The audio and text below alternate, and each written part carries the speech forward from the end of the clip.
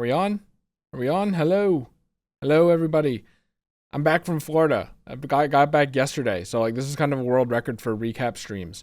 Uh, and I went to Florida with Deep Sea Secret, otherwise known as V. I guess it should be V, otherwise known as Deep Sea Secret. Let's see. I got the page up in case you don't know who V is. She makes merch. I don't know if you noticed the hold on. I don't know if you noticed the Chun-Li and Jury. Those are V. There's some prints as well.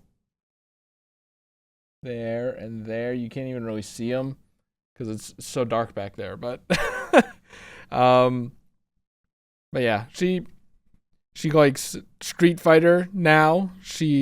I met her from Puyo Art actually, which is funny. I don't think she has any Puyo Art on here. She likes Persona, she likes Hollow Knight, Joker, Vocaloid, and Vocal Synths. This is her shop. Really good stuff. And she actually like opened it with new stuff. It's new, right? I don't know. I think I saw the behind the scenes stuff, but I did get stuff while I was there, so I didn't have to pay for shipping. Literally like 3 days before the trip started, she was like, "Hey, my shop's open," and I was like, "Hey V, stuff." So this time I took a lot of pictures, and you know what? I actually forgot that I should. I wrote some notes. Like kind of like the Chicago stream, but it's mostly gonna be like, whoops, that's spoilers. Spoilers, Chris. The spoilers are out of fucking control, man. Oh my god. But yeah, I meant the Archipelago streams are going up, or videos are going up. That it literally I had to leave for my trip on Sunday. So like what day was that? I had to leave for my trip on the 7th, and the Archipelago started on the 5th. So I got back home on the 5th. I archipelagoed as much as I could. I mean, if you want to know all about that, I talk about it in the Archipelago itself, and I think those are some pretty good videos. I'm kind of surprised, except for the part where I grind for like 20 minutes, which like for no good reason, but that doesn't come out yet. But the main thing to know is that I got what am I let me see here.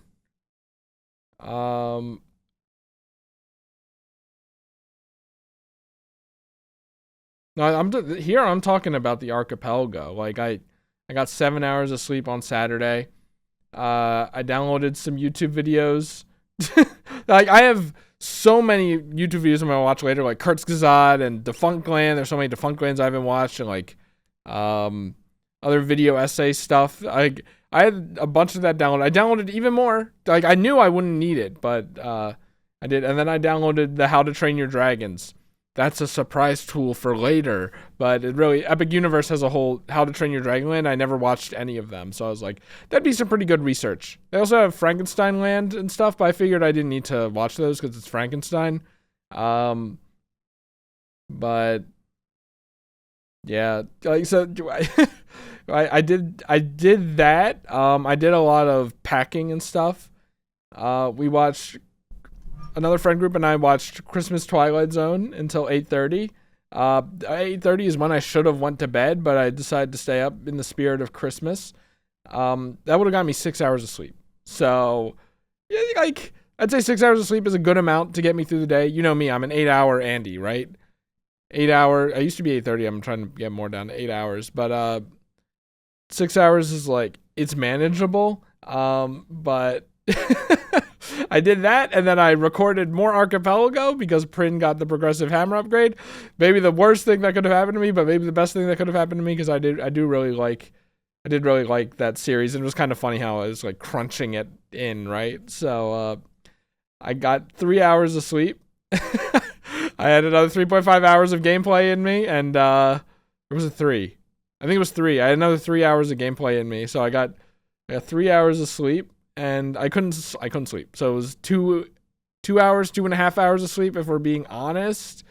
I got through 50% of the archipelago, so I was still pretty happy, and I was like, on the Chicago trip on the way back, I was able to completely, easily, no problem, tank the entire trip back on 3 hours of sleep. So I was like, I can probably do something like that here and sleep on the plane and all that. So whatever.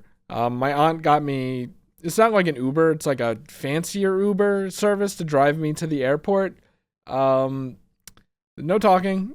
The guy seemed kind of callous actually, which is interesting. I was thinking about sleeping, but it was kind of too awkward. And what if I snored? And it might have been like it was bumpy. It's a really bumpy drive to the Philadelphia airport, to and from the Philadelphia airport.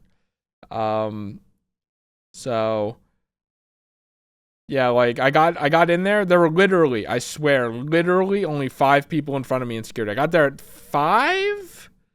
Was it 5? I got there at 5. The flight was at 7. Yeah. So I got there like maybe 4. Well, I guess. Yeah, no, because I ate. The guy was supposed to get there at like, or the driver was supposed to get there at like 4. He got there at like 3:45 while I was still eating. But I'm like, I'm just gonna keep eating. Sorry, dude. But yeah,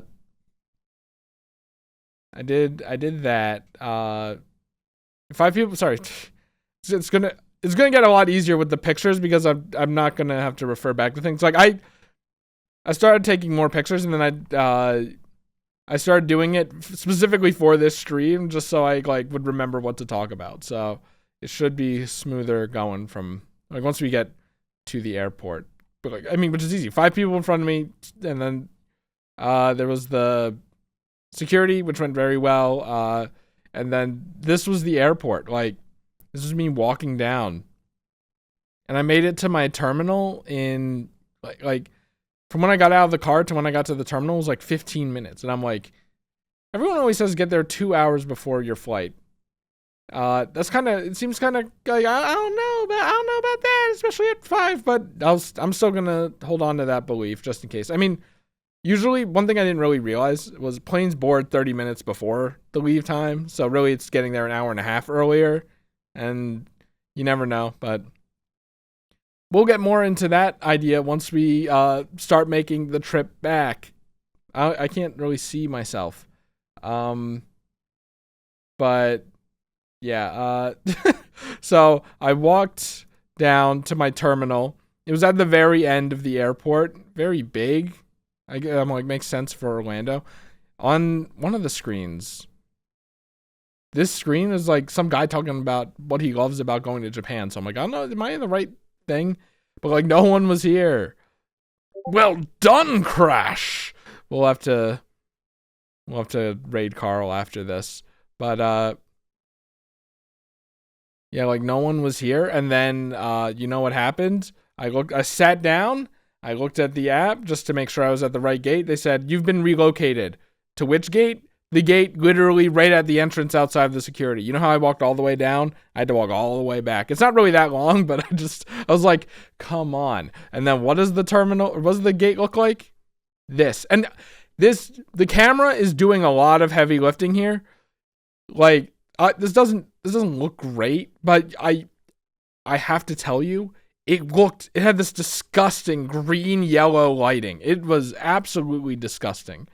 Not very great. It did have the little charger things. So I found one with a charger thing that wasn't facing anyone, next to the window and all that. I sat down. I pulled out my laptop and I looked for the charger, and the charger wasn't there. I did not bring the charger for the laptop, and that thing's battery sucks. So I'm like, well, fuck me. What a waste. Because normally with Chicago, I didn't bring the laptop because I didn't need it, and I really didn't need it. And PAX, I didn't bring the laptop because I didn't need it. I could have used it, I guess, but I got by with the phone, watching like Griffin stream and stuff. So I was like, like 5 or 6 days, and V was like, on Sunday, we're gonna get lunch and then I'll drop you back at the hotel and then we'll meet again for dinner. And I'm like, maybe our meetups will be like a little spotty. So I'm like, I could use the laptop. I could watch some stuff or get some writing done or whatever. No, not anymore. But I still used the laptop while I was waiting to watch Northern Lion play Mahjong. It was so funny. I was laughing to myself. Those are such good streams, and I'm glad he's still doing them with Yusong and it's Justin, right? I think it's Justin. And I'm hoping that maybe people will be interested more in Mahjong. If you are interested in Mahjong after seeing Northern Lion play it so much, come to me, even if we don't even talk. I love Mahjong. So I tried to get another picture with to get the green lighting. You can I feel like you can kind of see it in the lights. It really doesn't do it any service. But what's the next picture? Whoa, let's not get ahead of ourselves here. So I got on the plane and what did I do? Yeah, I tried to sleep. Right. I literally, like, I got on the plane. I think I watched anything on the, I think I watched some plagiarism in YouTube because I still haven't finished that, even from the Chicago flight. So, by the way, on that Chicago flight, there was like, on that American Airlines, on those two American Airlines, they had like a little thing on the back of the back of each chair that you could just put your phone in. And it's just like at eye level. And this one didn't have it. And I'm like, come on. So I held my phone, put in my AirPods because they cancel out the sound from the plane. It's very nice. But then I tried to sleep and I just couldn't. I was there like this. And I still couldn't sleep despite only being on like 3 hours of sleep and not being really anxious about it or anything. Like, I just couldn't do it. And I don't know why. It's maybe the same reason I can't. And I feel like I've just been having trouble sleeping lately. But, and then, around the end of the flight, I had to, cause I couldn't, this is maybe TMI, right? But like, because ever since I started working, I've been trying to poop in the morning so that I wouldn't have to poop at any other point in the day. I just wake up and I like eat cereal and poop, or poop and eat cereal. Like, this is like right when I wake up. I couldn't do that this morning or the morning of this flight because it was so fucking early. My body wasn't ready. My body was ready by the end of the flight, and I'm like I'm a free pooper now. Like, I used to. I'm getting better about being like a shy peer, and I would never, ever, ever, ever poop outside of my house until I was like, I don't know, like maybe 22 was when I started doing it. Obviously, like on pet sitting jobs, I would do it. But with pet sitting jobs, I would do it. But because it's like basically my house at that point. But like public bathrooms wouldn't do it, whatever. But recently I've been getting more and more better about that. And this was the ultimate test. I did it in the airplane bathroom. And it's kind of nice. It's like, I don't get claustrophobic. So it was actually kind of nice. And then like the airplane itself was really loud. So like I didn't have to worry about people hearing me. And I was in there for a while because I just am a long pooper, I guess. But apparently it was a little too long because I heard the announcement, we are starting the descent into Florida, and I was like, fuck, I still have to wipe. So I thank God those toilets are really like really good at getting toilet paper. So I was like in the small compartment, wiping, like just trying to do it as quickly as possible. And I'm like kind of bouncing around a little. I'm like, this could be better, but at the end of the day, I got out and it was all good. But there's my little poop story. We're all adults here, teenagers, or who cares? Everyone poops anyway. But that was my first poop on the airplane. So I got to the airport. It was very humid, which is very nice because it's very dry and cold here. So it's very humid. I like that a lot. Normally humidity is like, humidity, but when you come from dry, it's like pretty nice. Are my hands still kind of fucked? I don't know if you can like see that. especially with the thing so small, but my hands are like so dry.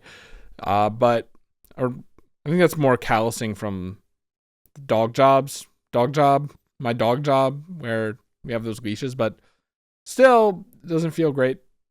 Humidity felt good. And V was like, I got there at 9, right? 9:30. And V was like, I can pick you up at like 1. I'm doing this thing with my family, so I can't pick you up until 1. And I was just like, and also it's like a drive. She has to drive like 20, 30 minutes over the bridge to the Tampa airport and then like back over the bridge to St. Petersburg. I'm like, I'll just Uber. Like, it's all paid for. My my aunt likes to for trips like this be like, if you have to take an Uber, then do it. I'll pay for it because she doesn't want me like walking or I don't know. But I'm like, okay, I got the Uber. The driver, he was nice. He was a nice guy. We actually talked, which is kind of unusual for Uber for Uber drivers recently. I really haven't Ubered by myself ever, except for these last 3 trips. And none of the times I talked with the guy, but this time I talked with the guy. He was nice. He alerted me that Wawa was even in St. Petersburg, not just Orlando and stuff. So that was nice. It's spreading, and Wawa is so good, even if it's expensive nowadays. You know, that's just how it is.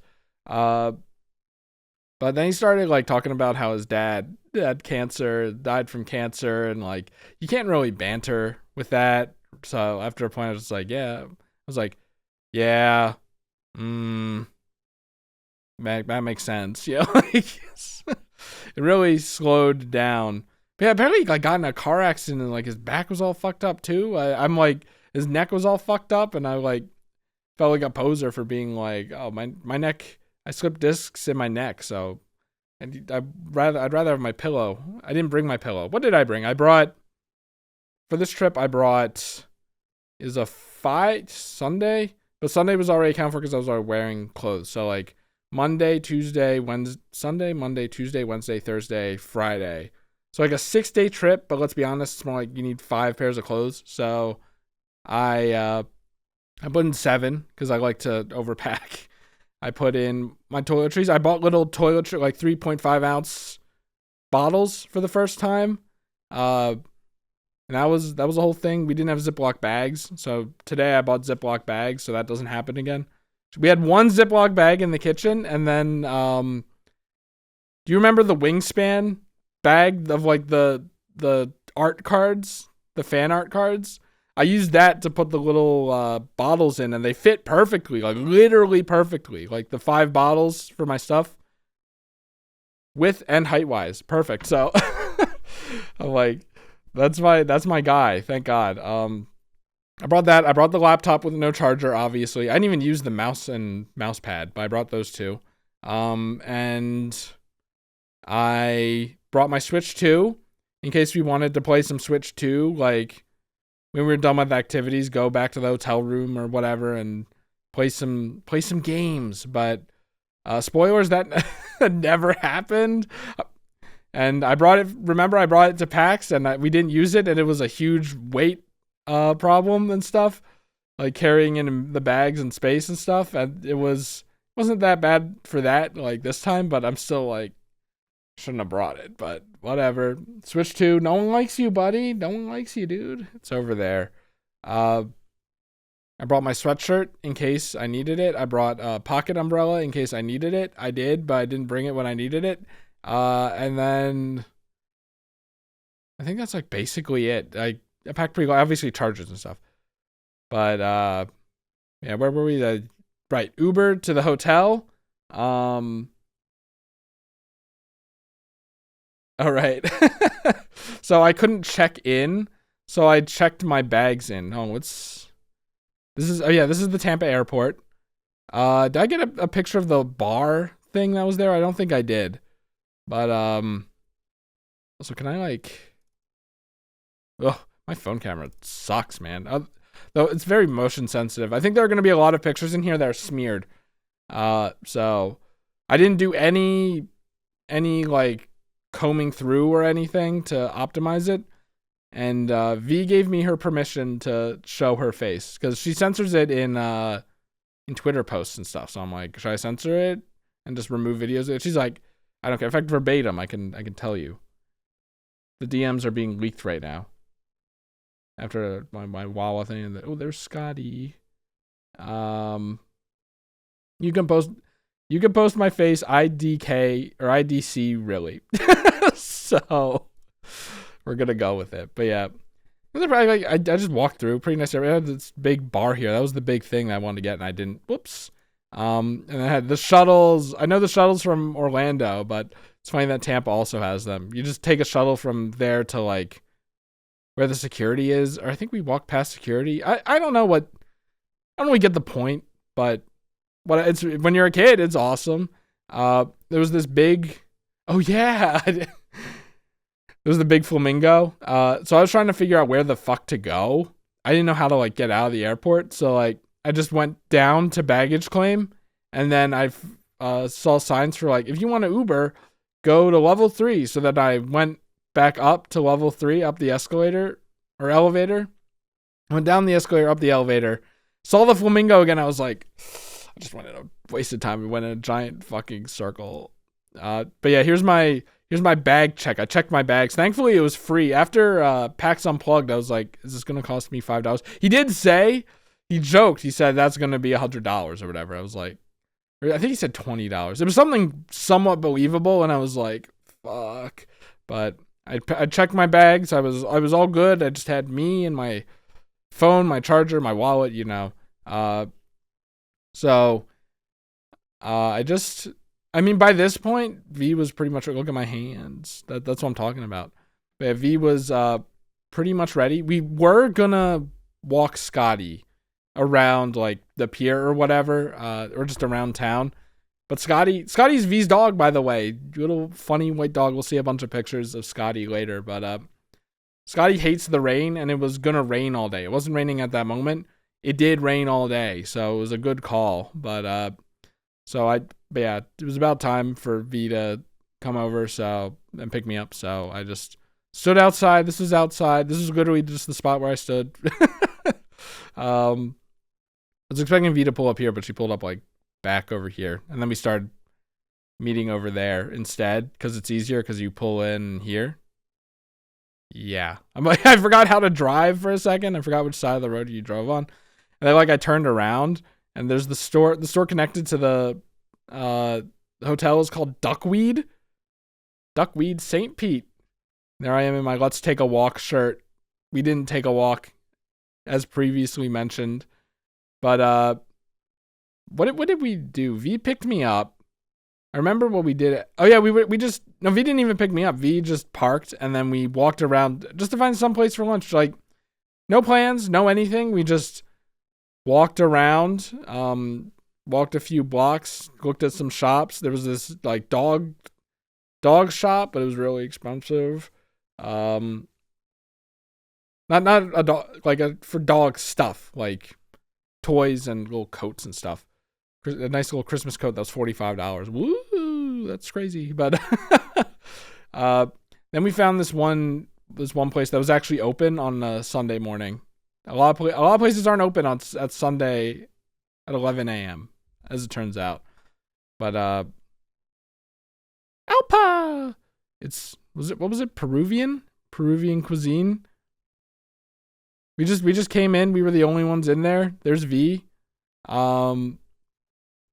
And like I said, I didn't cull any of these pictures, so there are gonna be a bunch of like retakes.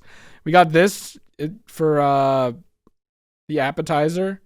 It's pretty good. It's like uncooked fish. This is like uncooked fish. I told V that I never had sushi before, and I never had sushi before. This is like the first uncooked fish I ever ate, I guess, when you think about it. And like nuts and whatever these things are. It's kind of, you know how seafood kind of doesn't really taste like much. It's kind of like eating lettuce, but meat form. That's kind of like what this was, but it was still good, you know. It felt good to eat because it was different from what I've had before. And then this was the meal. I forget what this was. It was like some meat thing. We both got it. Um, Special spicy sauce, ketchup and mayo. It was good. It was good. It was Peruvian cuisine. And then a little bird came in. A little bird just came in, and the guy, our waiter, he was nice, by the way. He was just a nice guy. He told us that he comes in often. Did I get a picture of the other birds? There's a better picture of the bird. He just came in, pecked the food at the ground. It was really funny, and then he just wandered all around the store over here. I think he left out there, and there were other birds around, like outside, that were just like him, that didn't come in. So he's a common guy. So it started raining. It was raining when we started walking, but it was kind of light. Yeah, it was like rain that I don't really mind walking in. V was like, I don't mind walking in it, but it gets on the glasses, which I guess is fair. The rain was like starting to come down more. So went back to the hotel. V dropped me off and left. She's the nappler. She naps like every day. So I'm assuming she went back and napped. I really had to nap, obviously. Remember, my 2.5 hours of sleep, basically no sleep on the plane. If you're like this and you're just kind of resting, even if you're not asleep, does that count as like half towards sleep? I don't know.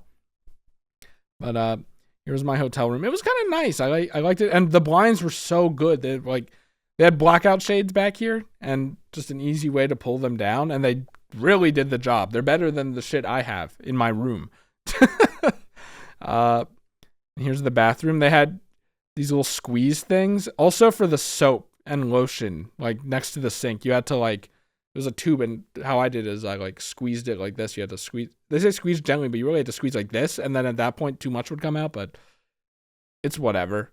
The toilet actually worked, unlike at PAX, so that was good. Here's it from the back. It's a nice little room, nice coloring. I like this hotel, and you know what? This hotel actually did room service the night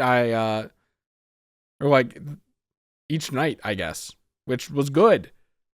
The big fancy hotel we went to later didn't, and none of the other hotels that I went to on the other trips, you might remember, did that either. So that was nice. I brought the Raymu Nui because a lot of friends in the friend group that V and I are in, take little plushies and then take pictures with them and stuff. So my plan was to do that with Raymu, but my pockets were kind of already kind of full anyway. And so she just kind of stayed there. Hopefully I made some people go. I remember it was I forget where it was. Maybe it was at the Tampa airport. I heard someone say Raymu. So someone recognized Raymu. I'm hoping that more people did. This was for this was to refund points because my aunt got too many rooms. She got a second room, so we didn't have to do that. Here's my room number. I took a picture of this in case I forgot. Okay, then V took us specifically to Cody's. You know how Carl specifically took me to a deep dish pizza place and it was 20-30 minutes away? This place was also 20-30 minutes away. By the way, Carl and yesterday, Carl and Tom DM'd me that Tom's over there in Chicago and Carl took him there, and Carl did not eat 4 slices of deep dish pizza again. That's right. I'm leaking the DMs, but it's funny. Yeah, Cody's Roadhouse. V wanted steak, so we came here and we got steak. Really, I got the Cody's steak burger, the 1 pound one. I got the 1 pound steak burger, and it came out. Wait. Oh shit, I forgot. Oh my god. So we had this, they gave us bread and this I don't know what it is. It's this cinnamony sauce. It's one of the best things I've ever tasted. It looks more brown in there, but it looked like this. It was so fucking good. It was so fucking good. If I wasn't a nice person, I would have just eaten all of it myself, but I shared. And this was the 1 pound burger. It looks bigger than it is, okay? Because this is an onion ring, but it was still very big.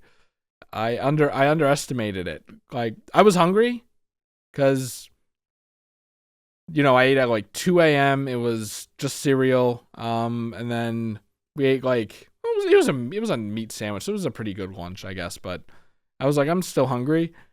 I could barely eat this, and I'm like a huge eater. I'm the eatler. I can eat so much shit. I had some of V salad too, but like I was like I could eat this and the macaroni because I'm like it's good to have a nice side. I did not eat any of the macaroni. I almost didn't finish the burger, but I did because yeah, I was like I'm gonna feel that. I didn't bring any Alka-Seltzer tablets or anything, but I didn't really need to. My stomach kind of tanked it, so that was good. So then after dinner, I was like, because oh yeah, you know what? I didn't even mention before I even got into my room. I had to wait like an hour for a room to open up, a room to be cleaned and opened up. So I kind of spent that time just on my phone looking around to see what was around. And after the Carl visit, I'm like, it would be really fun for V and I to go to an arcade. V and me. It would be very fun for V and me to go to an arcade. V and me. So I was looking up arcades and like none of them are as good as Galloping Ghosts. Not even close. They're all like small and like more about like pool and being a bar and like darts and stuff. And I'm like, no, I want an arcade, but I couldn't really find it. But there was this one called Right Around the Corner, which was like literally a 5-minute walk from the hotel, even, which was good and got good reviews. And it had arcade. It was pay to play, but it had emulators. And I was like, I was like, it had games, and I was like trying to Google. I was looking at reviews and stuff, and I'm like, does it have emulators? Actually, you know what? Can I? Where was that image? I don't know. But so someone posted. Oh, we have to. Oh, and I actually have to. Right around the corner arcade. I have to find the review. I have to find the review. Can I just have like a full page of user reviews? This is very important. My head is kind of blocking some of it.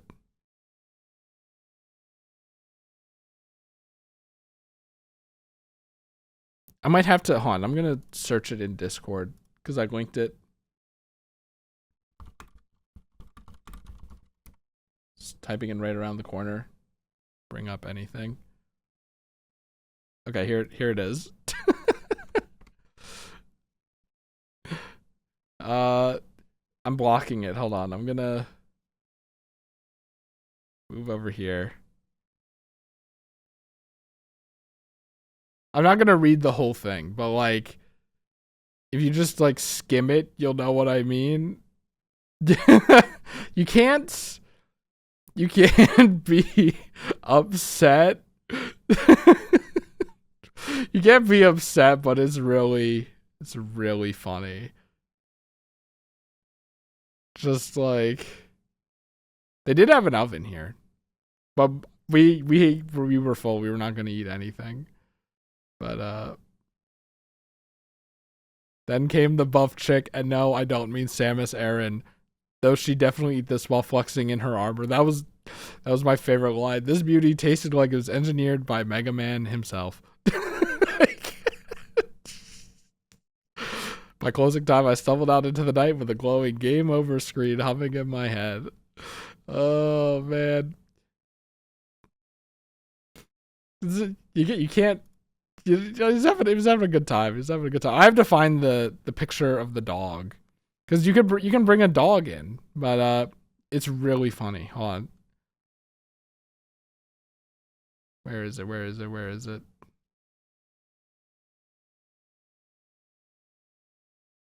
This is what the outside looked like. Where's Blanca? I don't know where Blanca is. It's Soul people.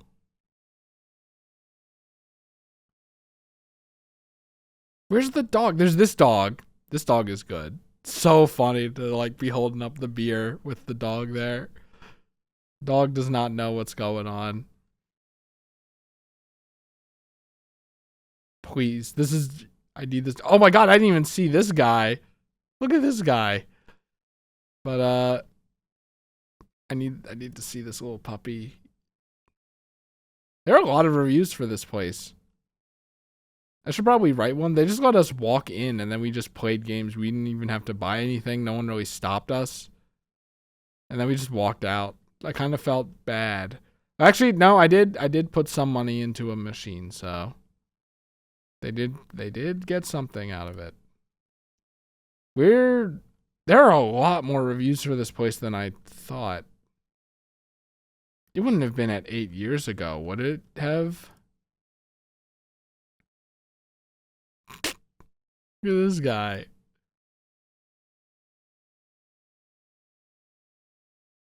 Can I just like look at the pictures? Maybe I can find it there. I definitely like scrolled past it.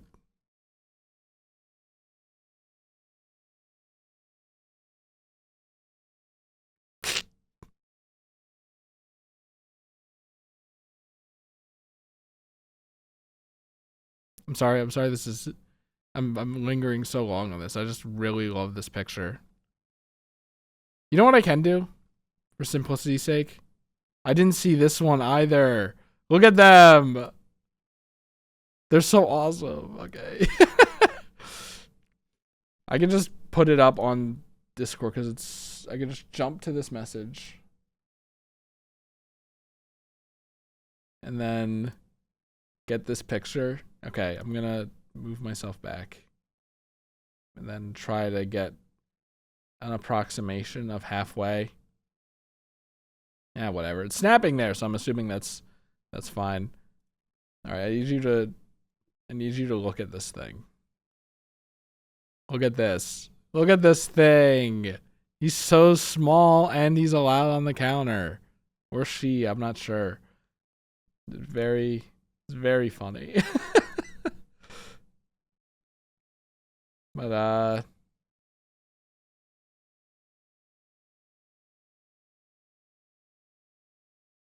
let's see, what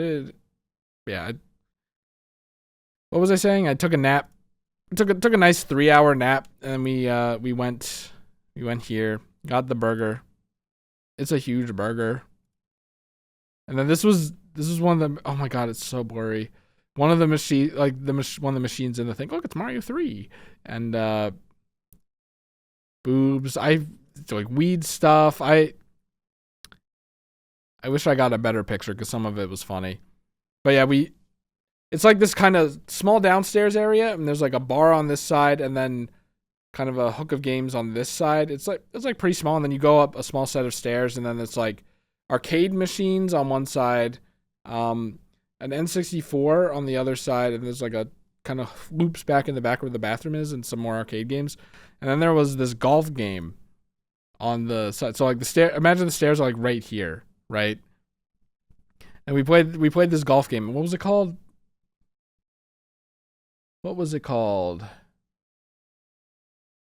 Golden Tee. So we played Golden Tee. It's pretty. Do I have a picture of the wheel? There is so this was me in the bunker. This was really bad. You couldn't even shoot it out. And then we kept getting cosmetics for our guy. So like we got this hat for him. He came with the shirt. But it was just in the middle of a game. If you got a hole in one, you got a free draft, by the way, which is funny. But it was just in the middle of the game. We just picked it up. It was like someone stopped at like hole 2, and we played like the rest of the 18 holes. And then we got these funny monster feet for him. But yeah, this is what the controller looked like. And I was like, how do you aim? Because you would press the buttons, these 2 buttons, to move the camera, like, and it would like move like. I'm like, how do you aim like this? I learned that like hole 12 maybe, that you have to hold it down and then it like slowly moves. And I'm like, okay, now we can actually play golf. But yeah, like at first I thought you had to shoot it diagonally, and I guess you kind of can do that, but that was really hard to control. But and so was changing the club. But like you could do like fighting game inputs to curve the ball and stuff. I never really did that. Yeah, we played on Easter Island. Like they're the Moai heads. So we played that. This is the game that I put like $4 in. We played some Terminator Reloaded. It's Reloaded, but we played like the Terminator thing. It was pretty okay. It was pretty interesting. You got power-ups and stuff. We really didn't play that much of it. I did get a picture of the pinball machines for Evan, but I didn't get a change machine. Right? Apparently there's a change machine there, but I couldn't find it. And I'm like, I already spent like $4. So whatever. I would have played Godzilla pinball though. I kind of regret not doing that actually, but oh well. And then this was in the bathroom. Dads hate fucks Kong. And I don't know, are you human or are you hero? Or are you Super Saiyan? Or are we just pussycat dolls? And then, like, this was across from the toilet. So imagine, I didn't take a poop here, but imagine taking a poop here and then you just have to look at these guys. It's so funny. It's so awesome. And this was also in the bathroom. I like that, like, these are renders and then the Kirby is drawn. Bombs. Thanos, Jaws, Godzilla, Demogorgon. I think this is from Stranger Things. If Mude taught me anything. Yeah, we didn't get anything, no drinks. But yeah, we went back to the hotel after that. It was like, I think I wrote it down here. Oh yeah, wait, I'm stupid, man. We didn't just do that. Then we went down to the emulators and we played on the N64 one, right? We played on the Smash 64 was on. And I could see that was an emulator because the thing in the cartridge in there was like some emulator thing. But Smash 64 was on. I was like, let's play Smash 64. As it turns out, V doesn't know how to play Smash at all. I don't know how true that is. Or if it was just Smash 64, but like, I don't think she knew how to play Smash at all. So like, and I know how to play Smash, even with tap jump only on Smash 64. So I was like, once I realized that, I was like, I tried to go a little easy on her, but still wasn't enough. Like, she didn't know, she played Kirby and she didn't know about like Hiae or The Rock. So like, I don't know, like, she had to have played Smash Ultimate for Joker, right? So maybe not a lot, but we switched off of Smash pretty quickly. And we looked at the list of games and we saw Puyo Sun and I was like, let's play some Puyo. And you might remember from me playing with Kevin, I don't know how to do stairs. I don't know how to do GTR or anything. V does still. So I did some digging. I kind of dug my way out of some problems, but I kind of got my ass beat. So I was like, that's the problem with Puyo. If the skill difference is too big, you can't really play. Can't really play. So, oh well. I failed fish thing once again. Then we played Mario Tennis for the N64, and V started off pretty bad, but then started getting the hang of it. So that was pretty good. V was like one more. So I thought that was a good time. And there were some other games I wanted to play. I want to play Mickey's Raceway USA or some shit, but V kind of wanted to leave. So we left at like 9, got dropped back at the hotel at 9:15. And then the plan for Monday was to go to Busch Gardens. What do I have here? Oh yeah. So I got back to the hotel and I was unpacking everything properly and I realized I didn't fucking bring my toothpaste. So I went down to Duckweed to find toothpaste. And this is a picture of me being surprised that they had Kashi. Kashi is my cereal. Well, Kashi Go is my cereal of choice. I love Kashi. Like, berry cereal, not the greatest, but if I needed it, I would have gotten it. But they do have free breakfast and stuff. So at this Hilton. So I was like, I'm not good. By the way, $8. That's crazy. I mean, Kashi's expensive. It's $5 at my grocery store unless it's on sale. But which is random. It feels like $5. It's very dense cereal, and they made it bigger, so it makes sense kind of. But I was just genuinely surprised. And then while I was looking here, there was like a guy. He's like a young adult working there, talking to another young adult. He's like, "This alcohol has 11% alcohol content," and then the guy's like, 11%? Why? He's like, "We got it specially for our store." Like, I looked at the tag, it's like the name of the alcohol, like duckweed, and then the name of the alcohol. I'm like, I don't know. And then I asked the guy up front. He was really nice, really energetic. He loved his job or he loved life or something. He had a real vigor for life. I asked him where toothpaste was. He says there's like this Colgate brightening with baking soda. Maybe I can find it. Colgate brightening baking soda toothpaste. I'm like, baking soda? I don't want to brush my teeth with baking soda. Where is it? Was it this one? I think this is it. This is the toothpaste ad. There was this, and then he said brightening strips might have been toothpaste. I think he didn't really know, but like, yeah, waiting. This is it. This is the one.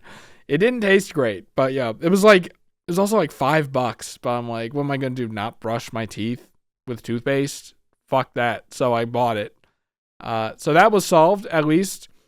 It was funny. I got ready to like lie in bed, and then I realized I didn't have toothpaste, so I got everything back on, and then fucking went down and got it.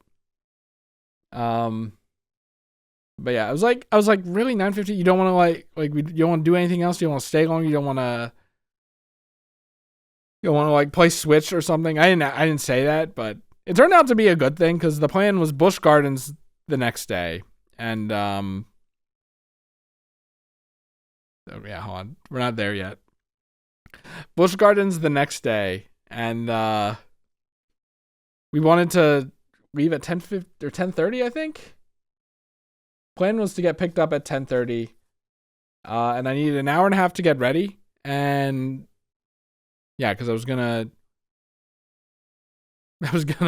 shit, eat. I was gonna go down and eat. Breakfast ended at 9, so I want to wake up at 8:30, so that would give me 10 hours maybe. Yeah, if I went to bed at like 10, so. Like I would go down, I'd breakfast for 30 minutes. I'd go up, I'd poop for maybe 20. That's like I'm telling you, I just kind of sit there. I let it. This is gross. I let the body do its thing. Okay, I don't rush it or anything, and then shower for like 25 minutes and have some extra time to actually get ready. So I watched our good buddy Carl101 play some Spelunky because I'm like, I still have time and I want something to do. I tried to sleep at 11:30, and I couldn't sleep, so I pushed the alarm back from 8 to 8:15 to 8:30. I woke up at 8:30 since free breakfast ended at 9. But I was so tired. I was so tired. I was like, fuck it. I'll just say, V, can we go to Wawa? Can we stop at a Wawa or something on the way, or someplace to eat? So I'm like, I'll do that, and then I'll just go back to sleep for another hour, get another hour of sleep. It literally felt like 3 minutes before the alarm came back on. So I really needed that hour. I'm really glad I did it. I wrote here, V picked me up after oversleeping, LOL. And we went to Wawa to get breakfast because V also didn't have breakfast. So it worked out. What am I saying here? Oh yeah, so I got a breakfast burrito, a bagel, and a cookie. Apparently I thought Wawa stopped breakfast at like 11, but I was able to get that at 11:30. I think V got a breakfast burrito, and she said, whoa, that's a lot of stuff. Apparently that's a lot of stuff. I mean, I'm not gonna deny that maybe I overeat. But and then I bought a Gatorade Zero, and I got one free for V, and it was good that I did that because I think, what did I say here? It was the only thing I drank, right? Which is good because, spoilers, it was the only thing I drank that day until dinner. Good God. Granted, here's the thing. To give you a good metric of how the week was, it was like never more than 73 degrees. And it went as low as like 53. And even then, I didn't need a sweatshirt in that. Like, I was just chilling. Like, the last night, it was actually kind of cold, and I'm like, I wish I had my sweatshirt. But like, other than that, I felt like nothing. As in, I didn't feel too cold. I never felt too hot. So like, at least I wasn't dehydrating in the sun. I was worried about sunburn, but like, That first day was cloudy. The second day was cloudy. The third day wasn't cloudy. Yeah. No. The third day was cloudy. Fourth day was when it was sunny. We'll get to that. This stream's gonna take forever, but I love talking. So oh yeah, and I was like, V, am I allowed to eat in your new car? And she was like, yeah, you can eat in my new car. And then like once I brought the burrito, she's like, and she was getting gas. I was like, oh, I'll start eating it outside. She's like, just keep eating it outside. We'll wait. So I was like, okay. Also, there was this prevailing theme throughout the entire trip that I'm a messy eater. And you would believe, maybe I am a messy eater at this point. It was literally the entire trip. I was messy eating. I feel like it didn't look good. It didn't look good, but oh well. Yeah, like I stopped writing. I wrote out the Busch Gardens Day, I think. So I'll just keep referring to that. Oh yeah, before we even left for Wawa. By the way, the Wawa had Buzzballs. I only know Buzzballs because of Mike, so I took a picture of this and sent it to my friends that also know Mike. I'm like, they have Buzzballs in Wawa? But it's woman owned? Really? Fully based?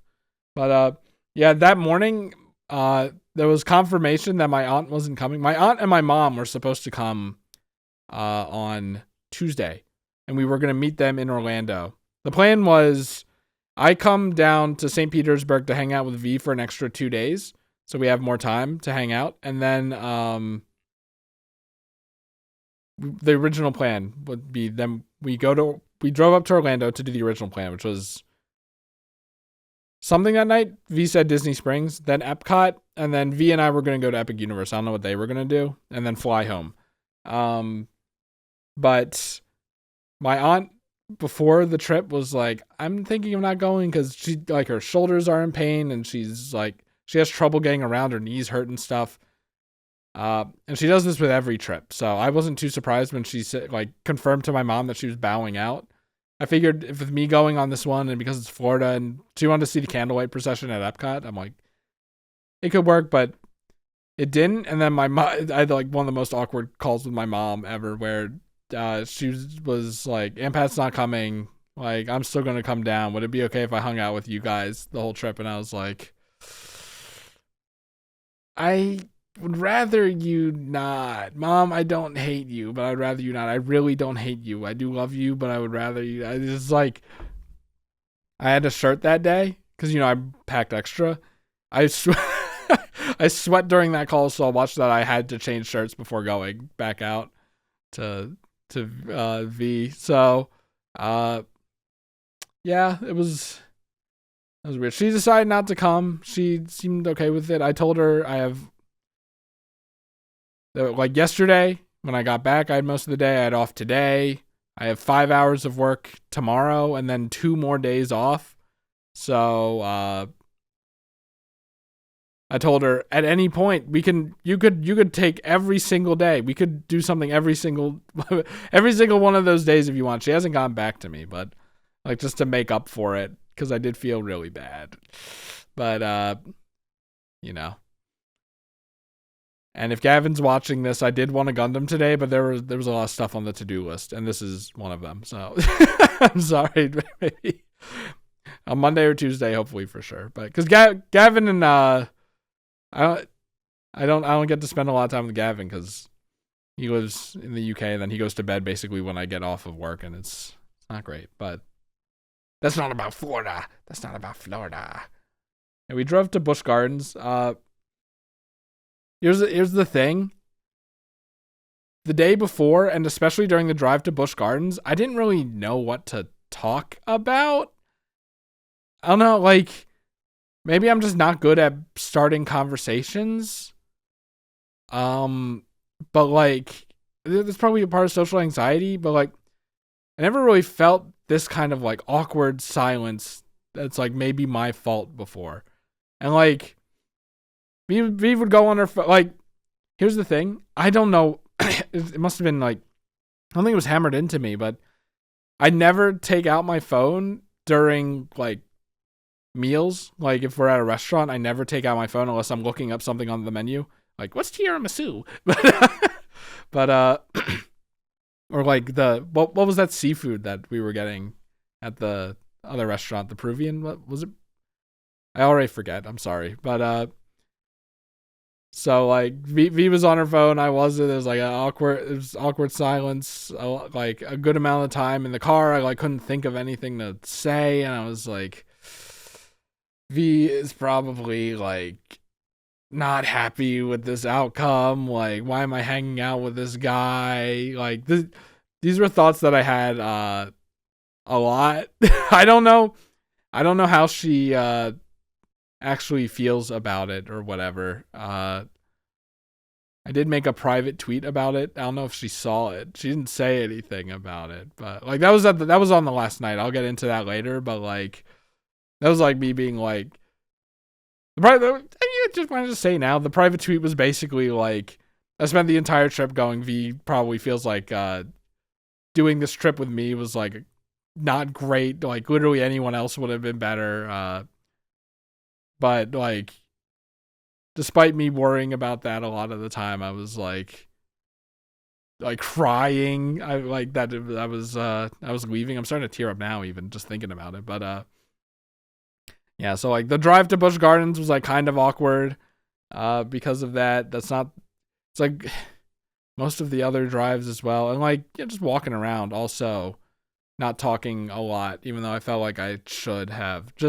I'm probably not going to mention it, so I'm mentioning it now that was like kind of a pervasive theme for me the entire time, except at Epic Universe. I think Epic Universe was pretty good. So maybe we were getting in the swing of things. We were, I don't know. I think I'm maybe, I don't know, maybe like, cause I'm kind of the kind of person that's like, I mentioned it a lot with games, right? Like whenever I mess up in a game, I'm like, punching myself because in my mind everyone else is doing it like perfectly. I think that goes for like social situations too, where like I'm thinking like everyone else would be like socializing and talking more, but maybe that's not the case. I don't know. Maybe V was in the same boat. I don't know, but like maybe V was having the same problem. Maybe she didn't even care. Maybe the silence was fine. I don't know, but that was a pervasive thing through most of the trip. If in case I don't mention it again, I want you to like keep that in the back of your mind a little bit, okay?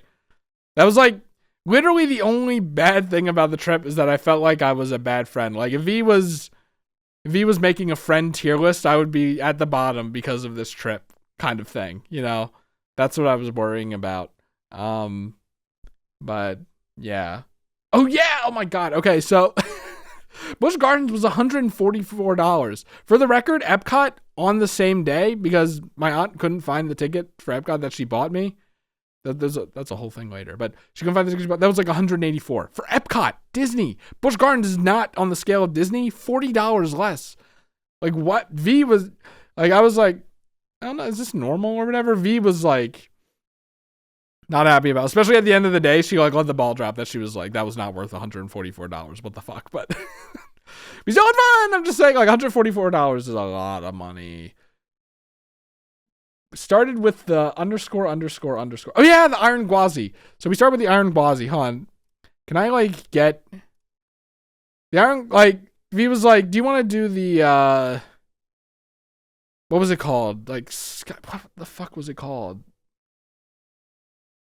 It's like the Eagle coaster. Hold on. I have the Busch Gardens tier list. We did not do Air Grover. So sad. Was it Phoenix Rising or what is this one? Scorpion? This might be outdated. Sheikra. We did Sheikra for, no, we didn't do Sheikra. It was like, do you want to do Sheikra or Iron Gwazi? And I'm like, Iron Gwazi sounds cooler. It sounds like a Gundam. So let's do that. And they have, did I get a picture of, oh, here's the entrance of Busch Gardens. Sorry, I'm bad about keeping up with the pictures. The beautiful Busch Gardens giraffes and the beautiful Busch Garden tree.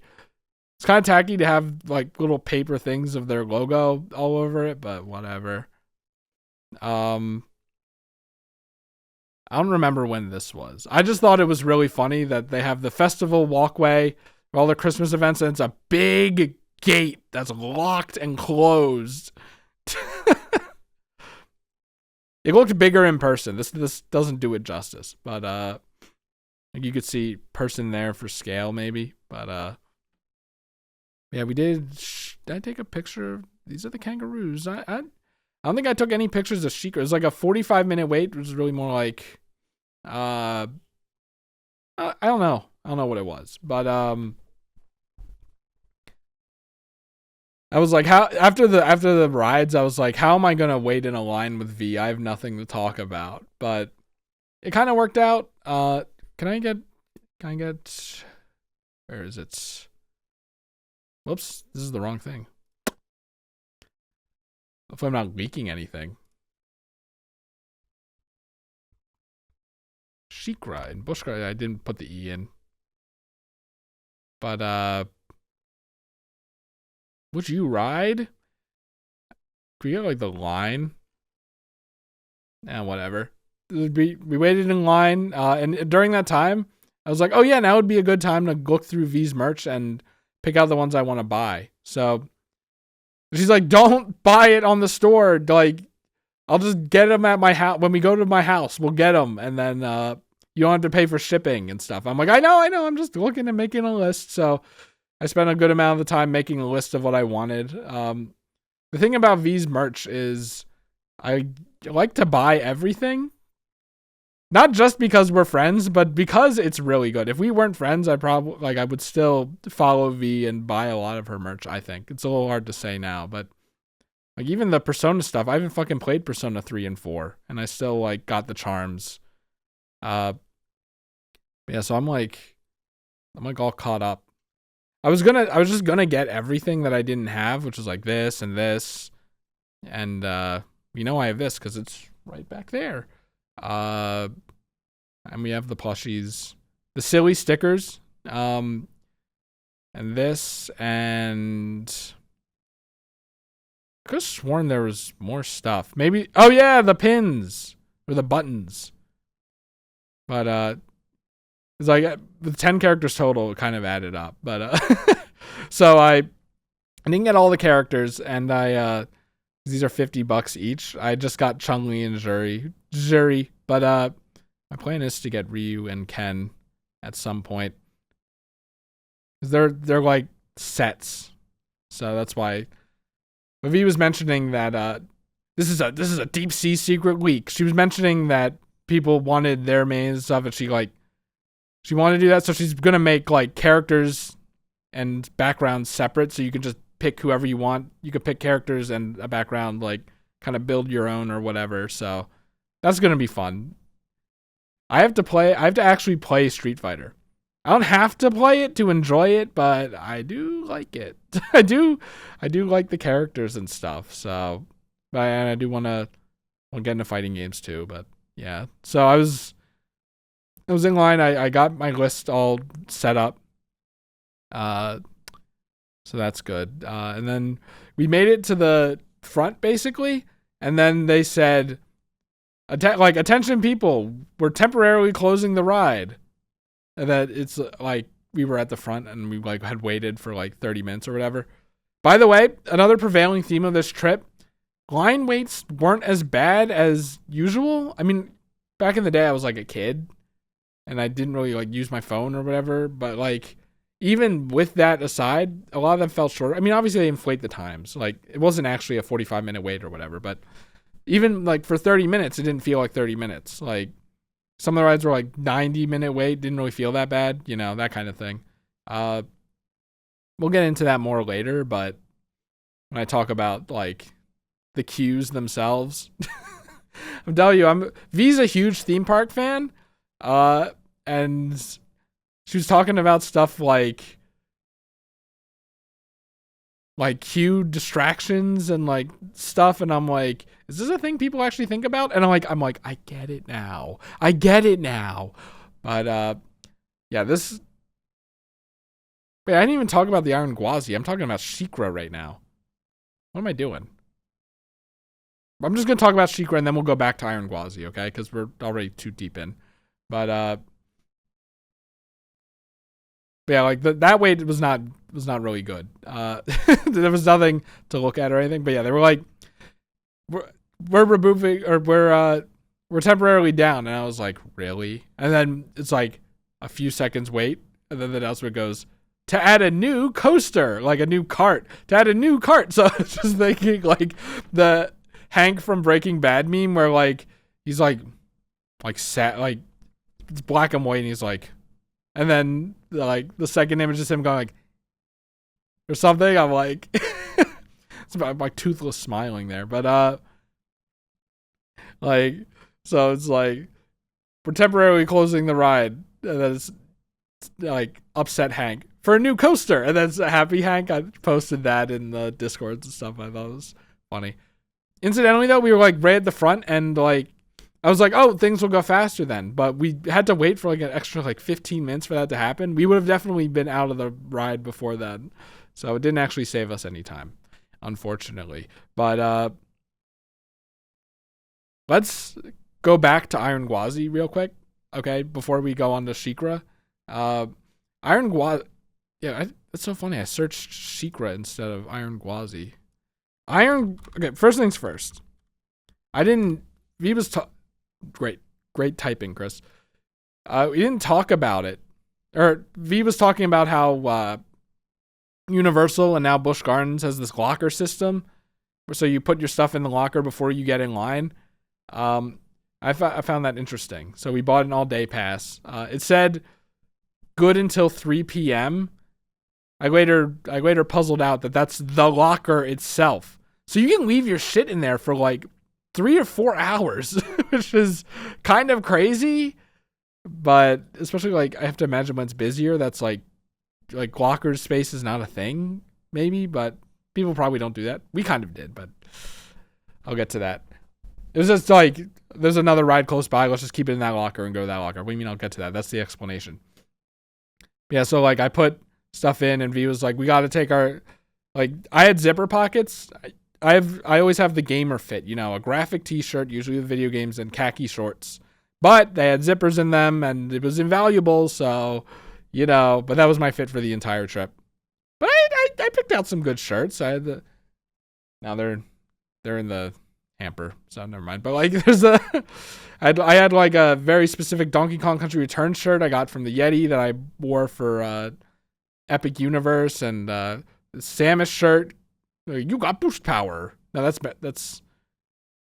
not how it goes. I'm thinking of I'm thinking of F-Zero, but like really cool that I'm like V would like that shirt. I tried theming my shirts. So I had the Splatoon shirt because V loves Splatoon, stuff like that. But yeah, anyway, the zippers came in clutch, so we put everything in except our phones and our glasses in the locker. Went on. Let's see. Does this have sheesh, man. Doesn't have the no, okay, but like this ride, it's a wooden coaster that was later refurbished to be half and half. So like obviously it's metal, but it's still made of wood. Like, can I get a picture of the Iron Gwazi here? I'm sure I have a bunch of pictures of it anyway, but like I wish these were like big. Like you can kind of see how it's. Remember when you would just click on an image on Google and it would like show you? You can kind of see some wood here. It's like the coaster itself is all made of wood. I love how wooden coasters look, but the problem with wooden coasters is they beat the shit out of you. Like there's that one at Hershey Park that is not half and half, and it beats the shit out. It's like you're getting punched, like a boxer is actually punching the shit out of every part of your body. But it's funny, so I still like it. We have to go to Hershey Park though. V loves amusement parks, and I love Hershey Park. We gotta do it. But yes, this is like half and half. But it's a ride where it's just like a thing that goes over your legs, and that's it. So I'm like, oh, this isn't gonna be this isn't gonna be that bad if that's the only restraint. And then the guy like pressed it down. It was the nutcracker, man. That thing was a damn nutcracker. I was pretty uncomfortable, but I'm glad he did, because this was the most. I think this was the like most intense roller coaster I've ever been on, besides like Fahrenheit. What was it called? Fahrenheit 50 or whatever at Hershey Park. That one, like, you go up at like a greater than 90-degree angle, so you're like sliding out of the seat, and then you go down at a greater than 90-degree angle. I was crying. Like, we did that like around when it came out, so we can figure out how old I was then. But like, I was crying. I did not like that one. I'm curious how I'd take it now. I hate the going up part of roller coasters, just because like, I feel like I'm gonna like slide, or like if you roll back. I was really afraid of that as a kid. But on the Fahrenheit one, I genuinely felt like I was gonna slide. I was like scared for my fucking life. But yeah, this ride was so intense. Like, I was like going out of my chair, like I'm like, my head was getting rattled. It was so crazy. It's like the first roller coaster I've ridden on in like at least over a decade, probably 15 years, like actual roller coaster. Like, this thing is intense. This is so quiet. It's so quiet. They like not get anyone on the thing. I swear to God, this video is not doing it justice. Like, yeah, I like the theming of this coaster, but like, this video is. When was this? 3 years ago? I feel like they sped it up or something. Maybe when you're on it, it's like look at that! Jesus Christ! I don't think I've ever seen like a corkscrew that chickens out and then goes back the other way after stalling for a bit. Like, fuck, man. It's probably full screen, right? It's like, I swear to God, it's like a lot worse than that. Worse, but like, what a ride. That's like, because it was so intense and just so unexpectedly intense. That was my favorite. I think that I'll do the tier list later, but yeah, there was the Iron Gwazi, right? And then I'm gonna move this over here because whenever I want to go to a window, my muscle memory says do that. And then, oh wait, okay, so Sheikra was after this, because I know there's a picture that I have. So we did the Iron Gwazi, then we're like, let's do Sheikra. So we walked through the festive town. There was like this kind of Christmas section that we walked through. And then the thing about Busch Gardens is it's like a half zoo, half amusement park, which I do really like. I was like, I didn't know if I was going to care too much about the zoo part, but looking at animals is cool. So there was this kangaroo section, and they're funny. They're like chilling. And like, they're right. The thing is, they're like right there. It really is that close. This isn't raised or anything. And there are some gaps in here. And we were told that like the kangaroos jump through the walkway like to get to other parts of the thing, which is cool. And they're so funny when they relax. But like, do I have a picture of them like standing up? This is them on the walkway. Which is funny. V's wearing her Ed from Street Fighter sweatshirt thing.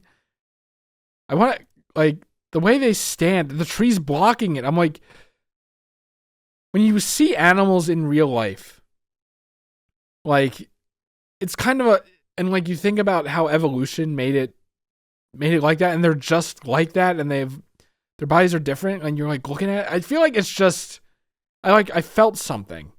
There's something in my brain that's like, wow, that's like, it's crazy that they're just naturally like this. And they have to get around by hopping. Some of them hopped around a little. Yeah, a lot of them were just chilling like this. It's so funny. It's so good. They just look like that. Yeah, there were these two on the walkway, and we could pet them. And this one had his like his hands over his face. I don't know why, but it was funny. There's V petting the kangaroo. And the other one. You're like, look at this. He stands up. But yeah, like, and then I pet him too. They're really soft. They are really soft. Like, imagine, like, have you ever pet a dog with this kind of fur? And it's like really soft. It's like that. Maybe not. maybe not. I'm remembering now that I have a lot of experience with a lot of different dogs because of my occupations, and most people don't. It was soft. V kept saying that it was really soft, and I'm like, really? Oh yeah, it's really soft. It is really soft. Yeah, this guy was stanced up. This guy doesn't care. It's so funny. And then there was this weird bird. Did I get a picture of him? Yeah, he just had his mouth open and his tongue out the entire time. Yeah, he's a bit of a weirdo. And we kept walking. We saw these ducks, these weird ducks. I kind of wanted to figure out what they were. You know what? Is it like a swan? Swan with black neck and head.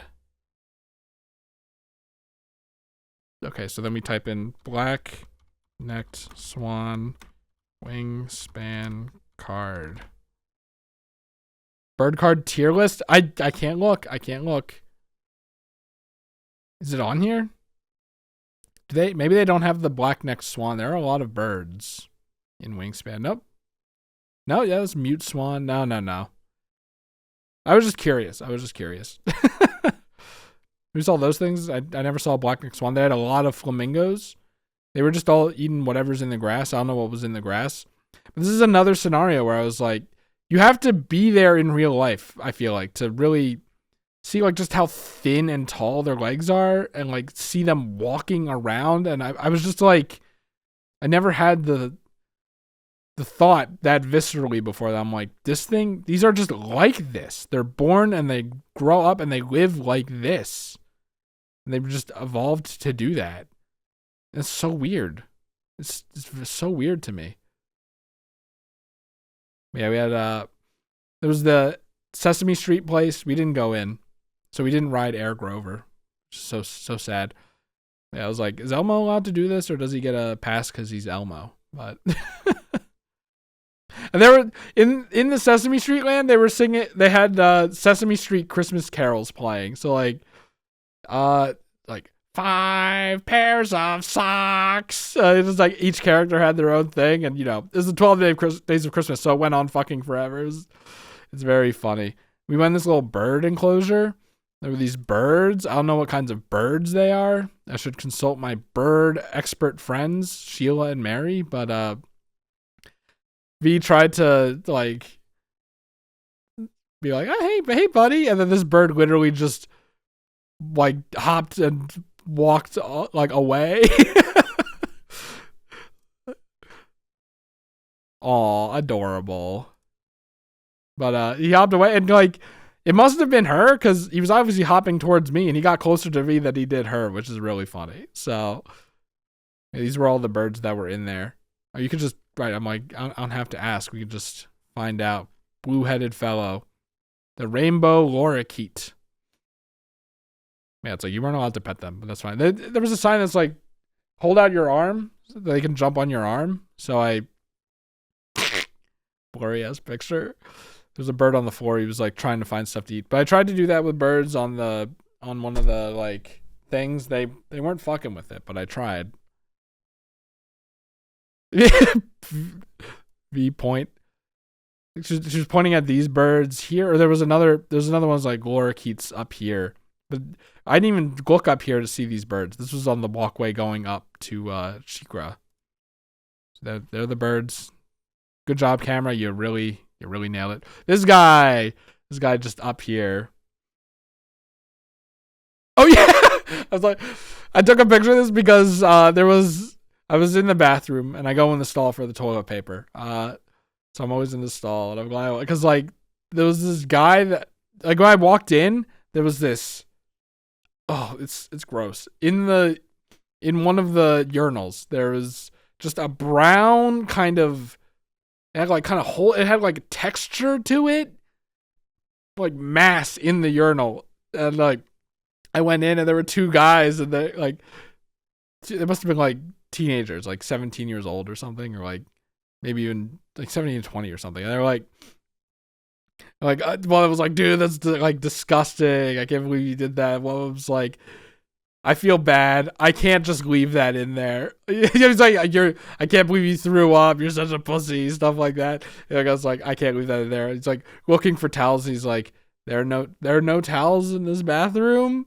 I'm like, I'm glad that he felt bad about it. Normally, I feel like most people that age would just be like, whatever. But he genuinely felt bad about it. I think he like was trying to flush it down a little. I kind of wanted to get a picture, but taking a picture of vomit would look weird if anyone else was in the bathroom, so I didn't. So I just decided to do this instead to remind me that it happened. It's very funny. And here's a part of Shikra. I was like, it was interesting because it's just this big track going down at your level and then up again. But one thing I didn't notice, it says splash zone. I was like, how is it a splash zone? It's like, he's like, the roller coaster goes through the water. And I'm like, really? I was like, do you get wet? You don't get wet. I get a video of it, but it's cool. It's cool. And one thing I didn't notice is like, there's a coaster that goes into this tower. The part of the coaster that goes into the tower. There's this bird statue. Here's some more of the coaster. And this is really funny. I don't know why all the Pokemon were upside down, but then I saw that Sonic and Tails got captured by a big bird. They're like, they're his prey. They're dead. I don't know why they set it up like that, but it's so funny. It's so good. So yeah, we went on Shikra. Let's see. So I was like, oh yeah, there was like, so Iron Gwazi was like intense, right? Shikra was more fun and more funny, I think. And it's like, I never would have thought that a roller coaster could have, like roller coasters could have like personality. But Iron Gwazi was like intense, uncompromising, maybe a little mean. But still, yeah, I still enjoyed it, obviously. But Shikra is funny. So like, you go up, takes a while, you know, and then right as I was going up, like I didn't notice as I was going up. I looked over and I saw that it was like one of the Fahrenheit before 90 degree, or lower or higher than 90 degree drops, and I was like, oh, look at that, which makes the fact that there's this little fairy part at the top even funnier, I think. And then you get here, and we had a front row seat, which was very good because the roller coaster does this. You start going down, and then it stops. Like if you're in the front row, you're hanging over. This is just very funny. It's so funny. Yeah, just roller coaster stuff for a bit.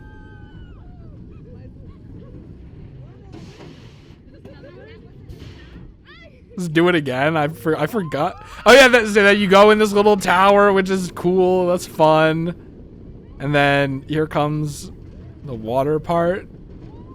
So like you don't get wet, but you create a huge wave of water behind you, which is also fun. And then you go over the street. You go over a street, like, and then that's it. It's just very funny. Like, it's a roller coaster with a lot of personality, I think. So that was fun. And then there's this this orange coaster called, what's it called? It's like Tigress or something. Tigress. You could see this like bright orange coaster in the distance at all times. And V's like, I wanna go Busch Gardens. And we were like, we wanna go on the orange coaster. And you could just see this in the distance at all times. It's a nice bright orange. We saw on the app that it was closed, but we went and checked, and no, it was closed all day. But I did like this. There's just, this tiger will destroy your loose articles, and then just a bunch of broken phones. I don't know how true that is, but it's very funny. So then we were walking. We saw some orangutans. They have a really good enclosure. Just a bunch of ropes everywhere, like this rope going down. There were a lot more of these towers. Oh yeah, and then I took a picture of this, and I was gonna post it in Discords and say Donkey Kong Bonanza, but I never did. I never posted anything. But this is Donkey Kong Bonanza. Oh yeah, hold on. Can I have to Busch Gardens plastic molders. So around the park, there are these things where you can mold, like it melts plastic. Stop, you're spoiling everything. It like molds. I want to get a picture. I almost definitely took. Oh my god, someone made a video of doing it.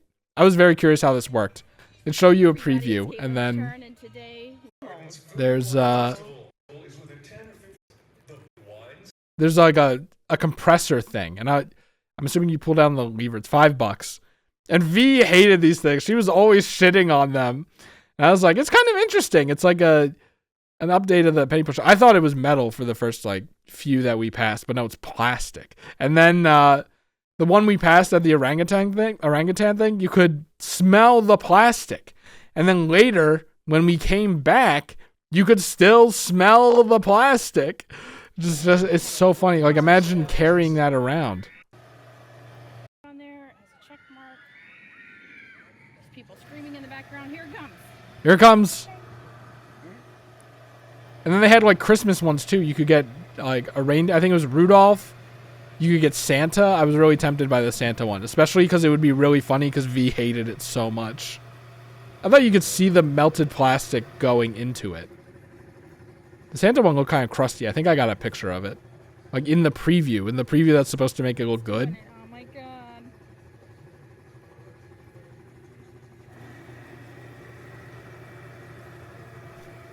Yeah, these were all over the park, and every single time I saw one, I told V, hold on, hon, I want to see which one this is. She was like, really? Baby. But like, it's hard to understate. And their warning saying it's hot. Is it hot? Cooling off. It's cooling off. Oh my gosh, you're perfect. And it even says Busch Gardens. And V was like, who would use this? This person loves it. This person loves it. It reminded me because the one by the orangutans was really funny because you could still smell the plastic on the way back. So good. But yeah, I wanted to see them all, so Stop V is like a little activity for me. But yeah, there's a tiger enclosure. It's kind of cool. Like you could jump up the walls. I didn't see the ramp that was over here until later, so I was like, did you really have to jump up the walls every time? Felt kind of bad. He was kind of just like pacing. A lot of the animals were kind of pacing. You know, that's just how it is. Here's a better picture of the orangutans. I get a better picture of the tiger. Yeah, he was going down the ramp and then he went over there. We couldn't really see him. They went back up the ramp. And then there was like this log flume ride. And I've never seen dryers like this at an amusement park ever. But V was like, oh yeah, those are dryers. As if it's like normal. I'm like, oh, okay. Guess you have to pay money. That heats you up. Would have been interesting to try. This was another tiger. Oh no, this picture is so bad. Tiger was cute. I was wondering what this hexagon thing was for. Oh yeah, I wanted to post this in hexagon chat in Carl's Discord. Can I? If I click and drag it, can I just do that now? Carl loves Super Hexagon so much that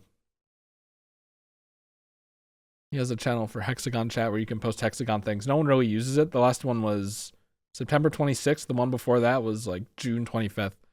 But that's something you can't. I hate Discord, man. You can't click and drag anything into it. I will hopefully remember to do this later. But I was wondering what that thing was for. Maybe he's like, maybe it's for feeding or whatever. But we went. Okay. The funny thing is, hold on.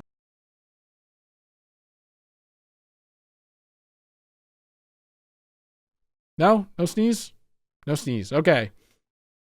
But we have a barrier that's exactly like this. Blue, exactly. It's the same exact barrier. We have them at our job. I have these at our job. So I was like, whoa, I have that at my work. And he's like, is it really that crazy? I'm like, so then I took a picture of it. It's so funny that it's like behind foliage and stuff. Because I sent it to one of my coworkers and I said, found in the wild. And it really does look like it's just like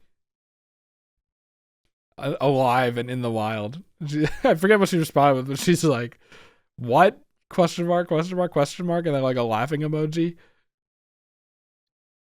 Yeah, that's funny that I got a picture of him sticking his tongue out. But you can go in the hexagons, so it's funny. Yeah, we got a picture of this lion. Room itself that's like a good picture of its back. And then here's what the thing. Wait, are the videos not in order here? Oh no, we've been missing videos this whole time.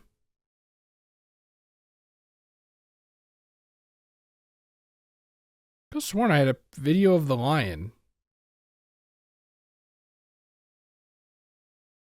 First things first, let's do extra large icons, right?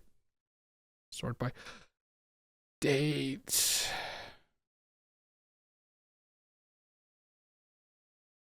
Is it?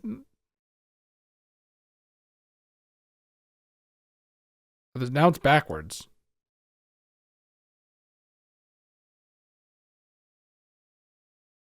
Do we miss any videos? Yeah, we did. Is it maybe it doesn't show videos on here? Oh, that's annoying if that's the case. It has to open in Media Player Classic, I guess. It's a bit of the bird enclosure. 60 FPS is crazy. I like this one on the branch. This is the bird starting to move away from V. Yeah, he is not interested. He kind of looks like he's hitting the Sonic grind rail pose at the end there.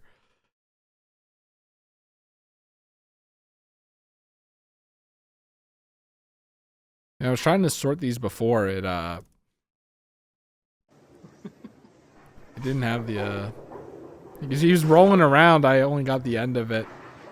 And he was just walking on the bridge. It started to rain at this point too. Guess they're not fucking with the rain. But yeah, like when I was trying to sort these before, all the videos would only show up at the bottom of the folder, and then I got it to show up in the middle, but apparently it doesn't really matter. So we're just gonna take note of when the next video is, I guess. I'm glad I'm doing this now. I have the memory to remember that it's a thing. 60 FPS is crazy. When's the next video? Spoilers. Okay, after Cactuar. Yeah, this is how you get into the little hexagons. There was like a line for it too. Like extending down past here, you would like the path went down here, and then you would have to kind of turn back around to go in here. And then the orangutan exhibit, you could. I don't know how often they sleep in these beds, but like it's funny that you could just look down and you could see him chilling, if that was the case. Here's the reindeer one. It's red and green. Oh man, I think this is the one that smelled. So someone got this. Oh, it's so good. And then I was like, V, stop! There are green ones. I gotta get pictures of the green ones. And there are more of these. There are more of these around the penguin exhibit and the like to make a big winding line thing for the theater, but yeah, they're green ones. I didn't know. Is this guy like looking at me taking a picture? No, okay. And then we were waiting for the train because we wanted to take the train after this. And there's this girl waiting here to get splashed. Look at that, it's so cool.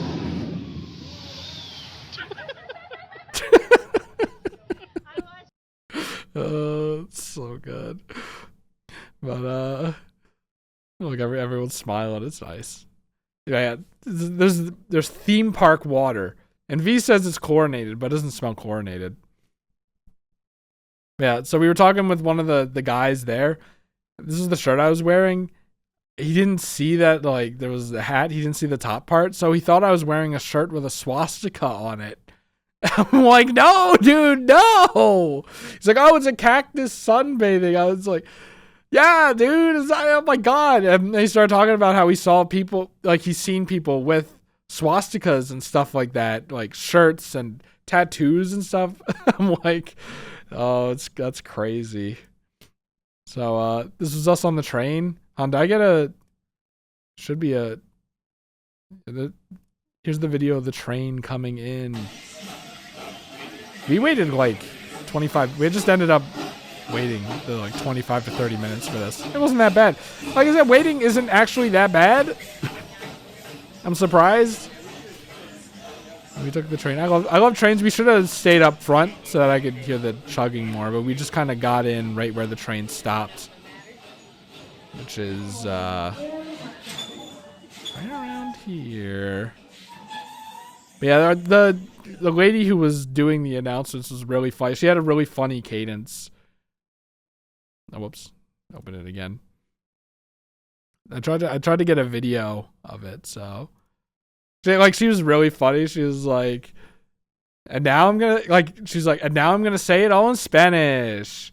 It's like I'm only just learning Spanish, so please be nice to me. Like she talked like that. Also, you can see how wooden the Iron Gwazi is. Look at how wooden it is. Wooden coasters look so cool. But and then it just played like a recording of a guy like speaking Spanish, and then she's like, if I did good at speaking Spanish, please raise your hand. If I did bad at speaking Spanish, please raise your hand. I guess some people raised their hand because she was like, that hurt my feelings. She was just really funny. Like, it was so good. I like the little lanterns that they had up here. And then it takes you like, we got the stop where it just kind of takes you through kind of safari-esque area, but there's also a safari thing you can do, I guess. There's some giraffes and zebras, gazelles. Wow. This thing, that thing. There was a kid that was like, it's a deer! The dad was like, no, that's not a deer. It's a deer. Maybe it is a deer, but that's funny. Then we got off after one stop. I thought we were gonna go all the way around, but no. Let's see. Can you even hear anything? Entire time, I will let you know when it is safe to exit, but please remain seated. Did I get a joke here? She made a joke at the end. I forget. Already, it is now safe to exit on the right-hand side, and the right-hand side only. If you enjoyed your trip, my name. No. I didn't even get good videos of the cadence like I was hoping. Close your eyes. We're spoiling here. What is this a video of? I don't know. Whatever. Oh, maybe the train. Penguins are cool. I just liked it. And I this guy. So is this us going? Where were we going? I think we were going to the green. Yeah, we were going to the green coaster. V was hyping up the green coaster the entire day. She's like, it's my favorite. I love the green coaster. It's like cheetah themed, which kind of confused me. Why is it green? But like, she was hyping it up. I think we were going to it. Cheetah hunt not operating today. Because like, as we were walking through, V was like, I'm not seeing any cars going by. And I'm like, I think it's closed. So we're keeping track here. $144 ticket. 2 roller coasters are closed. Like the little cheetah statues, like wooden statues there. Did I get a video of V punching it? No. She was like punching it, and then she threw a kick. No, I got like no good pictures at all. But she was literally like, and then like just turned around, did a spin kick at the sign. So we didn't ride cheetah hunt. It's so sad. And I got a picture of this guy because he was aura farming. Look at him. That should be a video too, right? Oh wait, Dawn. There's still got another picture from another angle. Pelicans. They're so exotic for me up in the north, and not exotic at all if you're in the south. But I got a nice video of the train. Waving, it's nice. Yeah, we got stopped at a crosswalk. What the hell is this? Please stay behind the white line when crossing alarm is ringing. I just thought that was funny. Ringing. I guess they're like, people will be like, that's not ringing. Okay, fine. Ringing. It's when it's ringing. We go, weirdo. Close your eyes again. I really wish it just showed videos. Deep sea catcher, deep sea secret, deep sea catcher. That's literally the only reason I took a picture of it. I didn't take a picture of this because it looks like, you know that image of Mario and Luigi and it looks like they're being hung. I didn't take a picture of that. I took a picture because of the funny little gnomes. And I got back and I saw that there was a Deep Rock Galactic event, Christmas event where this is gonna be the hat, and it's like it covers their eyes and they get a big nose. It's very funny. Oh, I thought Yoshi had like a 3-pronged foot here. I was like, what the fuck? And then there are the ugly banana creatures. I hate them. I hate them. I hate them. I hate them. They're so gross. But yeah, we went on the Cobra ride next. So I'm just looking to see if there's. Yeah, what's this video? Oh, the lizard, little lizard. There's a little lizard running around. You could I can't zoom in, but he was here and he would like go down and then pop his head back up and like look around, look at me and stuff like that, and then it just disappeared. He just disappeared. It's so funny.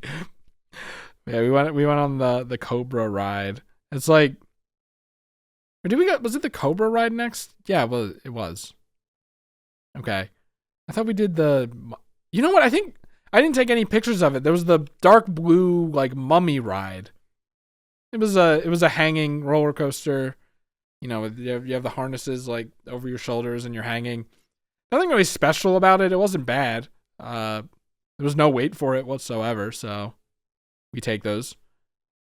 But yeah, we went in the Cobra one. There's a real live cobra in the line. I didn't get the sign. I was like, I wanted to take a picture. There were people that were like, excuse me, I'm gonna pass you while you're taking a picture because I want to get you on the fucking roller coaster 8 seconds faster. Bill Cipher? Did I get a picture of there was like, I didn't, but like there was a big screen with and then like, according to V, this roller coaster, like they tried to do lore with it, and like as you're walking by, you can kind of see little things of lore, but because there wasn't much of a line, I didn't really see much of it. Something like Snake King protecting people from like Ra or something. I forget. But there's a little video where it was like or like a screen that looked like cave paintings and stuff, and then a big 3D snake that looked like, you remember book socks? It looked like a snake book sock over a snake shaped kind of thing. It looked kind of gross, but it's like telling the story about how the snake god like gave them bounty and then they tried to turn against him. So he's like, all right, I'm going to kill you all. And then there was one video where it's like, he was lightning and he goes around the screen. It's like kind of 3D. Whoa. He's like striking lightning on them. And then another one where it's fire. So I'm assuming there are a bunch of different ones. And he burns them to a crisp and they turn into a pile of ash with eyeballs on, like Egyptian eyeballs on top. It's kind of stupid. It's kind of stupid in a funny way. But yeah, while we were there, they said the ride is temporarily closed. And like, I've never had this in my life. It happened twice already, like where the ride just closed in the line. And a bunch of people left and we like stuck it out a little. They're like, okay, let's leave, come back. We got to the end of the line. Then we saw the person, like one of the person at the gate, like waving people in to be like, go back in, it's fine. So then we walked all the way back and we waited. It's you know, why don't I Busch Gardens, I don't remember what it's called. Oh yeah, and outside of it there's like this sand damn it, I don't know let's find, because you would like close yourself, like, you know the money things where like it blows a bunch of air and you try to grab money. Imagine one of those, but like it blows sand and it's like, can you survive? You paid $5 to get blasted with sand, I'm assuming. I was like, okay, that's weird. Yeah, so what, Montu? Montu is what it's called? Forgot that we have the ability to do this. I do like when coasters kind of start with a little like whoosh, like this. Yay!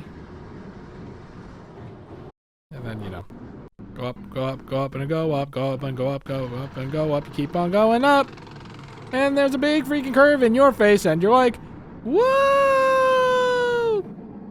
I forget what coaster it was on, but there's one coaster where one of my images was like, like I looked like that. I don't know what I'm thinking of, like a picture of like a baby with big red cheeks, which is funny. Cause I was like, whew, like a lot of time, like an old ass man. Was I smiling like this or going like, whoo? But one of them looked particular. The one time where they got a picture of it, it looked very puffy. Like, you know, the Sour Pat, like, what was called the sour candy of the guy. His cheeks are like, I looked like that. And my face was all red. It wasn't that intense. Like, the picture made it look like I was having a more intense time than I actually did. But, I think it was really funny.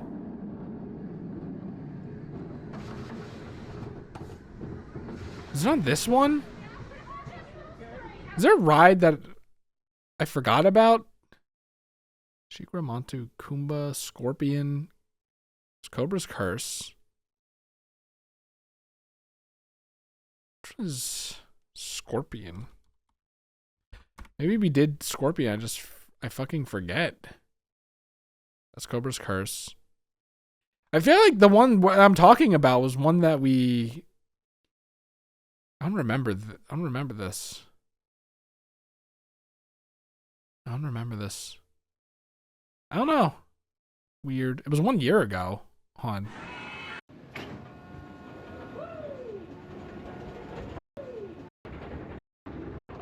No, I don't remember this.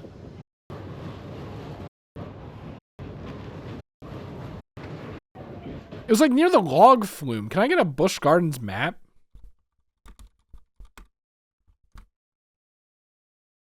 Theme park map. The hell is this? Finnegan's Fever.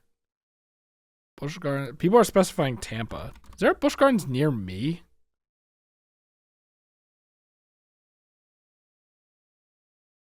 The Kumba. It was the Kumba where I made that face. Can I like remind myself what this was like?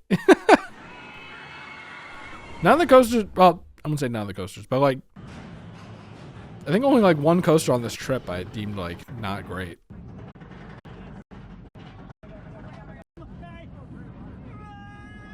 Ah, see, this is more like it.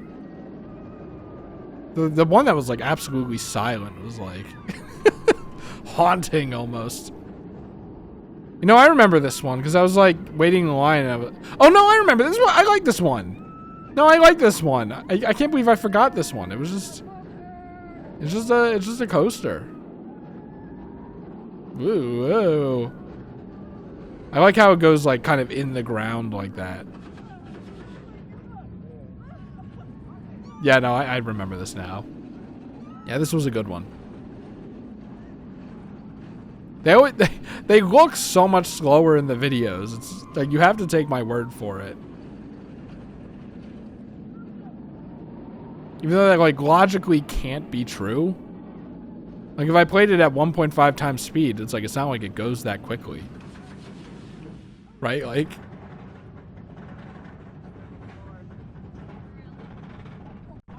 I'm just curious.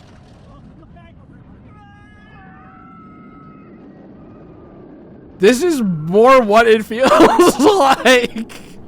This are they making roller coasters faster or something? Cause like 1.5 times faster? The video isn't sped up because the screaming sounds normal. This is, yeah, no, this is more what it's like. Honestly, we could probably go to like 1.75.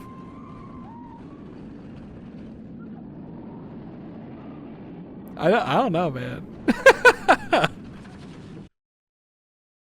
But yeah, so we did that first. We didn't do the Congo River Rapids. I was like, V does not fuck with those kinds of rides, apparently. But I was like, I why not do it just for the experience? And then I saw only 2 people were on it, and they were like on their phones. And, like, the rapids look more intense than they actually are. Like, the ride was going like really slowly through it. I was like, okay, it looks kind of more like a lazy river, actually. And then we saw, after this ride, we saw a full party of people on it, and then like there was a group of girls that were like lifted their legs up. Like, I can't do it, but they were like tucked up to not get their legs wet, which was really funny. Yeah, this was the moment where I was like, this is why you have to take pictures of everything, otherwise things are gonna slip through the cracks.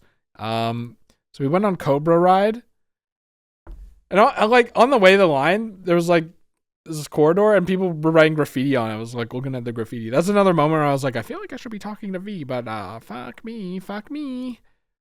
Yeah, the Cobra ride was like not that great. I saw it was twisting around, and I was like, oh wow, is it like the cart reminded me of the Wild Mouse, which is already like a scary ride that I don't like. And then I saw it spinning around. I'm like, when I was a kid, I never wanted to ride a backwards coaster. As it turns out, they're like perfectly fine. But this is cool. Like, it brings you here. I saw this in the distance. I was like, are they like fixing a roller coaster? No, this is just how the roller coaster is. They lift a piece of track up, and you can't see it on the side because they're not turning. But then there's like, it goes like, there's like, hold on. There's like one that's like you're on this one, and then there's one like up here, and then it goes like, and like they swap places. It's cool. It's cool looking, especially at a distance. And then there's this big snake statue.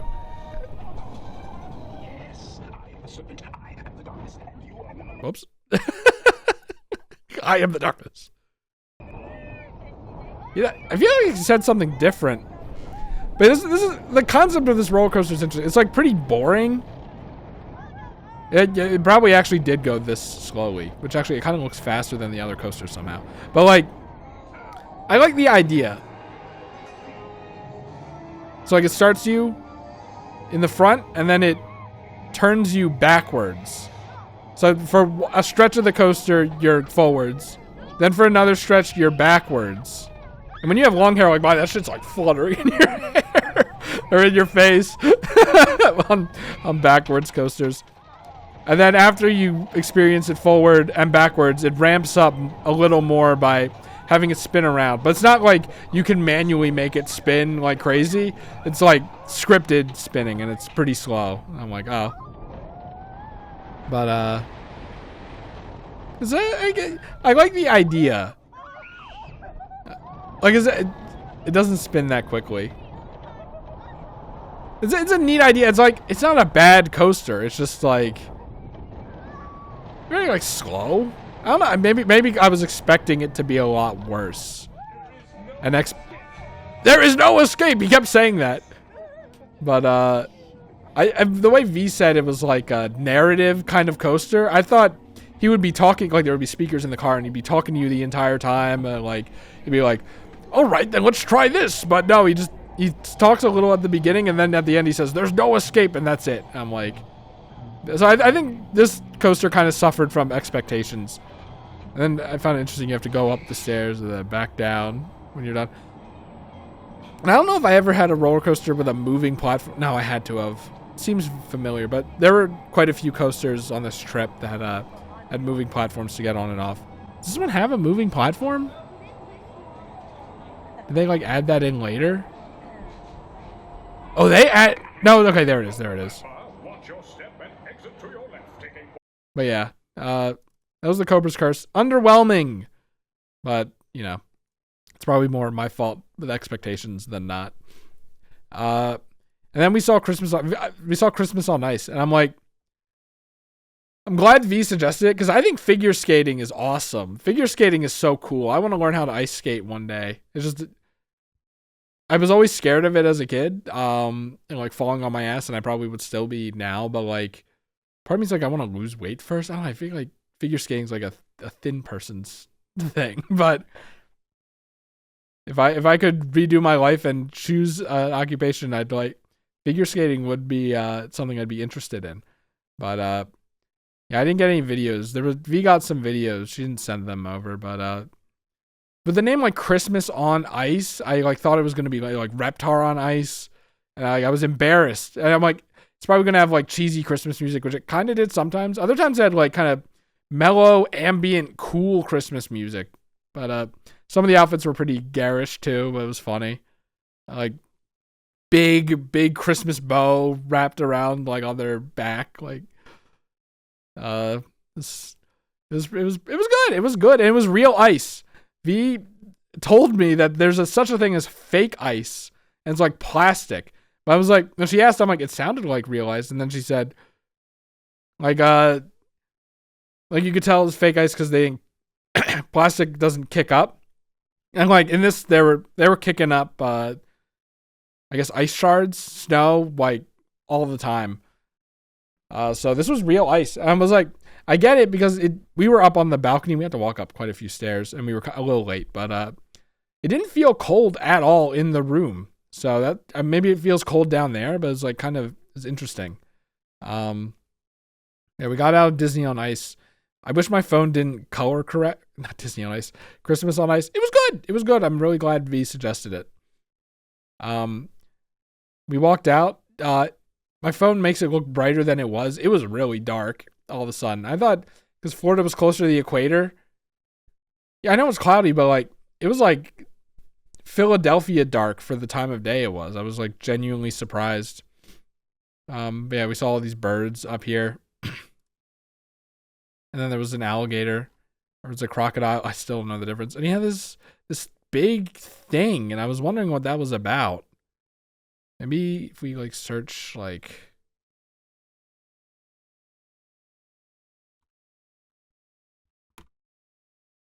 what would you call it? Like inflated hand condition. I was curious what it was. I didn't search it. Inflatable. It's not recognized. Yeah, I know it's not, man. No, I'm not talking about people. Alligators bloating? No. I don't know. If anyone knows what this is, apparently he moved because when we came back and we passed by, he wasn't in the spot anymore. So he can move, which is good, but I feel bad. Feels bad. Are there any videos I'm missing, by the way? Pictures should be enough, but and then here's the penguin. He's lit up because it's dark. I don't know. I like penguins, and I thought this was cool. This looked really nice. The Christmas light, weeping willow kind of effect. We walked past a Santa meet and greet. Yeah, we walked past the elephants. The elephant was also pacing, and I felt kind of bad. And then there was this one over here. Not sure what this guy's doing. I didn't even notice that one over there. I think he's eating. He's eating, but he kind of looks like he's depressed. This is not funny. Learn about elephants a little. It's like muddy here because they're so heavy that you don't want them like stepping on hard ground because then the force that kicks back would be too powerful or whatever. Interesting. It's interesting. I saw this dragon thing. I did not know how to pose. So Beach is like, I'll take a picture. I love dragons. They're so cool. And this one's so cool. And it changed color too. There's me looking. See, it changes color. It's blurry, but it changes color. And then by this point, he was like, let's just leave. Like, it was pretty early still, right? I think it was like still pretty early, but he was like, let's leave. Let's go get dinner. Like, V wanted to go to the water. I don't know where it would be. Maybe I can.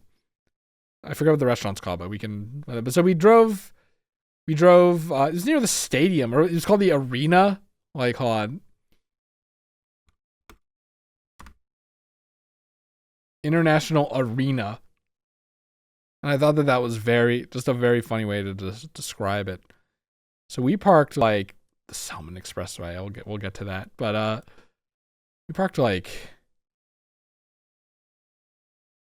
is it really here? Now I'm starting to wonder.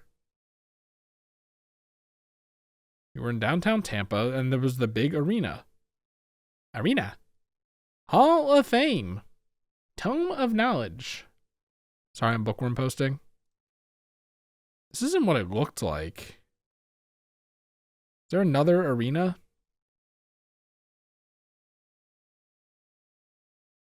I mean, like, I'm getting inside shots, but this is not it. Unless they, like, changed how it looked. Or maybe it is it. We'll find out, but we wanted to go there and like not necessarily eat on the water, but just park and then find a way on the way to the water. So we looked on Google and there was like we could go to there was this place that her friends I'll find it on the map. Their friend said was good, but it was between that and it was like a pub, which we've already, we went to the burger place.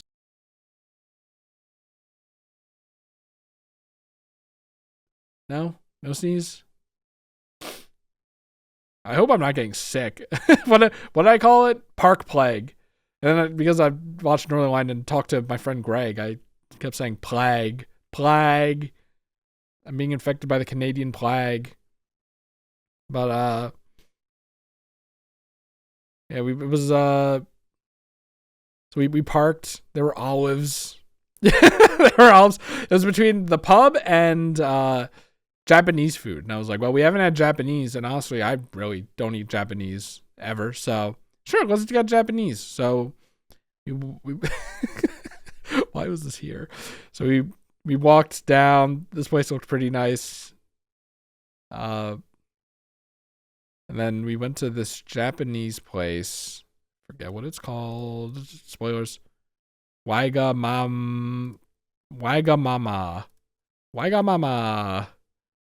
Let's see if we can find it.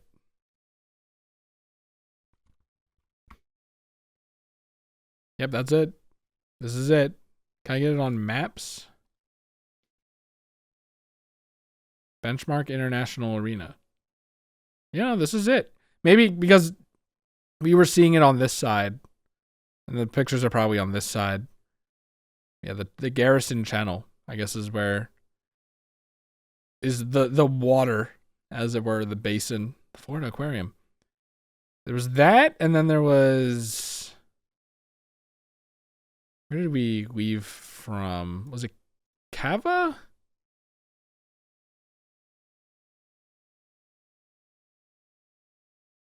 Yard House. Was it Yard House?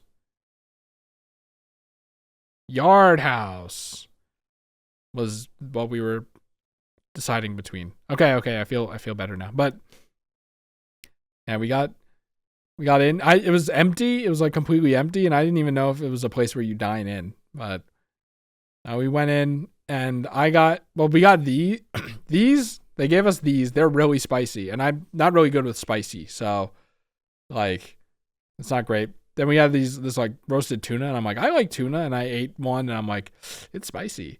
And then oh yeah, like they gave us chopsticks, and I'm like, I don't know how to use chopsticks. And he's like, really? You don't know how to use chopsticks? And I'm like feeling bad. I'm like, she's like, you just do this, hold it like a pencil, and then just do this. I'm like, trying to do it. I'm like, I can't. I don't know how to close them. I don't know how to fucking close the chopsticks. Like a Google one image. It's like put the chopsticks in between your middle finger, and then like V was seeing me try to do it like that. She's like, no, get this out of here. Do it like I'm like, I can't close. I looked up another one. I can't close it. I'm like, I was like embarrassed to ask more because it seemed like I wasn't getting it in time. I probably should have. It would have been a good opportunity to use it, but I was getting embarrassed, so I just gave up and I used the fork. And I'm like, the aura loss is insane. The aura loss is insane. And then I was like, wow, they gave me. I was like, wow, they gave me a big ladle of like, I don't even know what it's for. She's like, to drink the soup, and I was like, of course it's to drink the soup. I don't know. I'm thinking of like soup spoon, but I'm always thinking anime where they lift up the bowl and like drink it like this. So my brain didn't even process that like you drink the soup with this. But I took my fork and I like ate all the food. I saved the egg for like last. I got ramen. V got, what's the other Japanese food? Curry, right? That's curry. Or am I mixing it up? No, this is ramen. I told V that I never had instant ramen. She was like, really? You never had instant ramen? But yeah, messy eating continued here. It was really bad. And like when I have spicy food, my nose starts to run. And this was like just a little spicy. It was like I could have chicken ramen, or I could have this like beef something. It's like started with a T. I'm like, you know what we could do? You know what we can do? Where was this?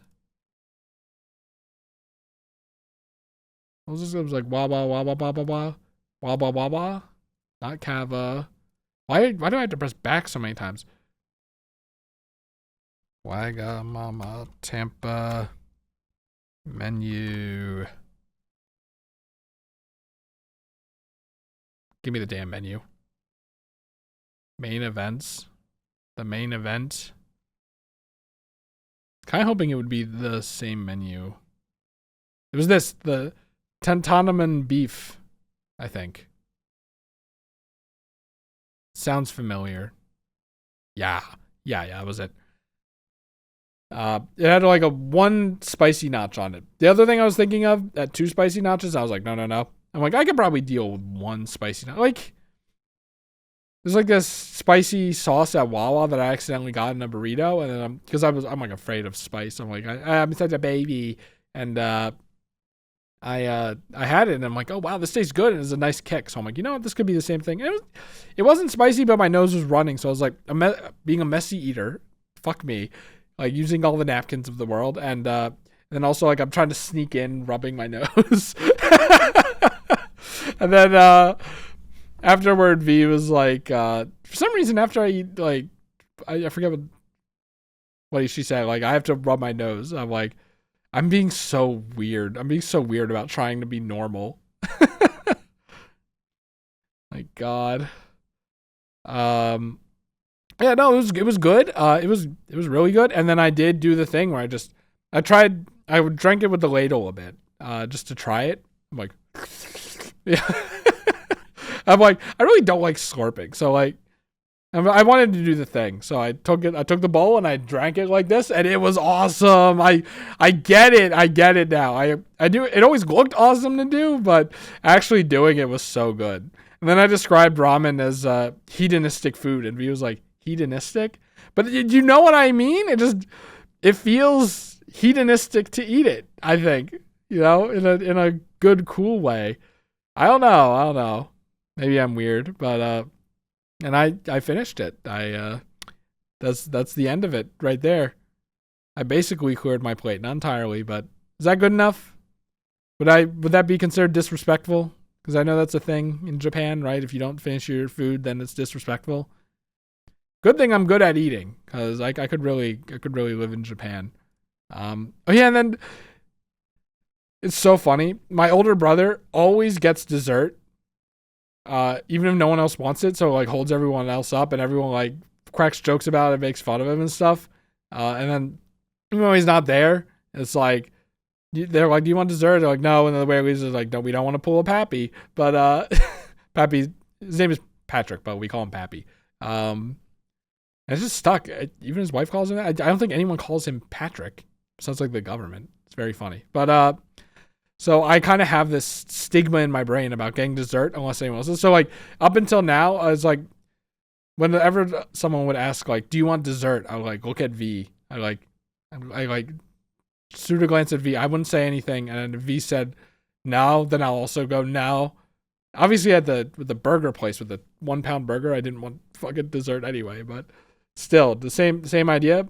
But this time I was like, I felt like eating a dessert, which is maybe like tiny bit of an addiction, but like my sugar addiction. But I felt like having a dessert, so I'm like, we could split it. I was looking at the options. I didn't really like anything except the chocolate cake.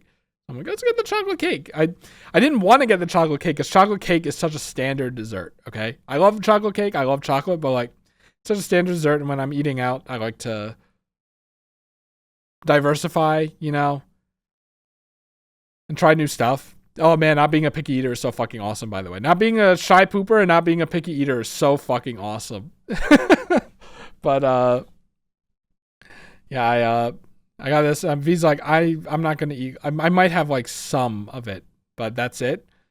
I'm like, come on, we got like half and half. But this was really good. The bottom, did I get a picture of the bottom? No, the bottom of it was like, V's like, I don't really like desserts. I don't like sweet things. I'm like, really?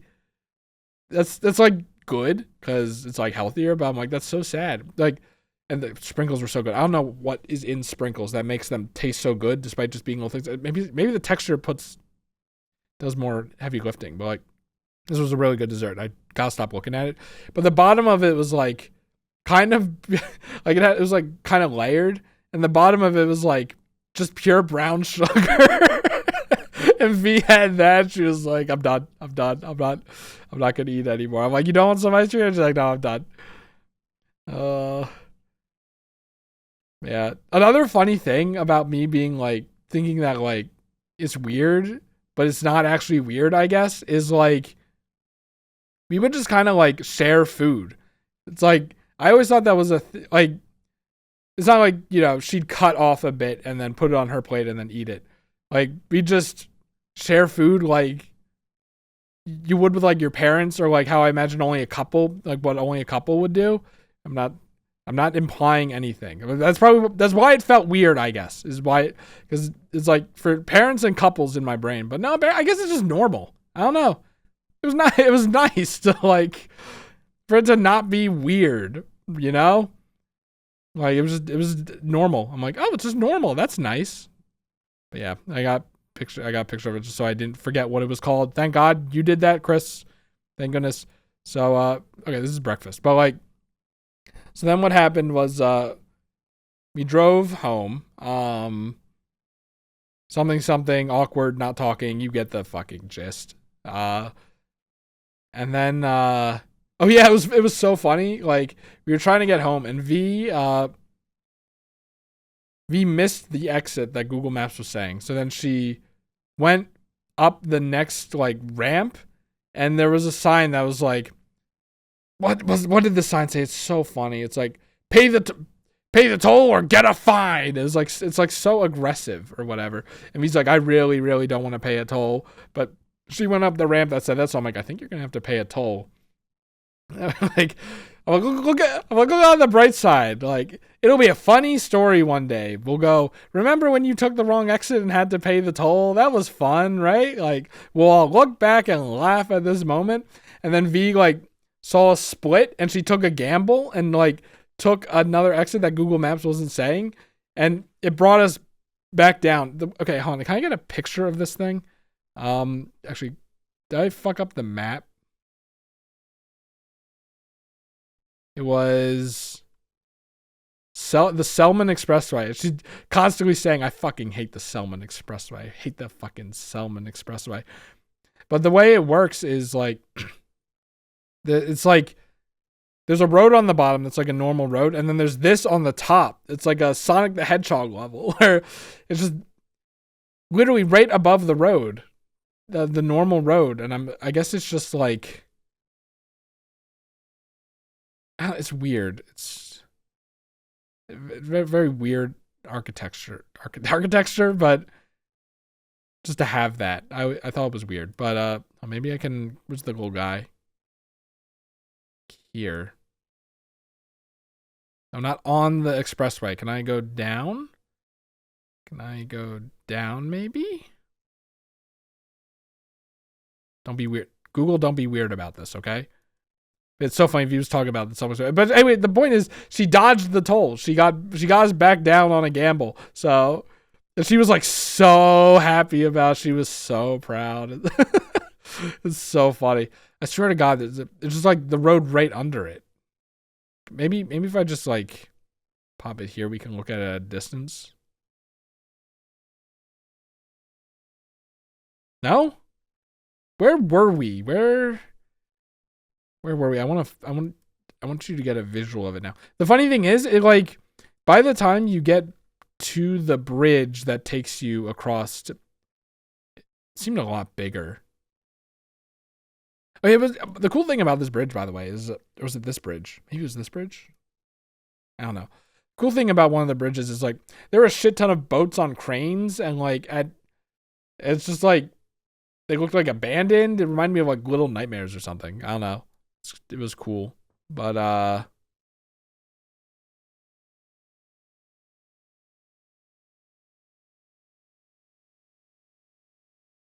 wasn't 275 because Selman Expressway sounds familiar, but like Selman Expressway like takes you off of the high ramp and then puts you back down with the normal people for the bridge.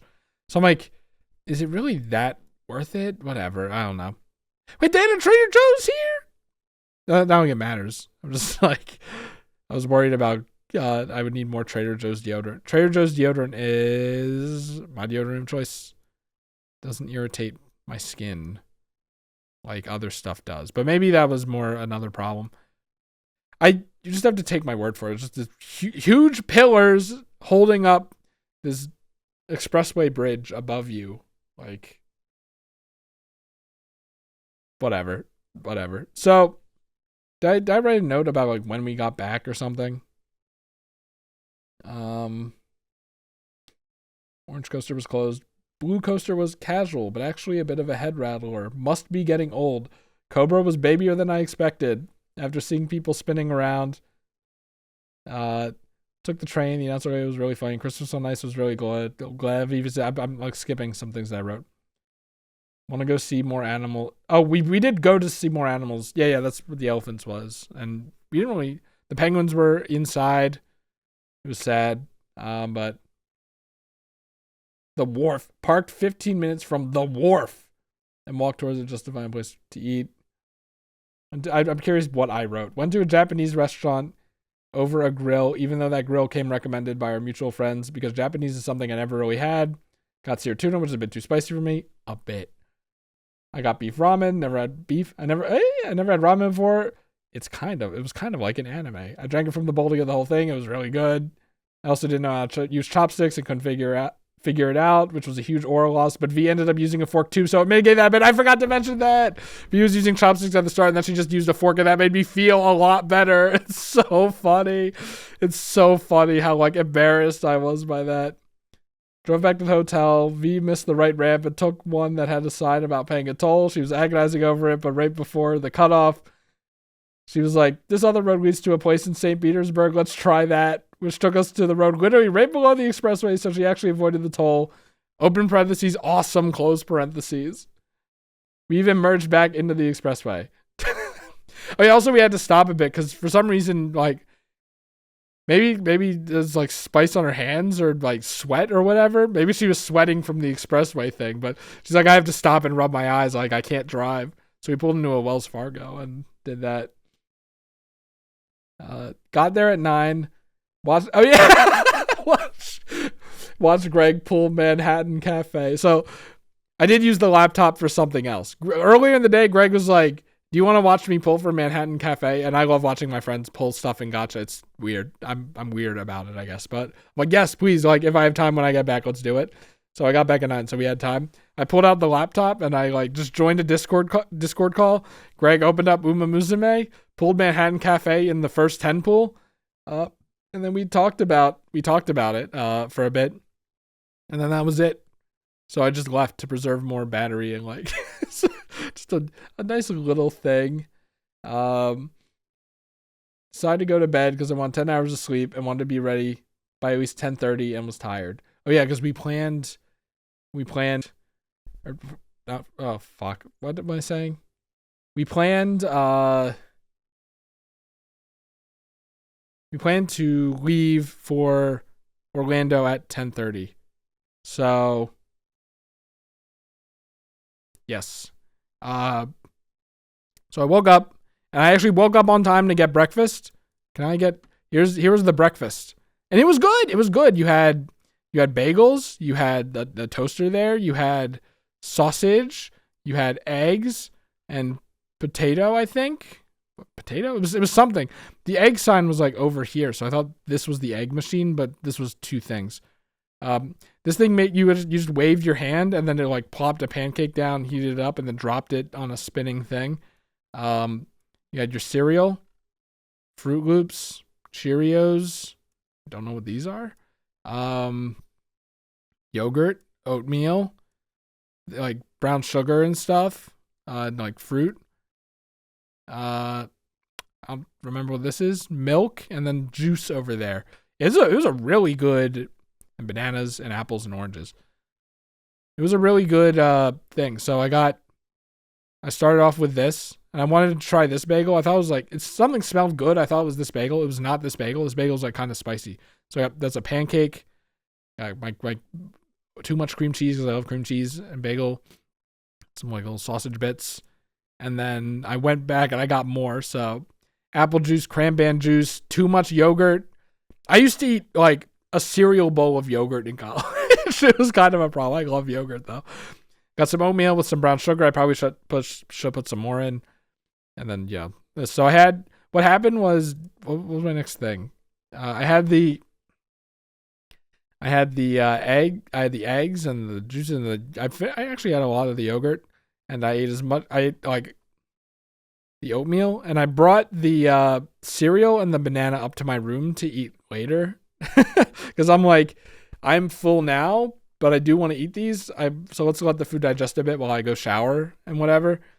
So I went back to the room, this took an hour. It took an hour to figure all this out, I guess, and eat. And it's window view too. And what am I saying? Yeah, so it took an hour, which is longer than I expected. I went back. Obviously, when you eat in the morning, what else do? You know by this point. And then I took a hair shower, a shower where you wash your hair. Oh my God, I didn't mention it. Like the night before, especially, my hair was disgusting. It must be the Florida humidity or whatever, because like it's only been, I did a hair shower on Saturday night. So Sunday, Monday night, it looked terrible. It kind of felt terrible. It really looked so oily. It was like, V was like, how do you condition your hair? Like, she was like, you must have fucked it up. I swear to God, I didn't. It was just normal. It was just normal. And usually, like, for my hair to look like as bad as it did on Monday, I would have to not wash my hair for like 5 or 6 days. Like, that's how bad it was. I felt uglier than usual. I think I'm a very ugly individual, but it's fine. Yeah, so I did that. I brought the milk and this and that up, and then I took a hair shower, and I was late. Because before we went to Orlando, we were gonna walk Scotty. We decided the pier, walk our dog Scotty at the pier, and then go to Orlando. So I'm like, I want to be ready, but I was late. She was a little late, but I was more late. Yeah, I wanted to show my setup. Like I put the toothpaste up here, and the phone actually fit perfectly up here, so I could listen to music without disturbing anyone. I like this hotel a lot. The walls were paper thin. I could hear stuff. There's like this guy on the first night just pacing down the hall, talking to his friend. Like, he was like complaining or something about some shit I didn't care about. When I went out to go get the toothpaste, he was there. When I came back from getting the toothpaste, he was still there. And then I could hear him in my room. I was like, dude, come on. But yeah, I felt bad about playing the music, but it was a hair shower. You have to. It's like eating food without YouTube. Yeah, and then I figured out that I could fit all this stuff down here, which was good. I didn't use any of their stuff because I'm like, I have my stuff. But maybe I should have. I don't know. At least the conditioner. I think I didn't put enough conditioner in this day, but it worked out, I think. Ask V if at this leg of the trip if my hair looked like ass. But yeah, I also got a picture of this shower head because I liked this one too. I like the one at PAX Unplugged, and I like this one. PAX Unplugged was like kind of heavy. This one was kind of just like good and powerful and had a good spread. So, did I get a brand anywhere? No. I'm just saying, if I want to replace my shower head, then I have options. And there's Scotty! So, I was so late, I was like scrambling to eat. I left the cereal and the milk, and the milk was in the little mini fridge they had there. And I left the cereal just there. I'm sorry, housekeeping people. I couldn't eat the cereal, and then I just brought the banana out, and then I ate it outside, and I figured because it was biodegradable, I could just put it somewhere, but V was like, you should go back in the like lobby and throw it out. So I did. But Scotty is so funny. Like, there are times where she looks cute, and there are times where she looks like a beast like this, and it's funny. She's in a little Santa outfit. It's Scotty and V. Oh, Scotty, you're so fucking funny. Oh, I did get a picture. So V put Scotty on my lap, and we headed out. It was funny. Scotty's very skittish in the car, V told me. So, and that is true here. Like, whenever we took a turn, even though I was holding her like this, basically. I was like petting her back and like petting her stomach. And like, whenever we would stop or take a turn, I would like kind of close in to secure her. But even with that, she was like digging her paws into my leg to like balance herself. I'm like, Scotty, it's unnecessary. So here's V trying to pay for the thing and it didn't work, and she downloaded the app to do it. And I tried putting my money into and it didn't work. And I tried using my credit card, it didn't work. So she downloaded the app. But here's Scotty. Here's Scotty. Here's more Scotty while we're waiting. I'm just taking pictures of Scotty. Here's the machine that didn't fucking work. Thank you, St. Pete Pier. Here's Scotty looking at another dog. This dog was they were kind of because Scotty's like loud and excited, like really loud and excited. So like I think she scares and alarms a lot of the other dogs, especially like V says she does that too. But this dog did not like Scotty, I think. So we started walking down this way. They were walking this way. And we decided, no, let's turn around and go like to the actual pier. That's a better place. So we passed them again. And then we were walking back from the pier. We passed them again. And I like felt a little bad. Oh, we saw this dog. This is a little doggy. Scotty got some pets. I got to pet this dog. This dog was more interested in us than Scotty. There's Scotty. I wanted to get it's weird. I wanted to get a picture of her peeing because she like lifts her. I can't do it. When she like lifts her leg up like this. It's like really funny. I've never seen a dog pee like that. I think usually they like lift their leg up to pee sideways, or they like plop their like spread their legs out like that to pee on the ground. Scotty like does a little bit of both and then like pees forward. It's funny. Pelican and Scotty.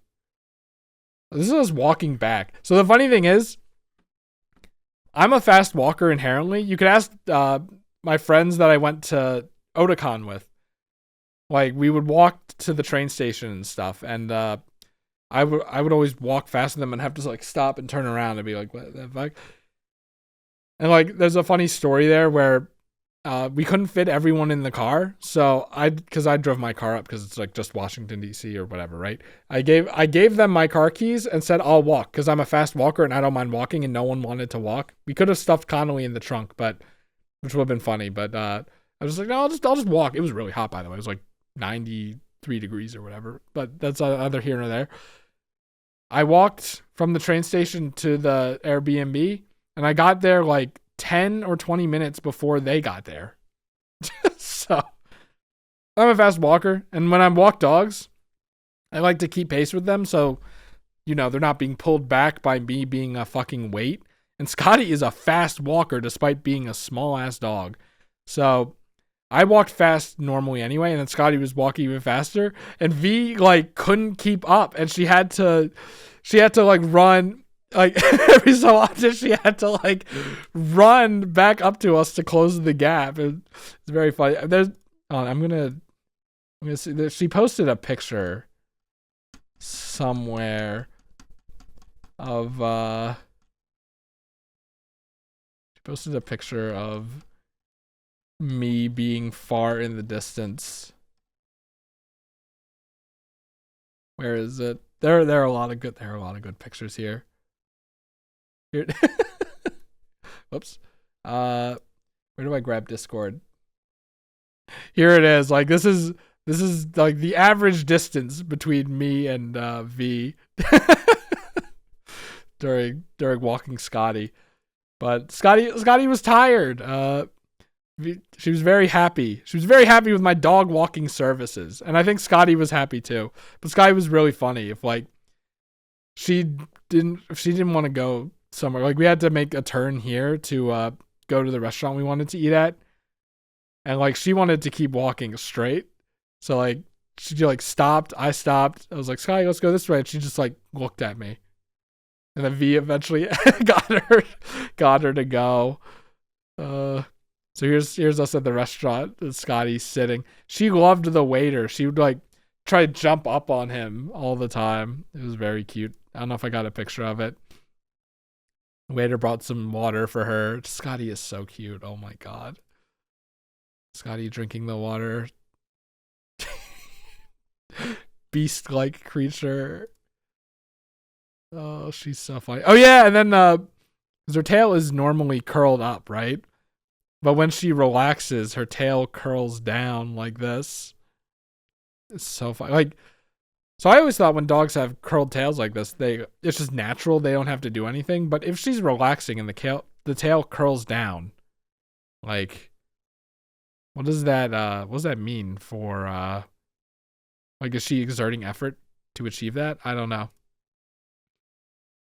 Yeah, I didn't get Scotty jumping on the waiter, but there she is greeting him.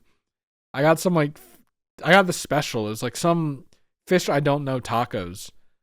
And V wanted the special too, but she was like, I don't want to get the same thing. So she got something else. This was good. It was good. I was kind of worried. I kept forgetting to bring my Purell, and I'm kind of a little bit of a germaphobe, especially in the sense that I don't want to eat food without washing my hands first. But all throughout everything up until this point and later, my hands were dirty while I was eating the fries and the thing, but I never got a stomach ache. I was good. I was like, I'm gonna have to have diarrhea at some point, and it's gonna be really bad. Even if I'm like in a public bathroom, it's not gonna be good to have that in an amusement park or whatever. But nope, never did. Maybe my immune system is better than I think it is. Yeah, this was good. There's Scotty. Oh, she's so fucking funny. Oh, and then there was this other dog that came by. It was like a little doodle, and they sat like kind of at a table a little distance away, and Scotty she was barking at the dog in Scotty fashion. I think she was scaring it. Like I don't think the owners of that dog were fucking with Scotty, but Scotty was just interested, like always looking over. And then when we got up, she tried to meet the dog again, and we ended up letting Scotty meet the dog and pet the dog. They were so soft. They were so good. I'm glad that Florida has a lot of dog accepting food establishments. And then I took a picture of this pelican statue because this looks like it took a shit under here. It kind of looks like the plastic things from Busch Gardens, right? I regret not getting. I didn't take a picture of the Santa one. I kind of regret not getting the Santa one just because it was a recurring joke. It was so funny, and it's Santa. I was worried that it would actually smell like plastic the entire time. And I don't know if you know this about me. I like hate persistent fragrances. They're fine for like a few minutes, and then after that, I'm just like, it's mental overhead basically. So I have like a bunch of unscented stuff. Oh yeah, and then we were driving to Orlando. Kind of another scenario where not much talking, and that shit's like an hour and a half. So whoops. But we talked more than usual, which was good. We had some points of discussion, but I was still embarrassed. And then he's like, the blue and red building on the way to Orlando. What's it, Disney Toys or something? Disney Gifts and Toys. There it is. She pointed that out. Literally pointed it out. It's so funny.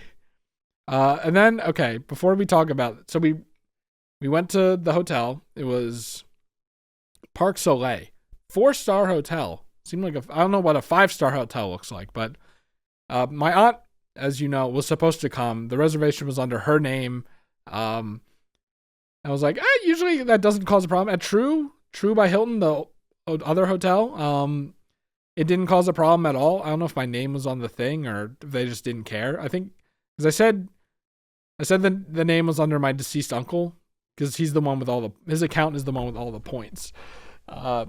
Which I was always worried. Like, I think I mentioned it at PAX. At PAX, it was my name was on the thing, so that worked out. At True, I just said the room is air. I probably shouldn't say his name, but like, well, my uncle's name. And then he was just chill with it. I guess he just gave me the key or whatever and told me, you should probably cancel this other room. You could sell this other room, and I'm like, I'm not really an entrepreneur. And he's like, okay, we'll just cancel it. But with this one, that shit was not gonna fly. They needed to know that I was also staying there, which I guess my aunt didn't put my name out.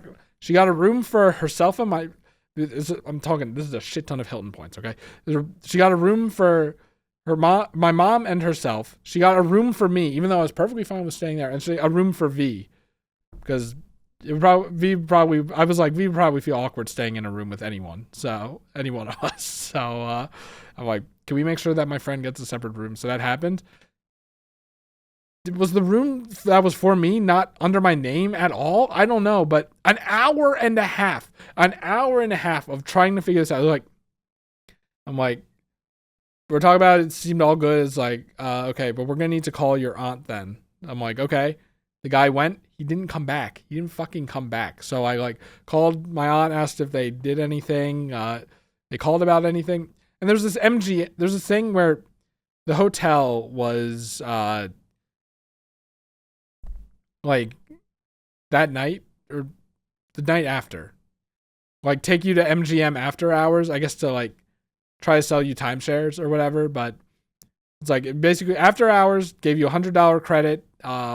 Seemed awesome. I was like, yeah, V and I would want to do that. But ultimately they were like, because my aunt is the one who was like spending the money. So like if she's not here, it wasn't going to fly. But there was that, and I think my aunt was thinking that I was talking about getting us into that because she kept talking about that. And I'm like, no, I'm not worried about that right now. Right now, I'm worried about getting us into the hotel.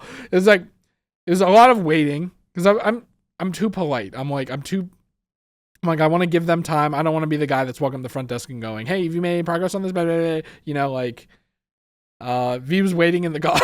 V was like, what's taking so long? V came in to go to the bathroom. I was like, oh, I'm sorry. I'm so fucking sorry. I was like, you could take a nap in the car if you want. But like,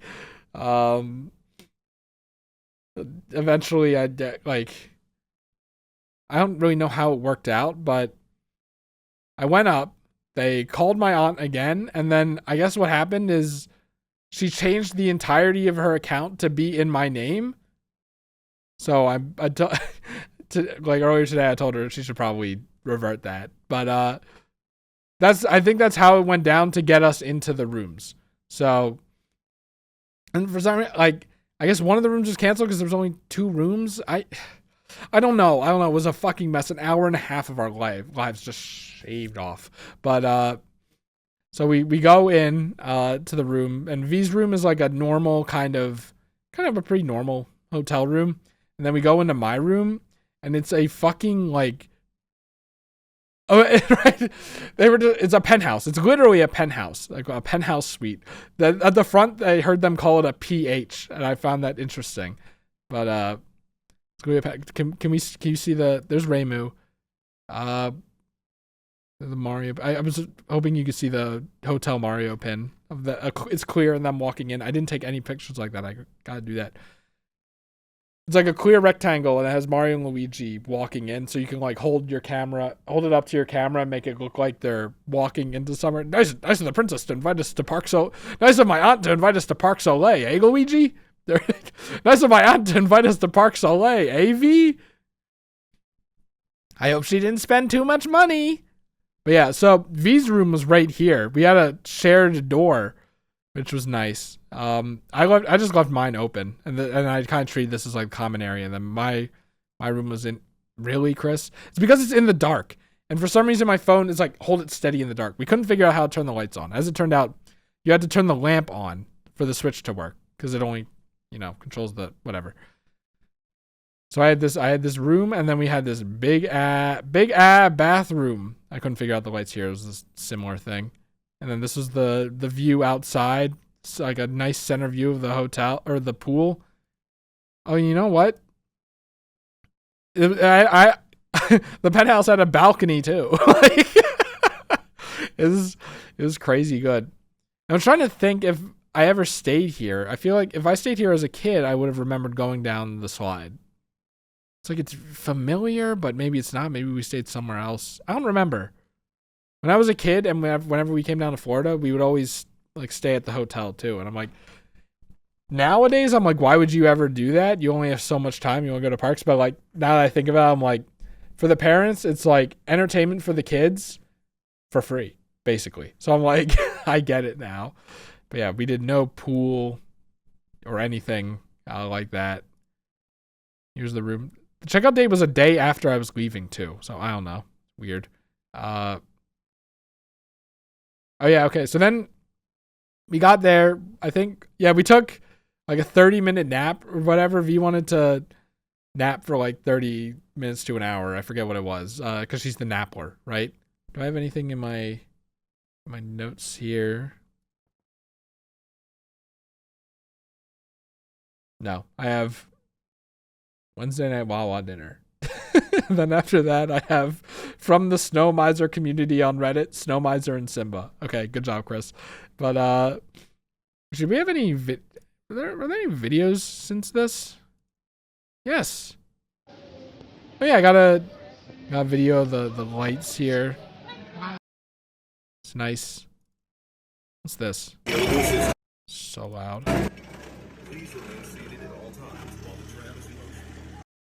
Oh yeah, we took the tram thither and thither, Busch Gardens, and V said, "Let's sit in the seats that are right in front of this loud ass engine." And I'm like, "Are you sure?" And she just like looked at me and like nodded a little, and I'm like, "Okay." It was so loud the entire time. Oh my god. All right, let's see. Did I miss any videos? Scotty, oh Scotty. That's why I called her like that every single time. Like, or I spoke to her like that every single time. But yeah, so then we went to Disney Springs. V said Disney Springs is all decked out for Christmas. I was expecting like a big Christmas tree and a bunch of garland and Christmas lights everywhere. It kind of wasn't that, but Disney Springs is kind of cool. There was this like dog store, and I thought that this was funny. There were no Scotties anywhere. And I was like, oh, maybe I can get like a dog collar. Because my aunt's dog, Carly, like has her collar bit a bit because the German Shepherd at the daycare I work at, and Carly goes to, likes to bite collars. But $40. No, thank you. There was this dinosaur restaurant, and then they built a dinosaur, and he's so swag. It's so funny. I think I love T-Rexes and stuff, so it's cool. It was cool. I was like, oh, maybe I should get one. It'd be kind of fun, but I wanted to save money just in case. Because Disney Springs it used to be called Downtown Disney. And I had little anchors that reminded me of that. The Lego store with the Ogo Poro or whatever is like the biggest one. It's completely changed since when I went down there besides that, though, which is like crazy. That and the boat. I remember the boat restaurant. But yeah, V brought her Jury and Chun-Li plushes, I don't know if I'm pointing to them, but to take pictures with, and Chun-Li and the giant shoes. I think she's going to put these on the store page for them, which is very funny. We found better shoes. And there's the gingerbread axolotl. They had little Christmas stuff. It was nice. Oh yeah, and I took a picture of this to send to Connolly. I took pictures for specific friends, and I just never sent it. It's a good one. The polite pig I wanted to send to Greg. Googus Greg. sousaphone. I wanted to. Actually, I don't think this is a sousaphone. This looks different. I wanted to send this to Carl. The Disney Springs is like, basically like just a big strip mall.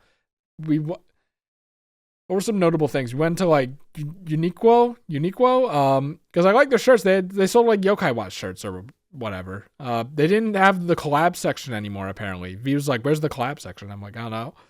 There were some good shirts with like Mickey and Goofy and Donald on them, but I'm like, I love Mickey, Goofy, and Donald cartoons. I love them as characters, but something about wearing them on a shirt would probably give off the wrong impression of me, I think. So I didn't want to get it. And I was thinking about like, but they're nice shirts. And I mean, maybe I should just wear my heart on my sleeve. I do like the characters, but I ended up not doing it. He was like, and then we like went into like this kind of hippie store. Wait, it should be the next picture. No. Okay, he was like, are there any shops we want to look at? And I'm like, I saw like, what's it called? It was like it was like a running shoe store. And I was like, I'd be interested in seeing if there are any shoes that I liked. I liked this shoe. I wonder why. I liked this shoe. $250. It wasn't being upsold. I don't think anything, well, most of the things, like the actual shops, I don't think they were being upsold at Disney Springs. I think they were the actual prices because I looked it up and it's $250 on the store, on their online store too. And I'm like, well, shoes are expensive. Like the shoes I get are still expensive, like $150 for like my normal bland ass shoes. I was like, and he was like, because I'm, my fit is so bland. He was like, you should get, well, she was like, you shouldn't spend a lot of money. But she was also like, if you want to get it, it would be good because like shoes can really make a difference in your fashion. I was like, I wanted to get this. And they were like, did I get a picture of the red and there it is. I wanted to see what it was. I'm not a club member. And then there were these shoes that were like, one's red, one's green, that I was also interested in. I wonder why. But I really like the look of these ones. And it was a running shoe store. So, and I asked, like, do they have them in wide? Because I'm 9.5 wide. And wide shoes are hard to come by. And this brand was in. And they had Hoka's too. I have Hoka as my work shoes. Hoka's are as good as they say they are, I will admit. But none of them looked good. None of them were fashionable, so I wasn't too interested. I don't think these came in wide, though. I was more interested in these anyway. I was really agonizing over getting these. It was funny at the end, like it was closing at like 10, and he was like, I want to get hot chocolate. This is like skipping ahead a bit. It was like 9:45 or whatever. So we went into what's the name of the chocolate place? I fucking forget. But we went in there and then it was closed. I wonder if because I was like, I want to go back and buy the shoes. I wonder if he did that to be like, make sure he doesn't buy the shoes. Make sure he can't buy the shoes. Because my shoes, like, I was looking at it, the bottoms of the soles are like pretty flat and worn out. More flat and worn out than I remember. Maybe the last few trips really wore them out. But so I was like, I could actually use new shoes, and since it's like a running store, I'm pretty sure these would actually be perfect for me. But it didn't happen. Yeah, here's a better shot of them. Then we went into like this. It was kind of I don't want to describe like a hippie-esque store, not derogatory by the way, but we went to this store and had like these things. It's funny. The penguin. Do we have the price? Made in China, so it's not even like handcrafted. I guess this is not a toy, but oh no, there was there was this that I wanted to send to Greg. Look at his legs. They had Yukon Cornelius. Or should I say retro Rudolph character. It was $7.50, but I love Yukon Cornelius so much I was really considering getting it. Like it was just a bin full of Disney or Rudolph, like the Rudolph movie characters, and I'm like, do you think they have Yukon Cornelius? I'm like, they do. They have Yukon Cornelius, and he's like, oh my god, they have Yukon. She's not saying that. She's like, oh my god, they have Yukon Cornelius. Like, just I guess the excitement was contagious. I ended up not getting it though. This is another thing where I was like, maybe I'll go back and get it. And I didn't. And then there's this card shop, Love Pop, and they have like these really elaborate cards. It's really cool. They're like $15 each, but I got a picture of this because my friend Connolly likes Stitch a lot, so I'm like, ooh, Stitch. I ended up getting don't tell her. I ended up getting a Christmas one for my mom. I'm like, she loves when we give her cards for like her birthday or Christmas or anything. So I'm like, let's get her a nice card. I already got her a present. But I'm like, this in itself would be a good present, especially like to help make up for me being like, you shouldn't come down to Florida. I still feel bad about that, but so I got, and she's religious, so I got her a nice nativity scene card that pops out. It's nice and it lights up too. They had this one too. This is really funny. And then there was a Harley. What are these things called? Not Herman Miller. That's the chair. This is like a Harley store. And Jury rides a motorcycle. So V wanted to get pictures of Jury on the motorcycle. It's so funny. And this is so awesome. The biker Santa snow globe. He's so cool. Harley Davidson. Do you want to know something funny? For some reason I like won a contest or something. So I got a free Harley Davidson poster when I was like, must have been like 8 or 10 or something. And that was like the first and only poster I had in my room for the longest time. And then I started getting other posters, and the Harley Davidson one still stayed there behind the door. I remember it. I don't know where it is now, probably in the trash, but you know. Lighting not so great, but there they are on the front motorcycle. V probably did a better job. More stitch for Connolly. There was this nice Disney gallery store. Obviously, like, the shit is expensive, but the art was really nice. I think that according to V, the fabric and materials were high quality too. Yeah, Connolly likes the Lilo and Stitch show. I watched it and I'm like, they lobotomized a lot of the characters and it was too kiddie for me. And he is like, he keeps trying to get me to like, come on, rewatch it. Like, come on, like it. Like poking me like it. Hey, come on, like it. But so, and then Lego Santa, Julian linked this to me. Kept linking this to me. Like, because Julian Gameboo loves Julian, Gameboo Advance.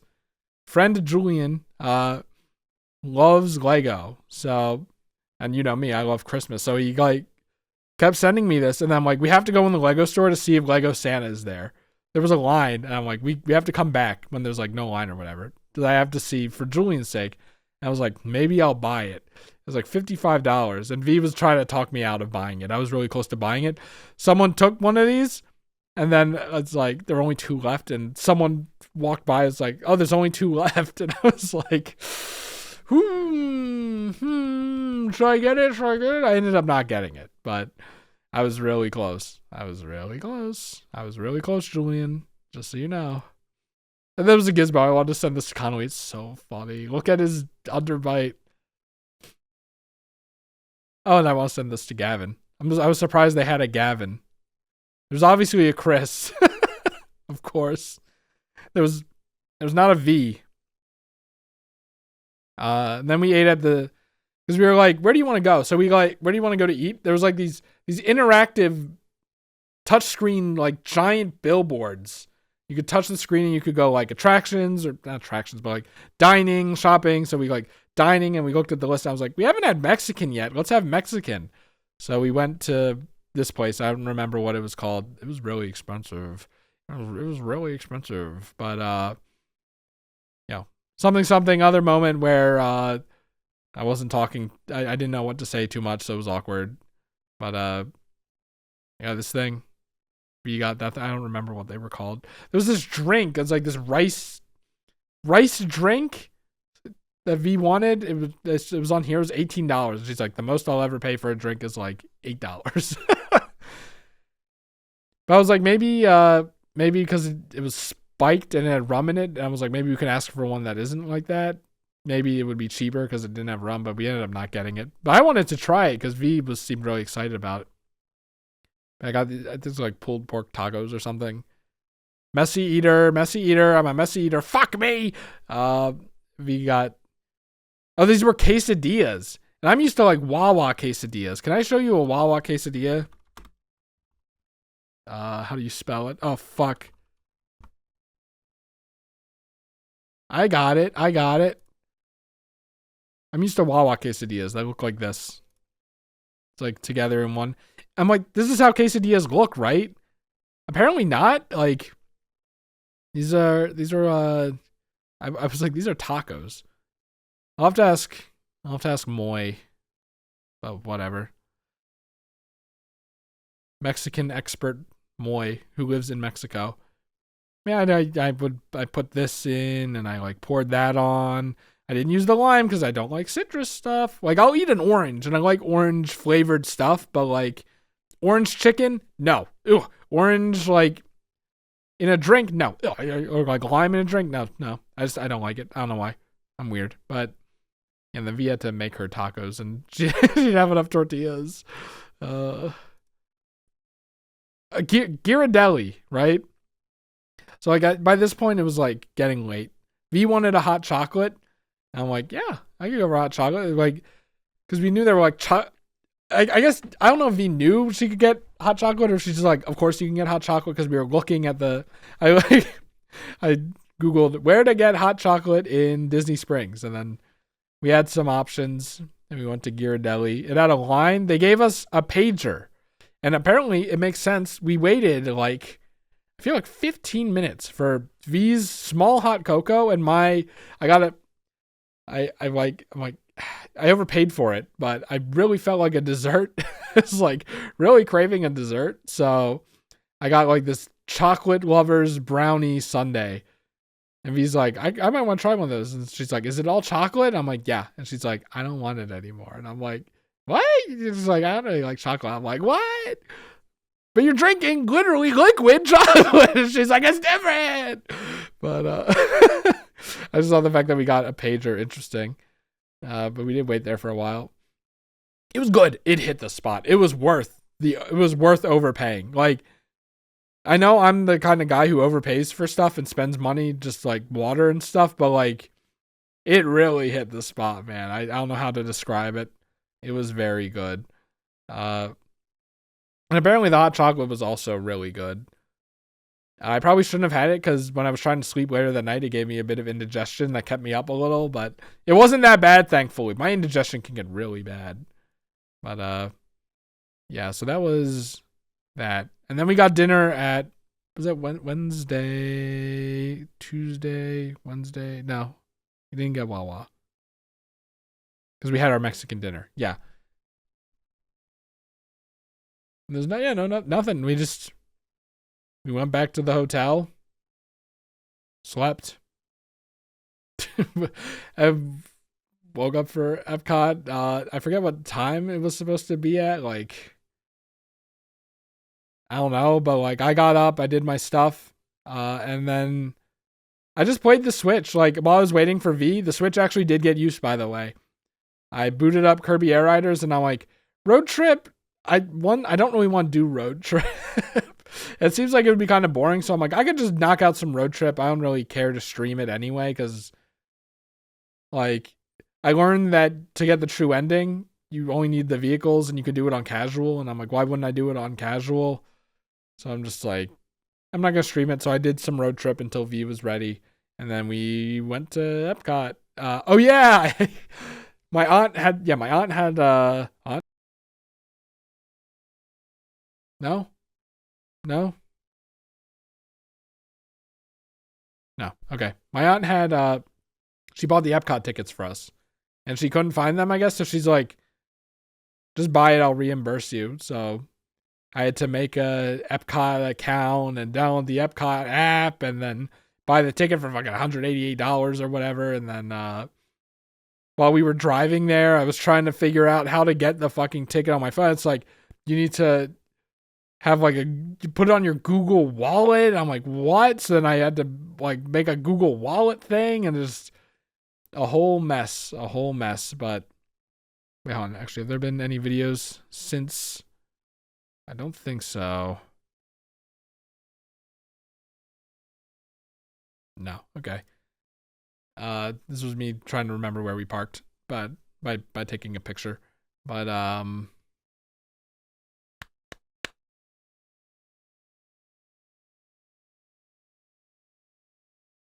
what do I Maybe it's just Dory being on the front. I'm like, my ass is fucking forgetting. No, we walked in Epcot. I don't know what I'm talking about, but we decided not to take the tram because we didn't want to wait. But then they're on like clockwork. We probably should have, but we walked. And then V's bag, she was in her Joker fit. Joker from Persona. She has a whole like themed outfit. And she has like an Ida bag with all the Joker stuff in the back. She loves Joker. So she like had her Ida bag with the Juri and Chun-Li plushies in it because she wanted to get pictures of like Chun-Li in China and stuff. So she brought them. And they got. Oh, what did that happen at Disney Springs? She had the same. She brought them to Disney Springs. Okay, she brought them to Disney Springs and they had to like check her bag and they like took out the plushies and put them in a little bin. And I thought it was really funny that they were being detained. And I regret not getting a picture of Chun-Li and Juri, little Chun-Li and Juri getting detained. The same thing happened at Epcot. I tried to get like a video or a picture, and then one of the security people was like, no pictures here, no pictures. I'm like, okay, sorry, fuck me. But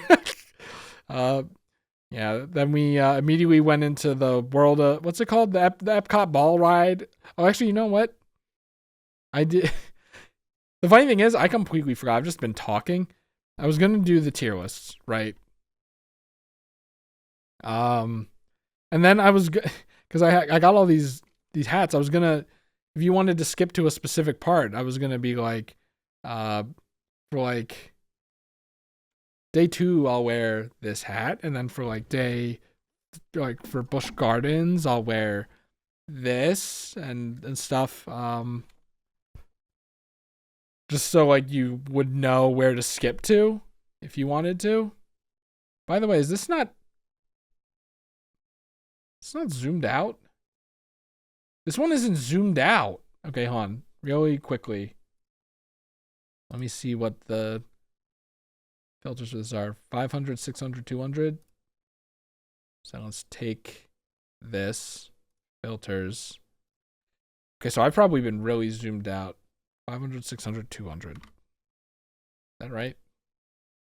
Probably been really zoomed out, so I'm doing motions like this and you can't even see it. Whoops. That sucks. Oh well. I'm not gonna redo the last 3 hours. Okay, so let's see here. Iron Gwazi, S tier, very intense, very good.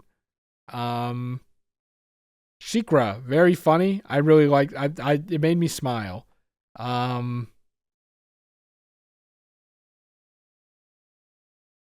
Kumba.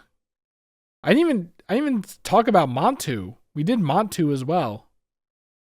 We're going back. We're going back in time. I completely forgot about. This is why you have to take pictures of everything. Or did I? Did we do Montu? No, we did. We did Montu. Okay, never mind. We're good. We're good. I would say that Montu is like not great. It's whatever. Kumba, I liked. Cobra's Curse. This is like an average roller coaster. This is like, I was disappointed. And then like closed. Closed and didn't do are different because we had intent. We had intent. I don't know if that one's even real. I don't know if these ones are fucking real, but we didn't do Air Grover, which is so sad. So this is my Busch Gardens tier list. I like Busch Gardens a lot. I like that it was half zoo, half rides. It was a good park. It was despite overpaying or whatever, I did really enjoy my time. I'm really glad we went. Okay, that's done. What were we doing now? It's Epcot. What is it called? Is it gonna tell me? Epcot Ball Ride. Okay, I don't know what it's called, but we did that first. Here's the walk up to Epcot. And V pointed it out, and I noticed the Epcot ball looks bigger the farther away you are from it. And she kept saying it was forced perspective. And since she's an amusement park person, I'm assuming like that is a part of like the design of it. because it looks pretty small when you're like right under it, and then when you're like here, it looks pretty big, and then when you're like in the nations of the world, it looks huge. It's weird. There's V slaying. She's like, take a picture of me. I took it crooked. I like how it peeks out. That's pretty cool. Now it's a little less crooked. Good thing I took 20 pictures. Spaceship Earth. Apparently, like there's like a line, and then you just get on in there. It was like 35 minutes, but it was really more like 15 or like 10. It was really nothing. But we did Spaceship Earth. It's the ride with like. Whenever I think of it, I'm like, it's ancient, and apparently they haven't updated it either. But like, I think it's ancient. It's like filled with, in my mind, when I was going into it, it's like old, crusty animatronics that haven't been changed since like the 60s or whatever. Like educational, relatively boring. But like, I went on it. It's like the animatronics still looked good, and like it had charm. I think I think it's a good, interesting history lesson.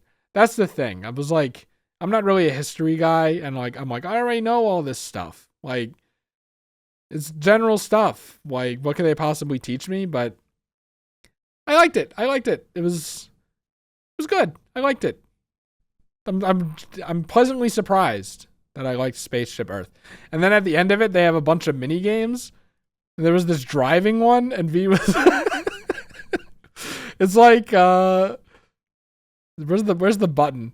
It's like you're a spy or something for some reason, and there's this other evil guy who's the Death Ray, and you have to get to his base in a certain amount of time. It's like, in the future, your cars will be able to do this and this and this and this. So she just cranked it up to full speed immediately, and then there's a little button that you're supposed to press to like bypass hazards, like scripted hazards. So like whenever a hazard would start happening, she would mash the button. Like, and we were wondering if there was a world record for it. We looked into it. No one had their times. So there's V's time. Like it has like centiseconds and milliseconds and stuff. It's just centiseconds, right? I think this is milliseconds, right? I always forget. But yeah, it has like milliseconds, so it's like you could speed run this. I think this was V's time though. I thought on the preview this didn't show up at all, so I'm glad in the actual picture it showed up perfectly fine. The car of the future. I don't remember getting this picture. There's Terry Crews. We're not there yet. There was like this game where you had to push. It was like you had like little pushers. You like squid. It's like, think of curling, and you like squid digital energy into circles on the ground using those to get energy. We got like 2 or 3 ranks under the highest rank. I thought we were doing pretty okay, but we didn't get a high score. There was like this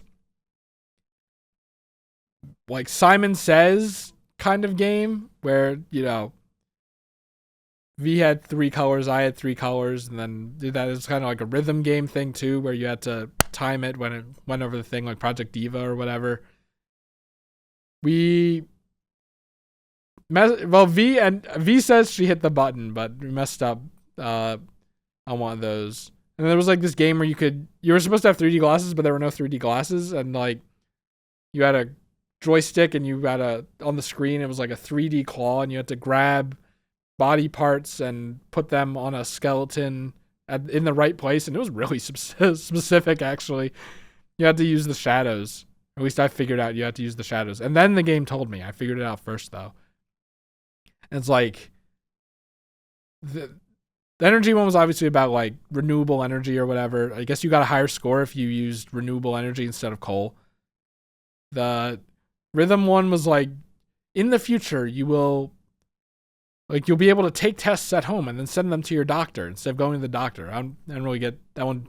Wasn't really cohesive. And then the skeleton one was in the future, or even like in the present, honestly, I don't know. Doctors will remotely operate machinery to do surgery on you. I'm like, that one I could see being real. Then we went on Guardians of the Galaxy ride. V was like, V never watched the Guardians of the Galaxy. I tried to explain it to her. I forgot that Drax existed. So when she asked, who's that guy? I said, oh, that's Drax. He's the funny character, except in the second movie when he becomes misogynistic, and then the third movie where he becomes even more misogynistic, then I kind of stopped liking him. And she's like, oh. And then I was like explaining Chris Pratt character likes music. Rocket Raccoon is the engineer. I don't even remember the name of the fucking planet. But there was the planet in the first. Apparently, I forgot everything in the first movie because I looked it up to try to explain it to her, and I had no idea what they were talking about. They had to protect the thing, which was actually the Power Stone. Like, I forgot all about this. Xandar. And the line theming was pretty good. Like, we had to wait a long time for this one. And I know why, because it's good. But, like, there was the outer line, which is kind of boring according to V. I kind of liked how you went up a little spiral ramp. But, then there was then they had, like, kind of videos and, like, little displays of Xandar and stuff, like little miniatures. And I thought it was a pretty good line. Then you go into a room and there's Terry Crews briefing you on the situation. I think they're teaching you about warp points. Like, we made portals and you're going to go through a portal. We're going to take you guys through a portal so you see how awesome it is. Then there was a second room like this. I forget what they're called, where the actual story happens. There's like this big guy. I thought he was Ultros at first. Ultros? Is that the name of the robot? I should know this, man. He's in Marvel Rivals too. Video game. Ultron, the robot. Great, the robot. He's like, I am going to use this Power Stone. I guess it's a Power Stone to go back in time, and I don't know what the plot of this thing is. I forget I don't even know what the plot is. So they're like, okay, well, never mind. The portal's closing. We got to send these fucking passengers through the portal to stop this guy. That's the story of the ride. And then there's another line. We talked about Harry Potter Land and stuff. I remember that. Just talking about like, I'm like, is it actually good? And she's like, I hate to say it, but it's actually good. So I'm interested to see how it is at Epic Universe, stuff like that. I'm like, yeah, I read all the Harry Potter books. I think I finished 3 of them in 1 week on a cruise. It was like when I was 9 or something, so I forget everything. But because the room's dark, so it blurred because my phone fucking sucks. But Guardians of the Galaxy ride, by the way, insanely good. I think it's like the best coaster I've ever been on. I hate to say it. It's like, okay, here's the bad. There are like speakers in the thing, but you can't hear anything because it's playing like this casual music that doesn't fit the vibe at all. You're like flying through space, going through the portal. Like, apparently you're stopping this guy even though you're not doing anything. And it's like, ba, ba, ba, ba, ba, ba, ba. I don't know the song. Ba, ba, ba, ba. I don't even know if that's right, but that's like the vibe of the song. And you can't hear Rocket Raccoon over it.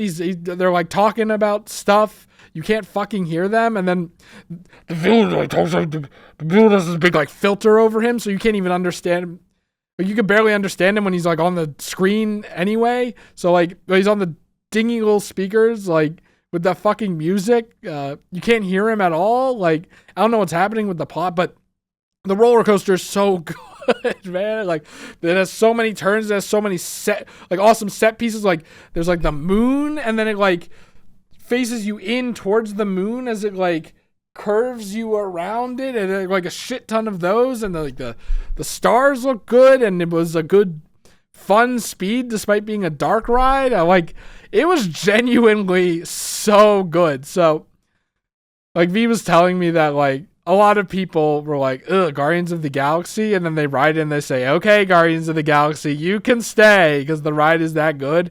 It's really good. It's really good. And the line was fine. And I kind of liked the story up until the ride itself. But and the humor was good still. I liked it. It was good. I don't hate Guardians of the... I remember not liking the first two movies, actually. Probably just because of Star-Lord, actually. But he's not really annoying in this, so that's probably why I liked it more. This was a really good ride, okay? Didn't we ride something else before then? This is... I guess we wanted to get, like, lunch. This is the big Christmas tree at the front of the Nations of the World entrance. And then, if you don't know, Epcot has, like, future area in the front, future kind of theming, like rides and stuff, and then in the back there's like this giant lake. I was like, V, is this a lake or a pond? She's like, it's a lake. I'm like, it's kind of small for a lake, but it's a lake, I guess. Like it's like a circle around, and then there are the Nations of the World dotted around the circle, and this is at the entrance. And I remember this when I was a kid, the big Christmas tree of the Nations of the World. Hold on, give me a second. My pants riding up, shorts, whatever. But yeah, so we wanted to get food in China, Chinese food. So we passed Mexico to get to China, and we got the Chinese food. Here's the Chinese food. I'm gonna be honest, the beef was like how it looks. The noodles were surprisingly good. And then we got this tiger something tea. I wasn't really fucking with it. Like, the balls kind of tasted not that great, and the tea itself was like, whatever. And we got spring rolls. Spring rolls, I tasted the sauce. It just tasted like the sauce, and the sauce wasn't bad. I didn't taste the spring roll at all. When I was a kid, I was a picky eater, so I never ate Chinese food, but the only Chinese food I ate was spring rolls. So, if I ever got Chinese, I would just get, like, 2 orders of spring rolls, and that would be good for me, because they're usually appetizers, right? Forget what V got. But, then she was like taking pictures with the food. We had to sit next to people because there was no other thing. So like, I was like, I hope V's not embarrassed. Hi, it's Carl. Carl, I was like, where to now? Crash Bandicoot, Crash Bandicoot, Crash Bandicoot, Crash a Bandicoot. Does anyone know what I'm talking about? The Japanese commercial? Whatever. I'm talking about the times I went to Florida. It's already 3 hours, and I'm only like halfway through. I feel like we haven't even gotten to Super Nintendo World. But yeah, so right now we're in Epcot. We're in the Nations of the World. We just started going in the Nations of the World. This is China, and we did have to sit next to people. V had like her Chun-Li and Juri plushies, and she wanted to take pictures of Chun-Li in China, especially because. Like I guess for the market, for the store page, her store page of it, because Chun-Li is Chinese, so I thought it was a fun idea. I'm so excited to get to Super Nintendo World, but we must refrain. But yeah, so she's like, Chris, get up! I'm taking pictures of Chun-Li with the food and stuff. So I'm like, okay, but yeah, the noodles were good. And the tea itself was like fine, but I wasn't really fucking with the boba bubbles. I think it's like when I was a kid, I never liked the dinosaur eggs in the oatmeal. They always made me want to throw up. And I think like boba tea is like it brings that memory back. But did I not take pictures? Actually, and then this doesn't show the videos, so I'm just catching up with the videos here. Oh yeah, the water snakes. I loved the water snakes as a kid. They're so cool. These aren't even the ones I was thinking about. We found the ones I was thinking about earlier. But this reminds me of that Mudkip image. I'm not gonna go try to find it, but yeah, so we had that, and then we went back through to Mexico. So the idea was we walked to China, and then we'd go counterclockwise around the Nations of the World, which I realized is like maybe not the best idea, because I think it's organized to go clockwise, because how Epcot works. I don't even remember what it's called. I just call it the Nations of the World because of fucking Animaniacs. But it's like if you go clockwise, they're like kind of like stalls and shops and stuff for a bit, and then the main attraction. If you go the other way, it's the main attraction and then a bunch of like stalls and like restaurants and stuff. And I'm like, I think we did this in the wrong way. But we saw Donald. He was signing. Oh, he's so awesome. But we went to Mexico. I'm like, we have to. I love how the inside of Mexico looks. By the way, my phone is ruining it. The ceiling does not look this bad. It doesn't look this bad. The World Showcase, right? I'm gonna keep calling it the Nations of the World, but now we know what it's actually called. But I was like, we have to do the Mexican ride because I love the Three Caballeros. I love them. I really liked them as a kid, and then I just they came back in the DuckTales remaster, which I didn't watch, but I was like pogging up for that. I love you guys.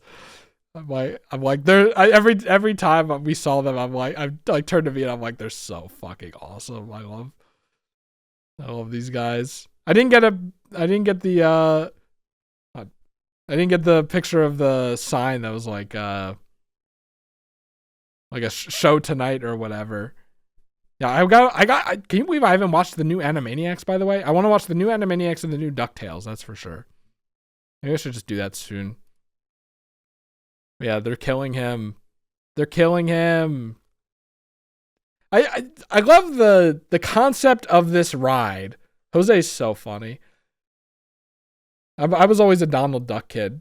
You think I would like Donald Duck now because I'm more like Donald Duck now that I'm older, but I like Donald Duck a lot as a kid, and then I've kind of been more partial to Goofy as I got older, but then I think I'm leaning back towards Donald.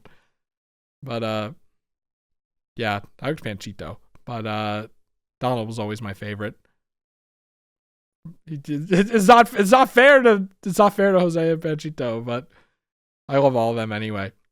But the concept of this ride is so cool. It's so fun. It's like they have to do their show, but they're missing Donald. So like Jose and Panchito are trying to find Donald, and Donald's like always just doing. He's like a bit ahead or like on the ground while they're in the sky, so they don't see him, and that's how they do their tour of Mexico. So they're like just barely missing Donald. It's like the 1,000-Year Door General White Quest basically, and I think it's a very fun way to do a tour of a nation, right? And it's like as the cartoon screens and stuff. Viva Donald, he's dead. Right? But it's like a bunch of screens, so they're still doing cartoony stuff. Some people might think it's cheap, but I like it a lot. I fucking love this ride, man. There they are. They're so cool. Did I get a video? No, just a picture. They find Donald and they put on the show. It's awesome. The animatronics are so like old. But something I noticed on the way out was Jose's fingers actually line up with the music. He's not just randomly strumming. Like he's strumming properly, which is very impressive, I think. Okay, I have to actually, just so I don't miss anything, it's not Ultra. What is Ultros from? That's Final Fantasy. That's my world. That's unfortunately my world in Final Fantasy 14. Epcot. I think by this point I was taking pictures of everything for this stream, so like it should be fine. I should have pictures of everything, but the World Showcase Lagoon.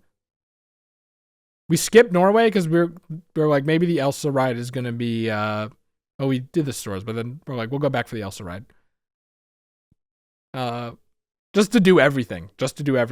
I'll talk about it later. And then we go to Canada. Canada, it's so funny. I did some research because I was curious. Canada was supposed to be funded by Disney wanted the Canadian government to fund it, and the Canadian government said no, and Disney's like, we're not going to make it then, and the Canadian government still said no, and the Disney made it anyway. It's the most undercooked land of all, I think. Like, is it here? There's like, I don't even know what the landmark is. It's like a hotel. Are there any Canadians in chat that can tell me if it's actually like an interesting landmark or not. It was kind of hard to look up too. It was a world trip. This was a long trip. Yeah, 5 days basically. Yeah, because day 6 doesn't count because that was me going home. But yeah, it's like this isn't Niagara Falls, obviously. This is just a waterfall. It's to show Canada's beauty or whatever, and then they have the like hotel. I went to the bathroom in there, and then when I went out of the bathroom, there was a kid standing right at the door looking up at me. I was like, oh, hello. Hello. But yeah, I didn't get any pictures of China. We watched the China 3D showcase. It was kind of nice. And then I knew about the Canadian one, I remember. I was going to send this to Evan and say, this is like Donkey Kong Country 3. But like I said before, I didn't, because we were going, and I didn't want to have my phone out, so I looked like I was disinterested to V, so I never actually like had the time or memory to send any of the pictures. But I was going to send this to Evan and say, this is like Donkey Kong Country 3. Because it is. Yeah. Okay, it was funny. Apparently they had to update this because it had too many Canadian stereotypes, and the Canadian government, I think, there was a lobby that like they were not happy. There were people protesting, so they updated it. And I think they updated it again, but like they didn't want lumberjacks and stuff. There are no lumberjacks in sight, by the way. And it's so funny during this whole thing. Like they have like the 5 sections of Canada, and then there's like the North, and that section is literally only like 20 seconds. I'm like, do you really have nothing to talk about for the North? They show like an aurora borealis, and that's it. I'm like, that was the part I'm most interested in because it seems like a wasteland, and I guess it is. And then they had this terrible song, this terrible song at the end. It was just not good. They did sing it in French, which I thought was like kind of nice, but I wish I remembered it, but I didn't commit it to memory. It was pretty bad though. I wanted to send this to my friend Ben. We went to the UK, and this was in the UK store. There's just Beatles shit everywhere. I hate Canada so much. Do they call it? They just call it Canada. I was Googling it, right? And Wikipedia has an article for the Canada thing, and it says Canada is based on the country of the same name. I'm like, thanks, guys. But yeah, it's like it was so much Beatles stuff in the UK. It was kind of nice. You walk down this like brick road, and then it's like this there's this like little rest area in the back, and it's like amusement parks don't really seem to have that. I feel like there's nothing there. It was just a place where you could chill. Well, that's what I was thinking. I was like, why? Like the countries are laid out so weirdly, right? Like you'd think it would go like China, Japan, Canada, or something, right? But they're just very weirdly laid out. I love how it's the American adventure, by the way. I was telling V this. There were so many adventures. Like Disney and amusement parks just describe everything as an adventure, even though the word doesn't fit at all. So after I like pointed that out, after I noticed that, I kept seeing it everywhere. I'm like, stop using that word adventure. Yeah, France is, you can see it here. France is so, we'll get to it, but the International Gateway, I don't remember this at all. I guess you're not supposed to. No, I thought that was this, but this is different. You could meet Santa Goofy in here. We'll get there, but yeah, and then the UK, it's like V had the idea to take pictures of Jury in the UK because she doesn't have an actual stage in Street Fighter 6, so they just use the UK stage, and I'm like, that's a stroke of genius. That is such a good idea. I don't have any of the pictures. He looks so thug ass here. I took this picture just to say that he looks so thug ass here. Yeah, we went past International Gateway. I literally don't remember this at all. Oh, you know what? We passed it and we were like, what's that? We don't know. It looks like maybe it's a store. So we just walked past it. The other entrance into Epcot? Where does it lead to? It reminded me of Mario Sunshine. It leads to nowhere. And then we went to France. France is huge. It's like the biggest place in Epcot. Like, why is France so big? I'm like, maybe it's because of the Ratatouille ride that I didn't know existed. Guy who hasn't watched Ratatouille, by the way. I thought this fountain was funny. Just as the rats spewing the stuff out. We love the Beatles. We see the boardwalk. The boardwalk? What's the boardwalk? Apparently we did not see everything, but we did the Ratatouille ride. The line was pretty long. Went outside, we go in. I wanted to get a better picture. Did I take a better picture? Yeah, I did. Okay. He looks so thug ass here. But yeah, the sign like talked to you. I didn't even watch Ratatouille at all. I just kind of intuited that it was a 5-star restaurant that got downgraded to 3 stars because he sucks or something. I don't know. But the sign would talk to you. He's like, "Oh, so many hungry guests. I hope you're ready for a good meal." And we were in here for long enough that we heard it a few times. And then when we got to about here, there was an announcement saying that the ride's broken. So a lot of people left, but we stayed and we just sat on the ground and looked at pictures of Scotty. So for the Raiders, Scotty is my friend V's dog. So dueling piano bar? It's more for adults? Oh damn, I'm kind of sad that I missed it then. I kind of wanted to check it out. I wasn't ready for a good... Well, actually, the China meal was kind of like not that filling, so I guess so. But yeah, we just stayed and then we got on. It was actually I think because of all the people that left, I think we actually saved time by waiting. And I found out that V had hand sanitizer this entire time at that moment. And I was like, oh, okay. I wish I kind of knew that before. But there's nice little animated sections in the line. It's a pretty good line themed around France and stuff. And these are it's not a good picture, but like these are the mouse cars and they're so funny looking. Yeah, the Ratatouille ride was good. I like from this, I'm like, oh, is it going to be a ride where you're small? It's a ride, and obviously, I guess you could see from the waiting area too that you're small. It's a ride where you're small. It's like mostly screens and stuff, but then it's like you're screen hopping, right? You're like a rat in the kitchen, and like they're like trying to ferry you through so you don't get caught. And then when you leave a scene, it like brings you into an area, and then it's like big boxes, and then it brings you to another screen and you do a thing. There was one time where you go under an oven and then they had like a big oven above you and it was heated.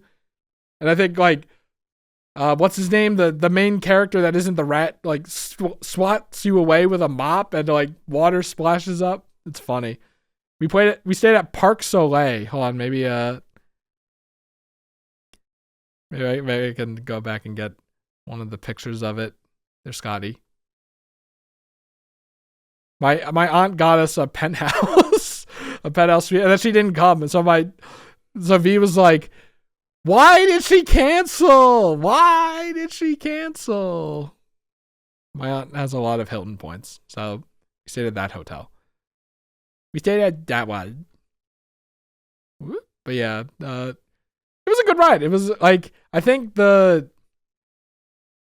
what really took me out of it was there was a part where, but like there's smaller screens and a bunch of different cars go into like different little alcoves to watch their own movie. That's where like the immersion was kind of ruined. Not like the immersion's that great because you're screen hopping, but that's like I was like, oh, that's kind of not great. But it's like you can't hate a ride or anything where you're small, right? I think that's just there's an inherent joy in experiencing a piece of fiction where you're small, like Pikmin, right? So I liked it. It wasn't too great, but it was creative at least. It would have probably been better if I watched Ratatouille. Also, is it true that this guy is a ghost or something? He's a ghost on the ride, and then I'm like, is he actually a ghost in the movie? And V's like, yeah. And I didn't elucidate any further, and I didn't ask any further, but like, it's very confusing. He's dead?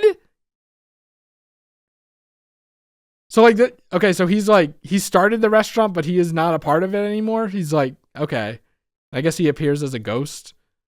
I should watch Ratatouille at some point. They're so funny. And then we went to Place Japan.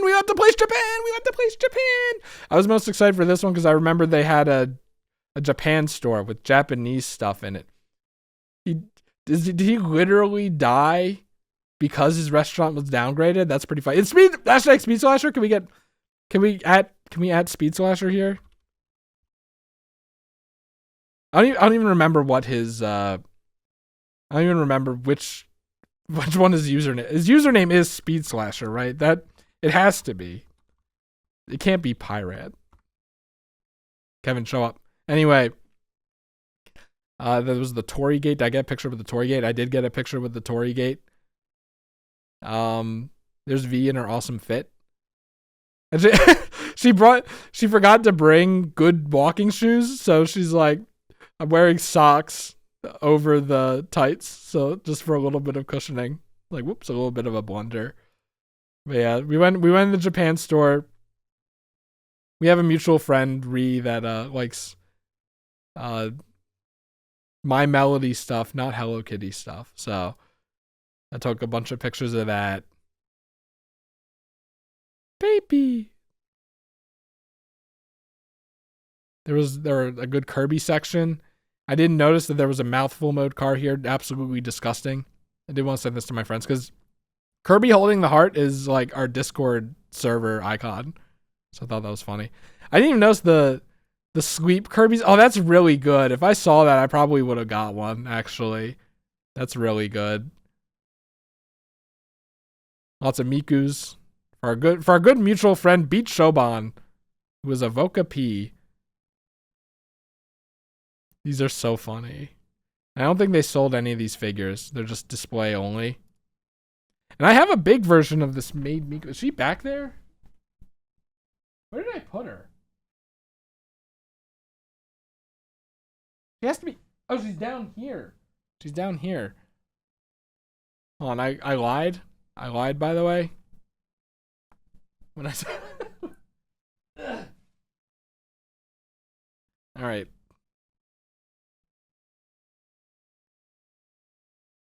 I hate mouthful mode.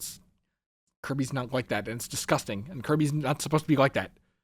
Yeah, I have a big version. I have big made Miku. So I saw the small ones. I'm like, it'd be kind of funny to get a small one and then like put it in the lap of the big one. But they were $35. They were $35. Like, that's crazy. Yeah, like, don't buy what's it called? Talked about Miku during Carl's stream. What could have brought that up? Godzilla big mutual friend interest as well. You know, Godzilla. It's weird how much Hedorah stuff they had. Like Hedorah is weird, but Godzilla is awesome. So, you know, all the shirts. They're probably not great material. I'm used to the Yeti. The Yeti and Fangamer have good quality shirts. I took a picture of these things for my friend Godwin because he always posts gifs of cats that look like this.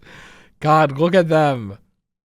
They're so funny. The Miku guitar pedal. I don't think I know what that is. The manga cookbook. You mean Dungeon Meshi? I literally said, wait, hold on. I have to go back to take a picture of that to make a joke. And that was the joke. Was it a good joke? Was it worth it? Was it?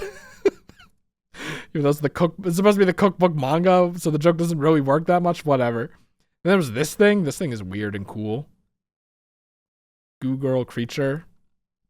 Melty Go Round. Can you read that? That's the credit. I still have to watch/read Dungeon Meshi. It has world building! Monster world building! That's like right up my alley. Why would I not watch it? Oh no, I'm stupid. There we go, I got better. Is it a better picture? It's actually a worse picture of it. Whatever. There was this kid here that like just kept like reaching out at it. I'm like, I couldn't get a good picture. I'm like, stop it. Japan's cute culture. Kawaii! It means cute! The rounded features and exaggerated proportions of kawaii design can even turn the most imposing creatures into cuddly friends. Join us as we examine how kawaii culture has become a fundamental part of Japanese life. It's so funny. Kawaii Gundam. He's so kawaii. I took a picture of this for one of my friends' OCs. Who was an office lady. And Miku is a kawaii superstar. I guess Glenn and Rin are there too, so they're all kawaii superstars. It's an animated Vocaloid. Appeared live. Don't put it in quotes. Oh yeah, also Yokai Watch found. Yokai Watch has fallen out. They've fallen off. They weren't in. There was no Yokai Watch merch in the shop. It made me kind of sad. But I did see this. I did see Komasai, and then guess what? I saw Jibanyan under the bed, just barely. I saw him. Yokai Watch. Kawaii at home. This is so funny. The little kawaii section. Yes, even here. And I like the fucking toilet paper as well. Bidets. Bidets are so good. I missed my bidet so much. Like this morning, I was like, yes, thank God. Better look at the toilet paper. Otaku.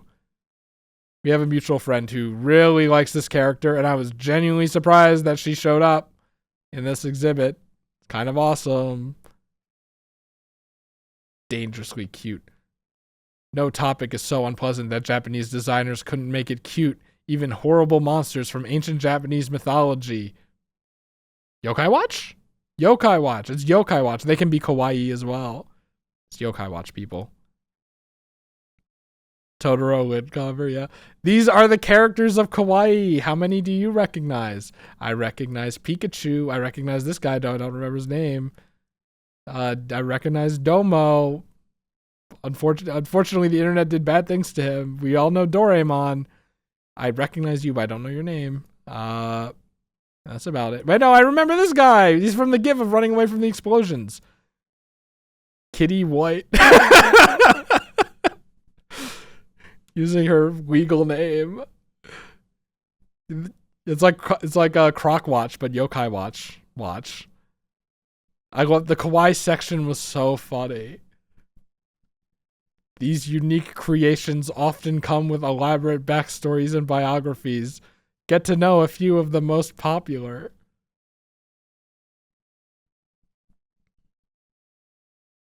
And then there were these, and I was really considering getting some of them because I always wanted to roll an actual gacha.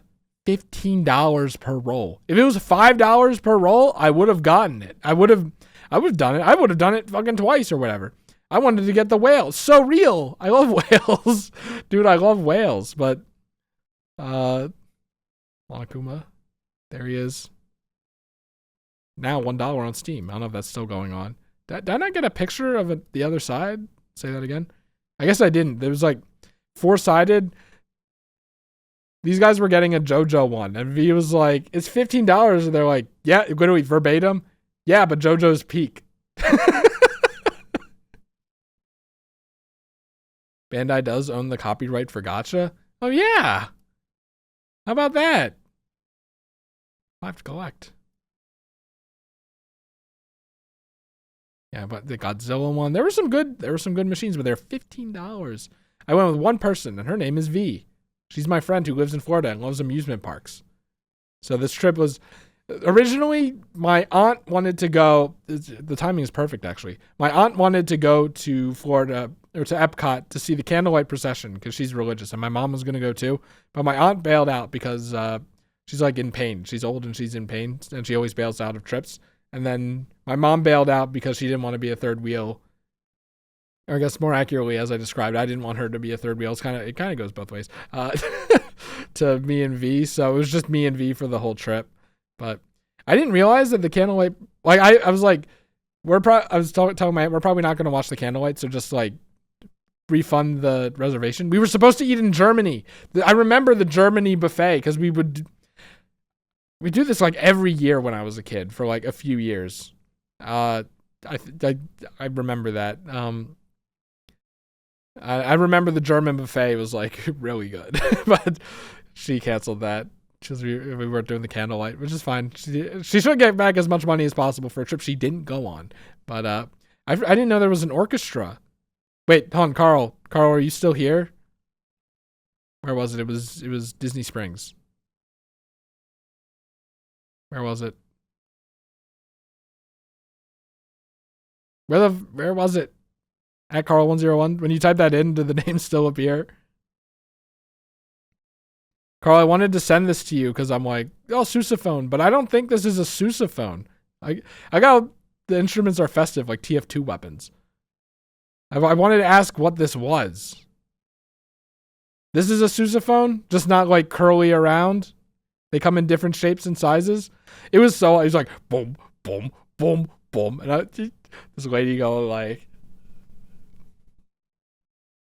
it is curled around. I thought it like went like. Interesting sousaphone. Carl, do you know what sousaphone this is exactly and why it has a big eye taped on it? As if it's like, if it was an N, it would be like neocortex. Yeah, I was gonna send that to you, and then I didn't for reasons mentioned before. But yeah, they had a whole orchestra. It's cool. I like orchestras. The singing was good too, and it looked nice. All dressed up and everything. We stopped and watched a little. And then in the American Adventure, I was not expecting this, but they did have like a whole Native American section, and I took a few pictures just so I remembered. I'm like, wow, V and I were genuinely surprised that they had this, which says a lot about our country, but it's nice. And then outside in like the main hall, there were a lot of pictures of, I think military people, and a lot of them were playing golf. And I'm like, we didn't even make golf, but I guess we claimed it, which makes a lot of sense. Our current president loves to golf, and I didn't know they added Trump. I know they added presidents like a month after they were elected, but Trump is in the president's show. We did not watch the president's show for obvious reasons, but also like when I came here as a kid, there was a section in America. I can actually like point it out, like here, in this like side room. There was this huge gingerbread house showcase that I liked a lot. I guess it got turned into a restaurant now. I mean, obviously it's not always a gingerbread showcase, but like I imagine on Christmas it was. But now it's a huge restaurant, so I was pretty disappointed by that. I was like, do they treat it like South Park, where they like write the episode, but in this case the animatronic, like for both candidates in case both of them win, or like so they're ready when one of them wins. But she said she thinks it's like they build the skeletons and then they spend a month like actually making it. I know it's so funny that there's an American section here, but I guess it makes sense. And then this was nice Christmassy Epcot ball that I liked. Then we're in, I think, Germany. Is this Germany? Was it Italy? Did I take any pictures of Italy? No, it was all food places, which I'm like, I guess makes sense. But V was pretty disappointed that it was all food places. And then Germany, I was like, I forgot about the huge train section. I loved this as a kid. When I was a little kid, I do remember just standing here and watching it for like 30 minutes. The eye is a school logo? Oh, interesting. Also, Germany had these horrible, awful, like, when Ganondorf takes over Hyrule-ass trees. I don't know what kind of trees they are, but they're, like, kind of scary. They're having a great time. I was thinking about this often when I was accidentally taking pictures of people. I'm like, I wonder how many pictures I'm in. How many pictures of other people, like other people's pictures I'm in. Did I see any living characters? No, actually. We did go to... Well, it's in Epcot, right? Yeah. Turtle Talk with Crush was like the only open thing we didn't do. And I was like, we have to do it for Mr. Perjurer, but we didn't have time. But yeah, here's Germany. Here's a rabbit for our mutual friend Ree, who likes rabbits. Here are clocks for me, who likes clocks. Like that level in Donkey Kong Country Tropical Freeze. Was it? Anyway, whatever. We went into Frozen Ever After. It was a really long line. On the wall in other people's photographs? That's a good question. But yeah, we did the Frozen ride. It went down a little. It was like 90 minutes. I think I got a picture of the inside. Yeah, it's like, can't really see, but it's like this. It's basically just you go in and then it's like just winding around this one room. So it's not a really good line. But yeah, this ride, I try not to be a Frozen hater. Everyone hates Frozen. I think it's like pretty inoffensive. Maybe the plot isn't like that great and Elsa's not that good, but the other characters are good and it's like I like the aesthetic and stuff. I don't like Olaf, but I like the moose or whatever, but like I want to preface this because I'm going to say this ride sucked. This ride was really bad. Like, first off, it has, what are they called? I forget what V called them. They were like, they're animatronics, but then they have like I guess they're projector faces. Projections of the face on the animatronic, and just looks really bad. The like skin color on the projection and the animatronic were different. And like the nose looked weird and the way it was so fluid compared to like the animatronic being kind of janky, it looked really bad. It's supposed to be like a musical ride, but because they didn't do the acoustics in the ride right, it's all blasted out and you can't actually, it's like the music itself is too loud and you can't even hear anything they're saying. They're like Olaf and like the moose, like animatronics had these terrible digital eyes and the moose had green sclera for some reason.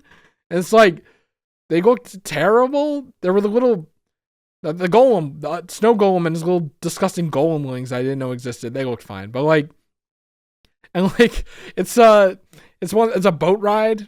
So like, you're kind of hitting the walls every so often. And like, Elsa sends you backwards. And it's like, it's not that good. It's Sven. Yeah.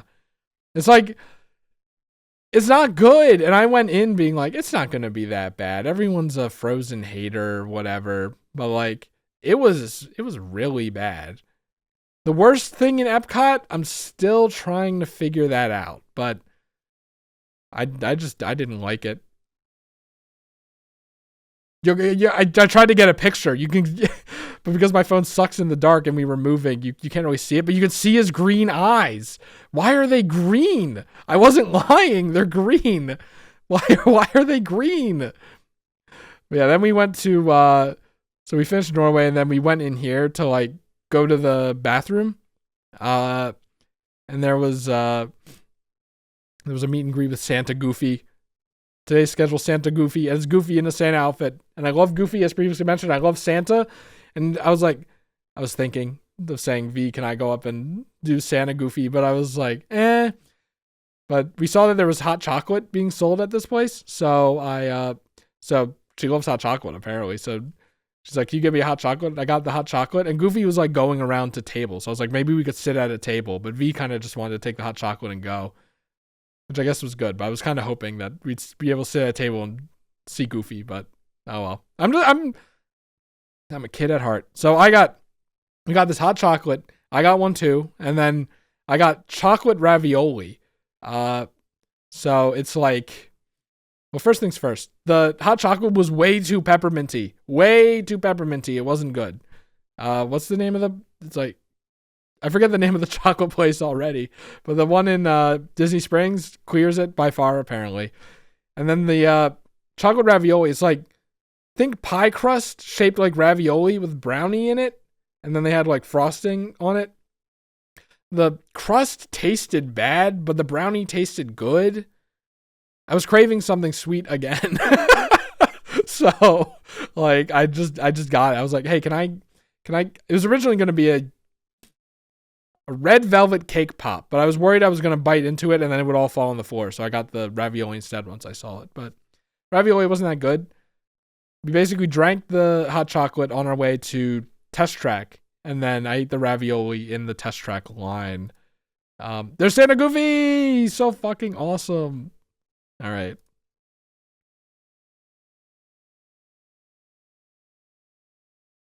I don't know what is this for? What is this? I think this was just a reminder that we went on this ride, so I took a picture just to remind myself that we went on the General Motors Test Track ride. But it was cute. Like, despite there being a big outside area and it being really loud, we got in and it seemed like it was I literally forget the name of the ball ride already. It would seem like it was like a ball ride where like they were talking about what cars in the future will be like, and there was like the car was a character. She was cute. I like that character. I didn't like the guy so much. He was weird, voiced very weirdly. But it's like in like cars see like this, and in the future we'll have cars where you just drive on the road and it charges your car. And I was like, oh, this isn't actually what's gonna. They don't know this is actually gonna be in the future. This is some like fantasy thing. But then I like remembered that it was all made by. This is all like sponsored by General Motors, and I was like, maybe General Motors is actually trying to achieve this, which gave more credibility to the ride. But it's funny. There were a bunch of cars at the end, and it had all the information for the cars. How much was this one? The price was like up here, $67,000. But there were some that were like $30,000. It was pretty good, and the test track part was good. I liked it. It was pretty good. I expected not really to like it too much at the beginning, but it was cute. But there were no, I guess there was like a seatbelt around. There was no straps or anything. It was just kind of like a bench, and we were sitting next to a stranger. So the entire time I was like, I had my feet like planted, and then when a turn was, I was like focusing on the turn. So when a turn was coming up, I would like put more pressure on this foot so I didn't skirt over that much. That did kind of take away from the ride a little, but you know, it's fine. Then we did Mission Space. I don't remember when this ride killed someone, but it was always the big thing. And like I was afraid of roller coasters, so I like when I heard that this killed someone, I was like, I'm never gonna go on this ride in my life. We did orange, higher intensity one, but like I kept referring to it as the ride that kills people. And when we were planning the trip earlier in the day, like V was routing the thing, and whenever she mentioned Mission Space, I would be like, that ride killed someone. Did you know that ride killed someone? Oh, the ride that killed someone. So now this is just the ride that killed someone. So we went on the ride that killed someone, and we did the higher intensity one. It wasn't crowded at all, but we did sit next to two, because like you're like four people in a rocket and everyone has their roles or whatever. You don't have to do it, as I learned, because V and I were the ones doing it. They didn't do that shit at all. So like it just, after a second of someone not doing something, it says computer override. But Mission Space is like you launch up in a rocket and then you slingshot around the moon and then you land on Mars, and spoilers, you like fuck up the landing. So then you like go over the cliff a little and then bounce back. But like it does it by spinning you around. But like it genuinely feels like the G-forces are actually insane, and like, because you know I'm pretty fat, right? I could feel the fat like sliding down my face, and I don't know how they do it. They can't do it by just spinning, but like they do the turns as well, and the G-force like follows the turns. I'm like, it's a very impressive ride. I want to know, like, I want to stand outside and see how they do it. Mission Space is good. I like this one a lot. A lot. Like, apparently, I learned later that it like fucked V up somehow. Like, she's like, after Mission Space, I just didn't want to talk or do anything. Like, on the ride back, she didn't want to hear anything at all. She didn't play music. She didn't want me to talk. She didn't say it, but I got the message. Like, and then she said, after Mission Space, I just felt like terrible. So it didn't kill her. It didn't kill us, but it did have a lasting impact. It's pretty intense. I did like it though. Oh yeah, and then it had a little play place at the end. Yeah. And then the shop was all Star Wars stuff, even though Star Wars is nowhere to be seen in the park like at all. And then V wanted to get a pin, like an Epcot. She wanted an Epcot Christmas 2025 pin. She just kind of settled for a more generic pin, but this was in the shop. This is Figment. This is his Christmas outfit, I guess, that they put on him. This is not part of his design. He's ugly. He's so ugly. I love dragons. He's so ugly. And they have merch. They have merch of him everywhere. And V was talking about how there's the ride where Figment farts on you. I called it the ride that kills people. I called Mission Space the ride that killed someone. She always called the Figment ride the ride where Figment farts on you. So she was really hyping it up to be quite terrible. But so I was like, there's really a lot of merch of this guy too, which is surprising. This is for Connolly again. More Stitch show merchandise. They do like that show. And I saw the Scrooge McDuck pin. While V was checking out with her pin, I was like looking around to see if I could get this on its own. You can't. So I'm not spending like $40 on this or however much it was. This was the Figment ride. We were the only ones there. Like literally. Like there were 2 people leaving when we got on, but otherwise it was completely empty. So the thing about the Figment ride is, oh, he's so ugly. His 3D model is so fucking ugly. But like, you're in like this imagination science institute, and the scientist is trying to give you like a tour of the senses and how they like simulate them and stuff. And then Figment is like this invention that he made or someone made. He's like, oh, imagination, and he ruins everything. What?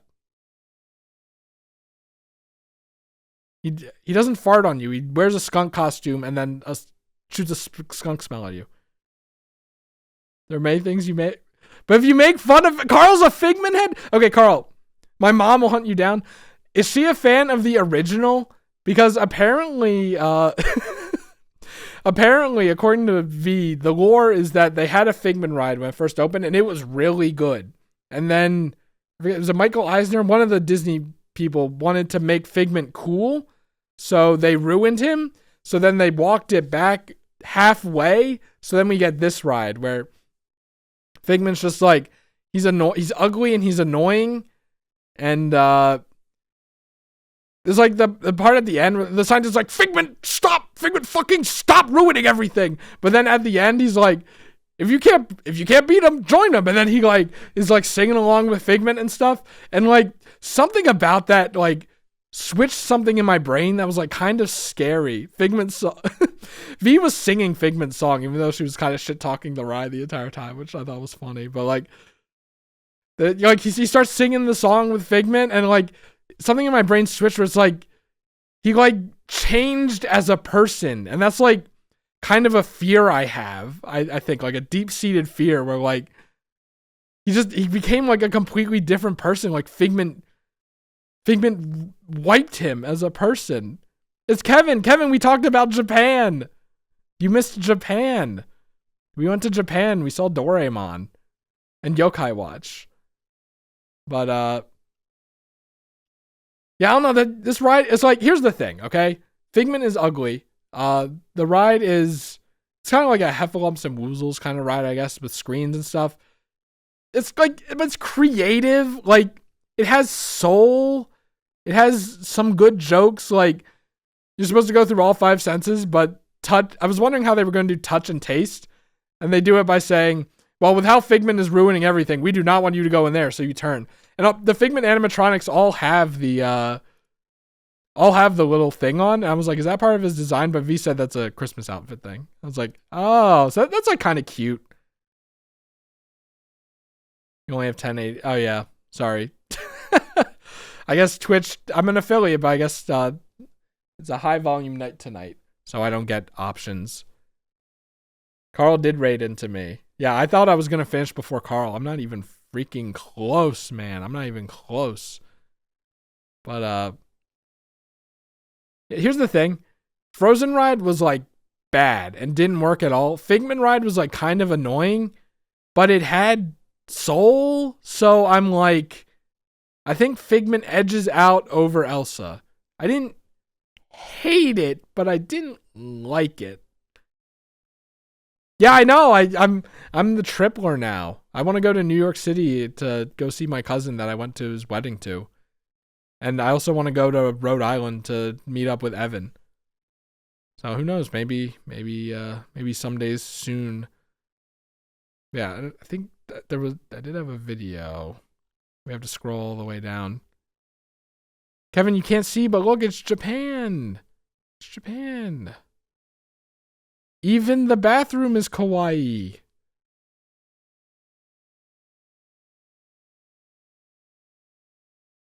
Yeah, then there was the stuff at the end, and V was really getting into it. Look at her fucking it up.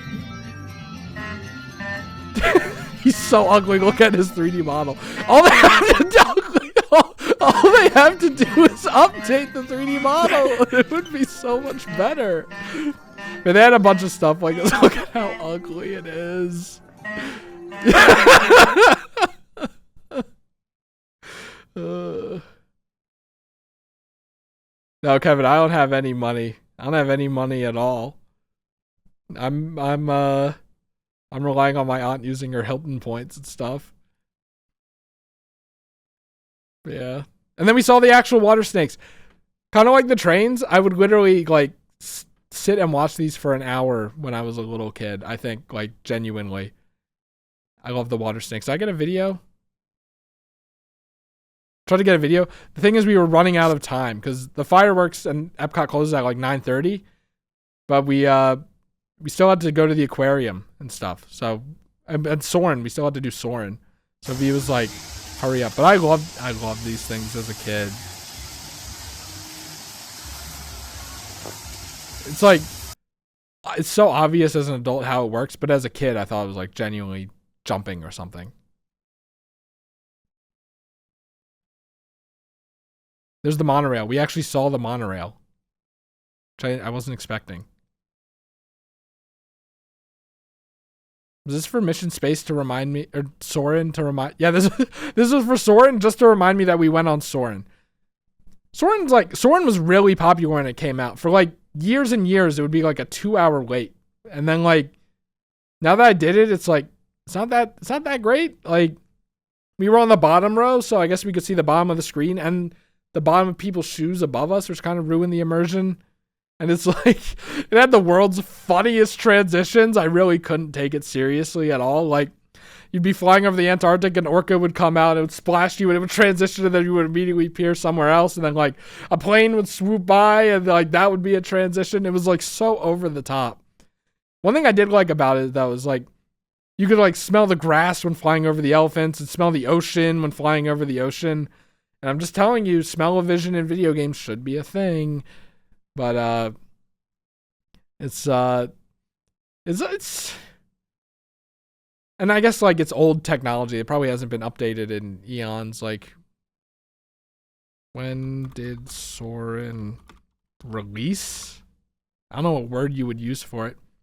2001, and that's in California. Epcot 2005. Holy shit, that explains so much. That explains so much. It's so old. I thought it was like maybe 2012 or something. Okay. It hasn't really aged well, I guess. It's funny too, because like, no wonder the wait times were so fucking long. There was no one there. It still took us like 20 to 30 minutes to actually get in the ride, despite no one being there. Because like, they have like 9 or is it like 6 hang gliders, and they're all fucking huge, and they like fill up every single one at a time. It's like, I know back in 2005, you probably could only afford one screen because the technology was so new and crazy, but like, it would be so much more time efficient if everyone had to like, each glider had its own like separate screen. It's not like it was doing anything that impressive. I was thinking it was going to be like a 180 screen or whatever, but it really wasn't. It really wasn't. Like, there's some curved monitors that are more curved than the Soarin' screen, so I don't know. So I went to St. Petersburg because that's around where V lives. So we hung out there the first day. We went to Busch Gardens the second day. We drove to Orlando and did Disney Springs the third day. We did Epcot the fourth day, and then we did Epic Universe the fifth day. So right now we're on Epcot. And then we went to the sea. By the way, it kind of annoyed me a little bit. Like, not really annoyed me, but the area where Soarin' is called the land. But we have Soarin', which takes place in the air. And then there's a boat ride, which we didn't do, that V wanted to do, but it was closed. Apparently it's really good. It teaches you about like how people make food and stuff. Sounds interesting, but that's a boat ride, which like isn't on the land, but whatever. Epic. I can't do it. I'm not even close. But yeah, this statue was scary. We did the Finding Nemo ride. Oh, there we go. That's better. You can really see how frightening this individual is. Nemo's also scary. What the hell? But I liked the line. Like V loves. Her username is Deep Sea Secret. She loves the ocean, so she was like really happy for this entire section. But I really liked how this line looked. It's like obviously it moved, so it like looked like you were under the ocean, and like it was really cool. I did like it. It had like the sunbeams on the wall and stuff. It was good. Finding Nemo ride was like whatever. It's kind of like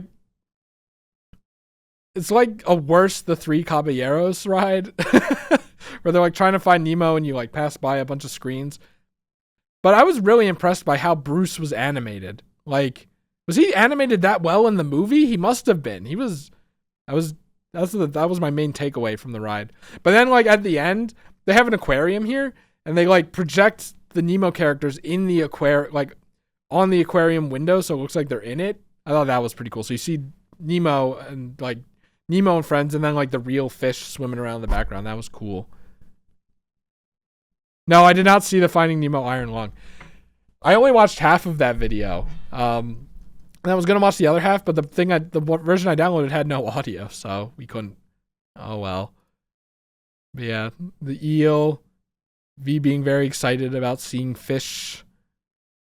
I think this is the screen that Crush's Turtle Talk was originally on that I saw on that very video. So I took a picture of it because I recognized it. We should do a Japan trip. We had the manatees. He's loafing around. And then I definitely had videos here.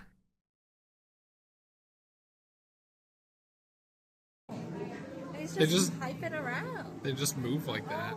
Yeah, the pipefish. That's so weird. They are weird. No. And they love Christmas. They have candy canes. They love Christmas. Here, I was like, I knew there was some manatee videos. They're so big and so round. It's like kind of crazy. And there's a lot of lettuce on the top. It's floating up and down.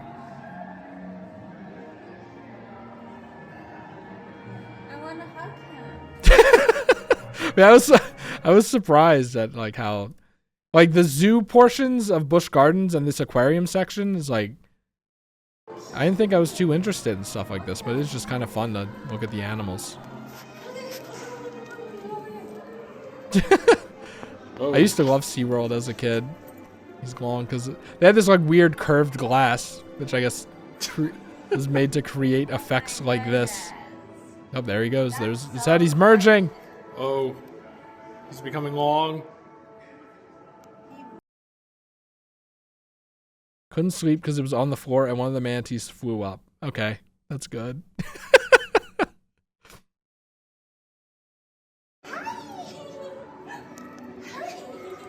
He did go up to the glass. Oh, there we go. Kind of. I was late on the camera. Do I have my phone here? Wait, where the hell is my phone?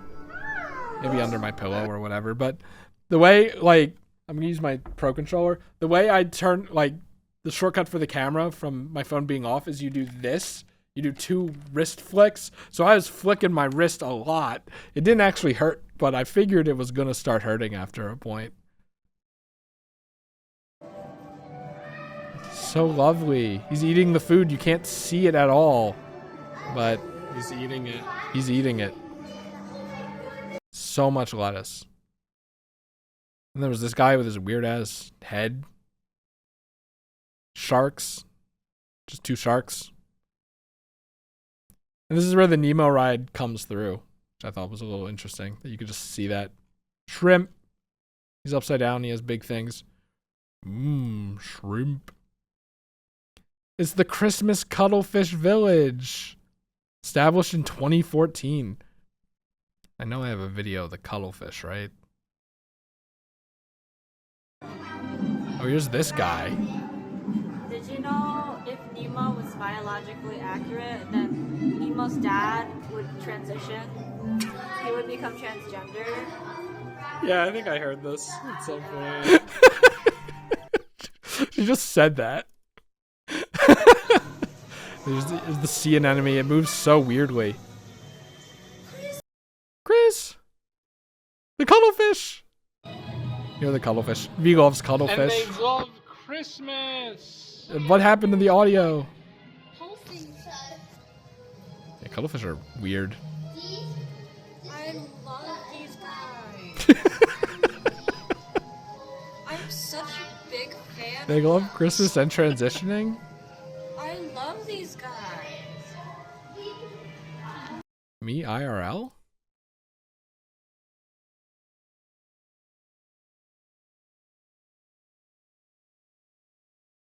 An encounter.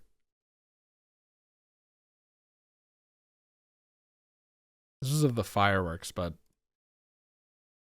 yeah, this is how you know I'm like I'm in on the theme park thing. I was complimenting the bathroom. One thing I like about the bathrooms in Epcot is that they're all themed. Like even the lighting in here is like the sea. You can't see it, but it had like a feeling. blue-green lighting. My Yeah. phone fucking sucks. I hate it. Also, one thing I think is funny is this is the most powerful sink in the park by far. It's also themed. It's in the water area.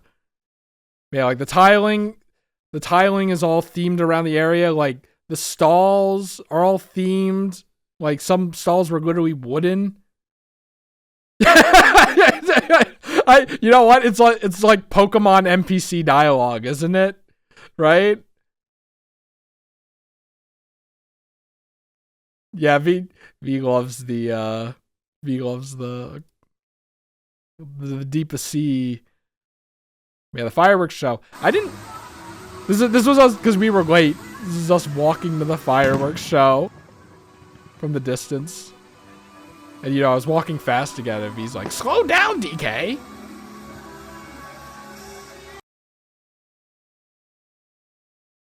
Should have recorded more sideways videos. Oh, it's so loud. But I remember there being a huge fireworks show at the end. I don't remember it being to like music and then like having people be like or like having like, and then the world changed. Trading notes and improvising. Like this. Music becomes delay. I don't remember that. Maybe they, according to V, they like, it's like different every so often or something. And yes, I still don't like fireworks, but they're gay. But Chunjuri, they love fireworks. But I don't like fireworks, but this is like in a controlled environment where it's a huge show. They literally have like a fucking fireworks warship in the center of the lake. It's kind of awesome. I don't like fireworks because they're not worth it. Oh yeah, the way I achieved this, by the way, is V held the plushies out in front of her like this, and then I put my arms and like phone around over her head and like had my phone in her face like to record it.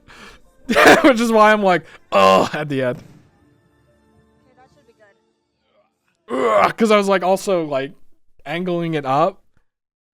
But yeah, local fireworks I think are fucking stupid. They're never gonna be that big or that good, and they always disturb people and especially dogs. They're not worth it. Fireworks aren't that good. They're not that interesting.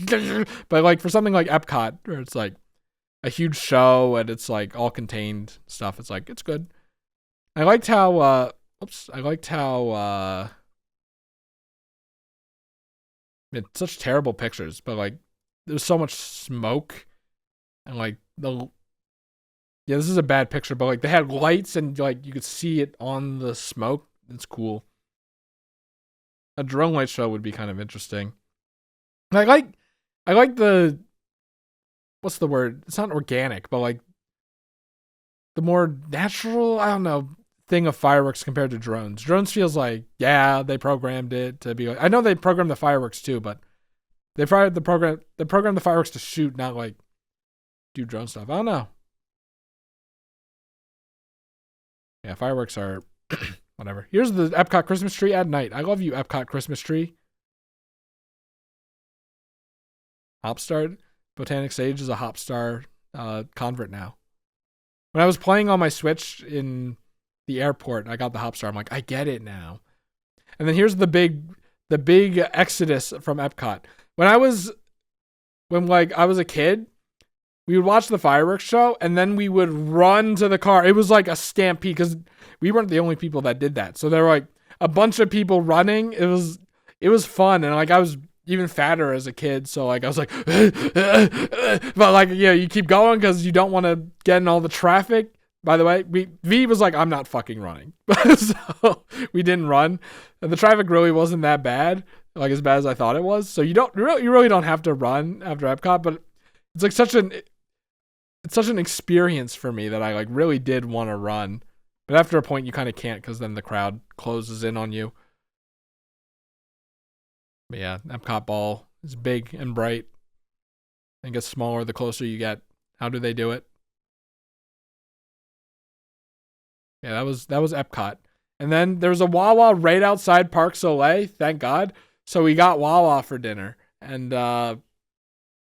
V liked it a lot. V got meatballs and I forget what the main meal was. I got a chicken parmy sandwich after suggesting it.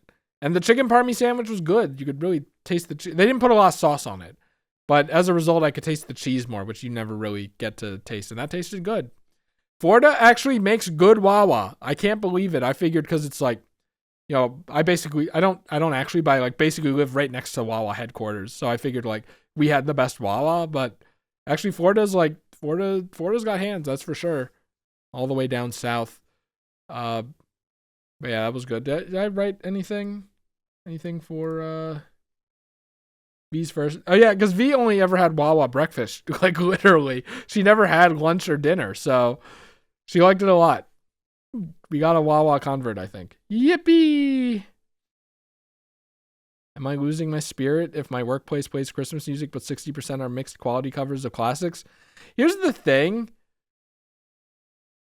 Like, I think the reason most people say they hate Christmas is because of the music and how it's the same 5 songs over and over again.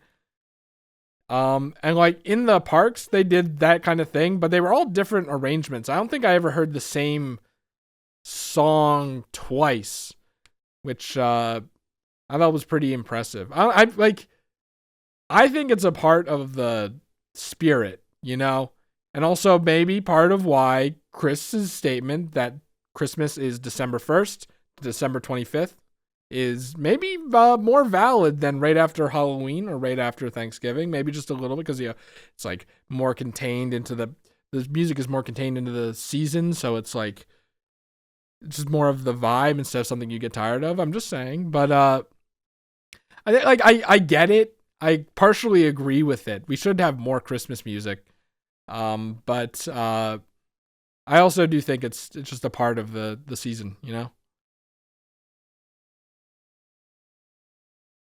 The same song but different cover. Yeah, it's like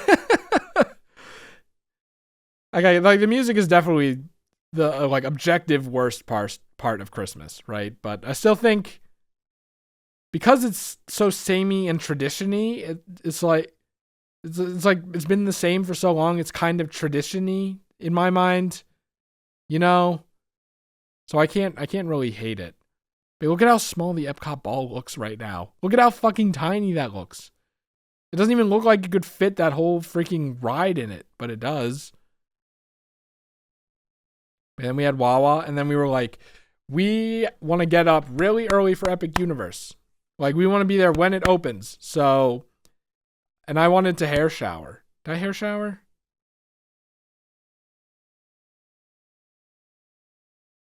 I think I did. Thursday, Friday, Saturday. I think I did. So like I had to wake up even earlier. I was like, so I got like 7 hours of sleep. I didn't sleep well. By the way, that was a theme of the whole trip. The pillows didn't have enough support. It was like either too little or too much. So I never got 8 hours of sleep. It was more like 6 to like 7.5. It felt like. So, you know, I'm still working on getting my sleep debt cleared.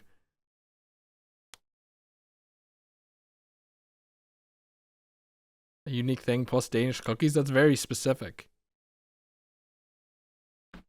Yeah, that's good. I'm like, I don't know if it's like a Christmas present, but they're Christmas presents. But I'm like, Christmas presents have to be on Christmas. In like no, for birthday it has to be in their time zone. For Christmas, I overrule all. So at midnight on Christmas, that's when I spend like fucking 2 hours sending out Christmas gifts. And I learned my lesson. I have to fill up my Steam wallet because eventually my credit card, I think, will go, you're making too many purchases on Steam. I learned that last year and the year before that. But anyway, the point is like getting Christmas gifts in the moment. I think that can bypass the Christmas only law. I think because I did that at PAX. It was just kind of an event I mentioned in the other stream, but yeah. So yeah, that like I didn't get a lot of sleep, and stressing over getting there early. I was like, stressing over being ready on time. I was ready at like, was it 9:40?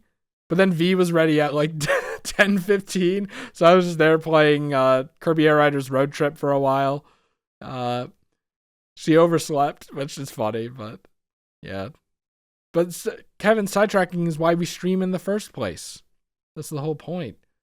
Sending Bricadia to a lot of people. Here's how I do Christmas presents. A little bit of me, like half of me, half of them. And it can like be 40-60 or like maybe even a little 30-70 or whatever, but I feel like they have to want to vibe with it, and like they would want it like, and it would have to be something that I would get them. So like if they wanted like a vape, I wouldn't get them that. So they are not getting a vape from me. But like if I want them to play Kirby Air Riders, but they don't want to play Kirby Air Riders, I'm not getting them Kirby Air Riders, that kind of thing. It's to be kind of like a mutual interest kind of thing.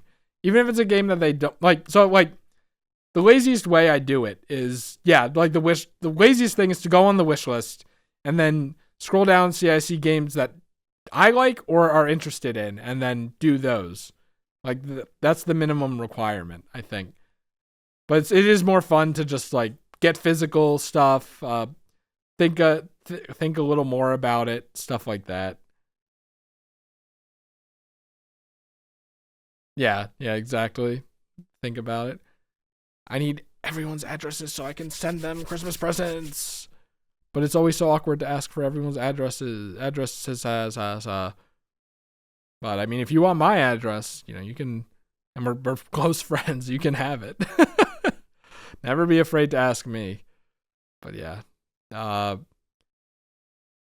So we drove to Epic Universe. Oh, Epic Universe. This was our lot.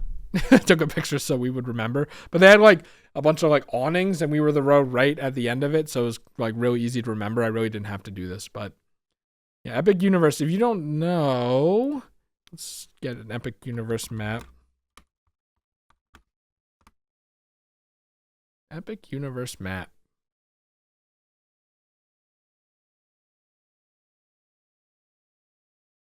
It's a map for ants. I don't know why I'm leaning in to read it when I could just zoom in.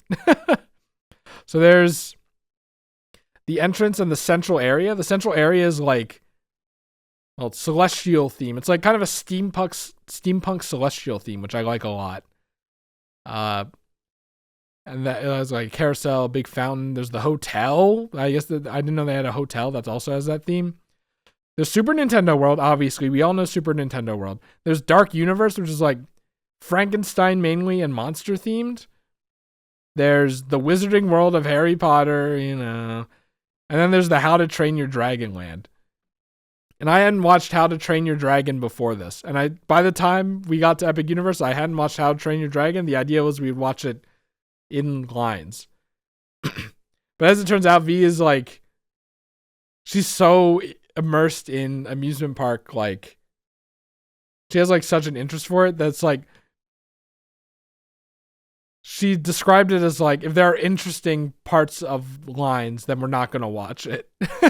And I got what she meant. I got what she meant by the end of this. But at the start, I was like, really?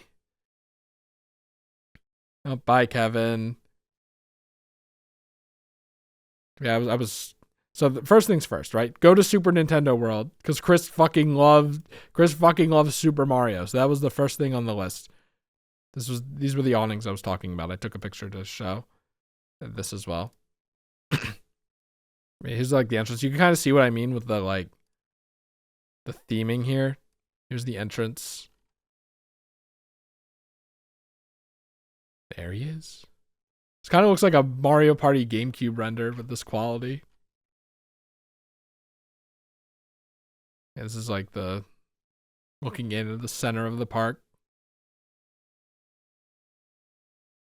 Also, I was harping about theme park water quite a bit on the trip. But this water actually like looked clear and didn't smell like anything. It's obviously still theme park water, but like it's a good trick. It's a good trick if it is. Yeah, this is just I took a picture of this to show off more of what it was like. What the theme is like, mermaids. I wanted to send this to Fresh. Apparently this is a fancy restaurant, not an aquarium. And then you can see it. You can see it. I saw it from a distance. You can see the hills, and then I saw that, and I was like, oh, that's fucking Mario. I saw the hills. I'm like, that's Mario. This is really closed off on the outside, huh? And then here it is, the entrance. Here we go. Like you saw on the on here, they have like it's kind of like poem, and then on every other entrance, it's like a deep, meaningful quote from the series or whatever. But here it's just here we go. It has 8-bit Mario and then modern Mario render on the other side, and that flips around, and you can see the coins. Dinky Kong is there. I was surprised how much presence Diddy Kong had. But this is a better shot of Diddy. This guy's schmoovin'. I guess I took V's picture on her phone. She's like, get the whole thing. So I was like, this is like the whole tower, right? This whole thing. So I was like kneeling down, trying to get the angle right. Yeah, well, this is the shop on the outside. It has like statues around. There's Bowser, there's DK, there's like a Luigi one over there. Here we go. Oh, there's me. There's me. I'm not making a good face. But I did do the law where my head has to be in front of the arm that's being raised. That's attention to detail. There we go. That's a little better. That's a little better. Like I said, I didn't cull these pictures. There's my DK shirt. You can't see it because my fucking hair. And here's the pipe. It's funny how like I think in the California one it's a walk, but in this one it's a fucking escalator. But whatever. And hold on, I know I got a better picture because he's like, take a picture of me going into Bob-omb Battlefield. And then I got it with when it's transitioning to like Peach and BJ and whatever.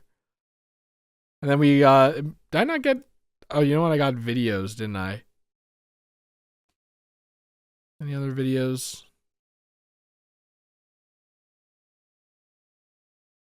And this place was fucking crowded. I guess unsurprisingly. But here it is, Super Nintendo World. And I was just whistling the entire time. I was probably insufferable. But I literally couldn't help myself.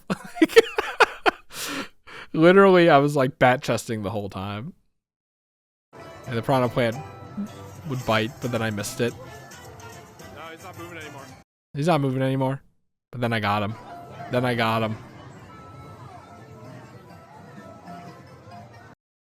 I was supposed to wear these fucking headbands throughout this stream. Then I forgot.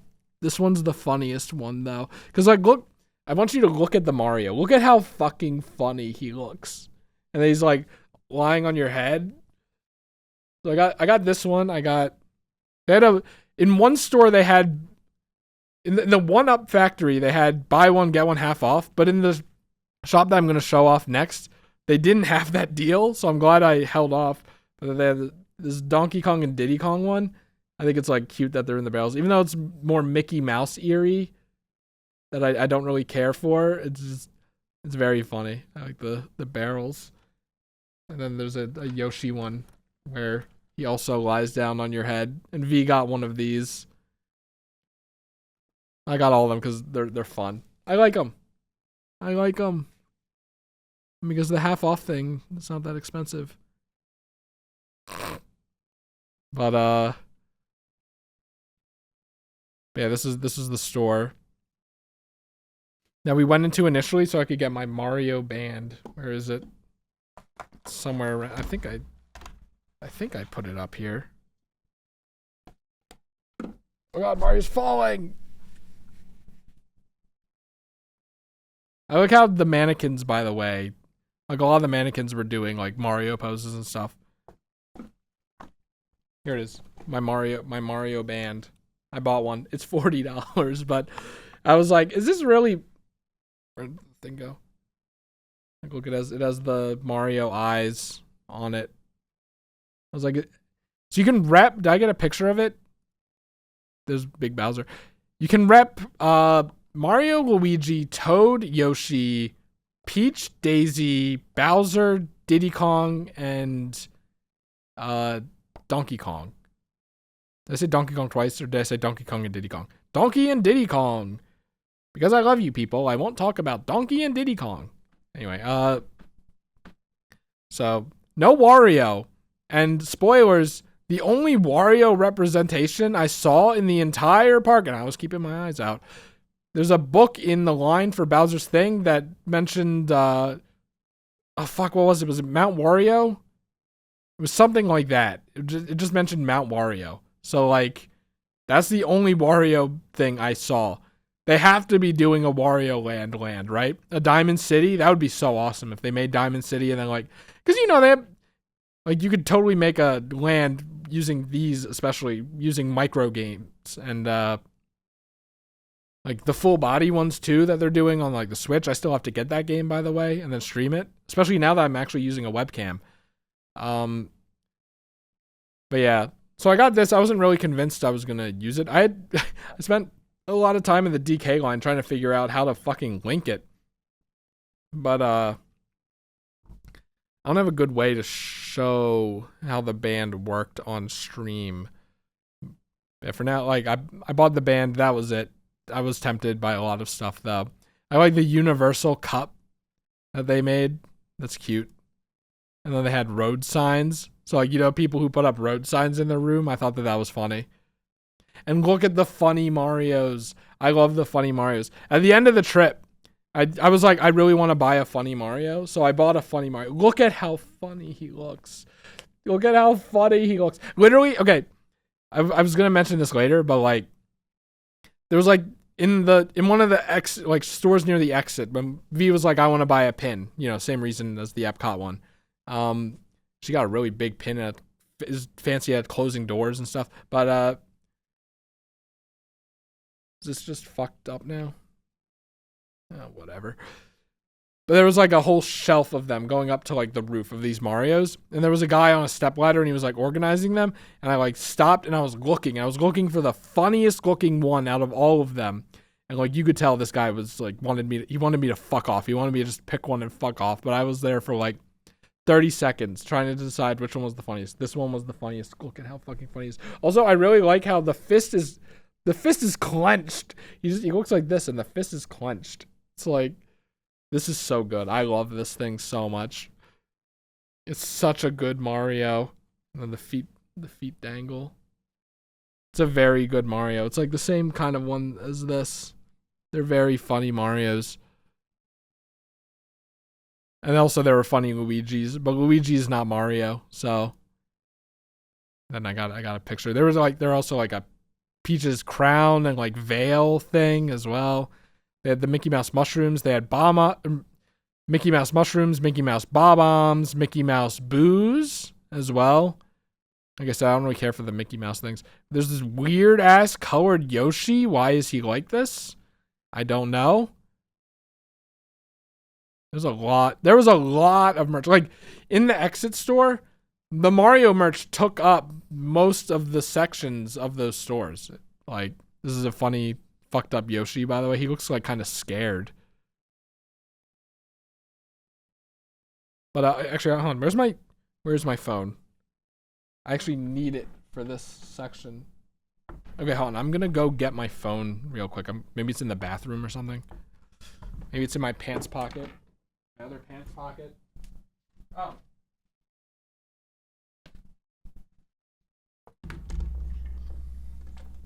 It was in the background of the stream the whole time. It was on top of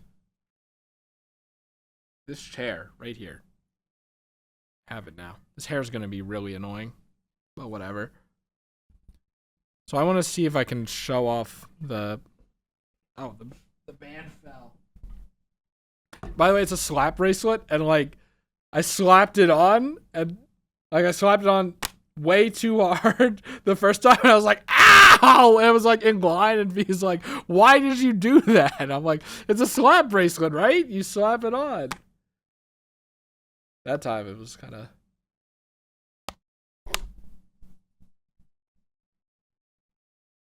Yeah, I repped Mario.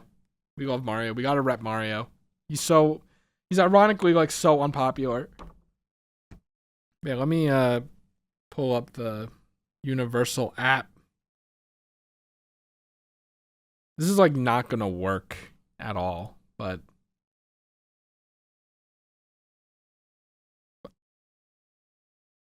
this was not my app. What the fuck? SpongeBob?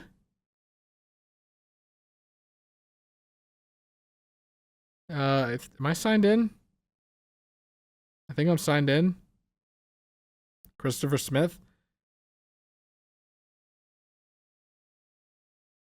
How the fuck did I? It was annoying. Like, you had to scroll down to find the Mario section, then scroll over to see like experience, and then press that to open the things. No like easy button. Where? Not merry and bright. Not feature attractions. Immerse yourself? Universal Play in Super Nintendo World? Play now? It's loading. Welcome back. You collected 12 stamps since you last used the app. So this is how they get you. And they got me. I got the golden cup, by the way. This is for getting 100 coins in the Mario Kart ride. Yeah, so they're like, pick your character. And I'm like, Mario, obviously. And they're like, pick your pose. And I picked this one. And I'm like, because he looks so thug ass here. But, how they get you is the stamps. And the stamps are like achievement. You can't see, but they're like a bunch of blank spots. And like, tap one. And it's like, ride Mario Kart 5 times. This is not a good example, but like, find and hit the secret block hidden in the volcanic area where Lava Bowser appears. They're little achievements. They're little achievements and stuff like find stuff. Hit Bowser with a shell 25 times. This is just for the Mario Kart ride. Yoshi's Adventure has like get like okay, at the start of the line, around the start of the line, there's an egg block and you hit it, and I'm assuming a random color, egg colors like comes out, and you have to get all the colors. And I got a green one. And I'm like, it takes time to refresh. You can only hit it once. So I'm like, do they really expect you to like go through the line a lot? I was like, they kind of hooked me with this. I was like, I wanted to hit every block in case it was a stamp, and I wanted to do stuff. I was looking for stuff to do. Like in the Donkey Kong land, there are the Kong letters, so I was looking out for the Kong letters. And there was the barrel that like DK punches at the end of the level in the roulette, and they're like achievements for getting each one of those. I thought you only had to get one for getting DK, so I timed it. But there's one for everything. Then there are some bad ones, like ride on Yoshi's Adventure 5 times. The egg ones are like something else. Did I get any Super Nintendo World ones? Achieve the top 1,000 score on the daily leaderboards because I'm just that good. There's one that's like get top 10 on the daily leaderboards. Win a team challenge. There are ones that are like visit Super Nintendo World in December. Visit December to February, like September to October, on Christmas, or like in December. Like I don't think I got any of those stamps for some reason. I scored top 1,000 the Mario Kart leaderboard. I got 101 coins in that, by the way. You're supposed to get 100 for the thing, so I just barely made it. Oh, no, right, I did get it. I didn't have this like midway through, so I thought they just didn't give it to me, but there it is. I visit Super Nintendo Land between December 1st and February 29th. And then visit during December. Look at that. But yeah, if you want to 100% this thing, fuck you. Play any note on the note block rock. There are ones for like specific songs. Play the yellow song. I don't know what the fuck this is. Also, there were like find puzzle pieces. I just happened to find all of these. I don't know how. I got all the Kong letters. What is this? Activate the golden temple statues. So that's like while you're waiting in line. Slot barrel machine, collect a banana. I don't remember doing that. This is me getting the DK logo, but like, you see there's like, unlock mirror mode. What the fuck? Yeah, this is like, get a balloon, you know? And this is like, punch a brick block. Punch a question mark block. Punch a question mark block while you're small. I don't know what that means. Punch every block in Super Nintendo World. Use the binoculars to zoom in on Rosalina. Use the binoculars to zoom in on Pikmin. Like, do you see what I mean? Zoom in on the airship. Get the Goomba Crazy Crank key. There's like a whole section of Super Nintendo World, like on the top floor that we didn't explore because by the time we did all the rides and stuff, like we still had to visit all the lands, and V has never been to Epic Universe before, and she's like the big amusement park person. So I'm like, okay, I had my time. We have to get V to all the other things. So there are a lot of achievements, a lot of like little wristband stuff I didn't do. And V forgot to bring her wristband. She was agonizing over it. I'm like, what's so bad about it? She's like, she only mentioned like coins and scores and stuff, but she didn't mention the little achievements. So I'm like, once I got this, once I understood what made this so appealing, I was like, oh, I get why you're so upset now. So I would like to go back and do some more of this and hopefully not forget it.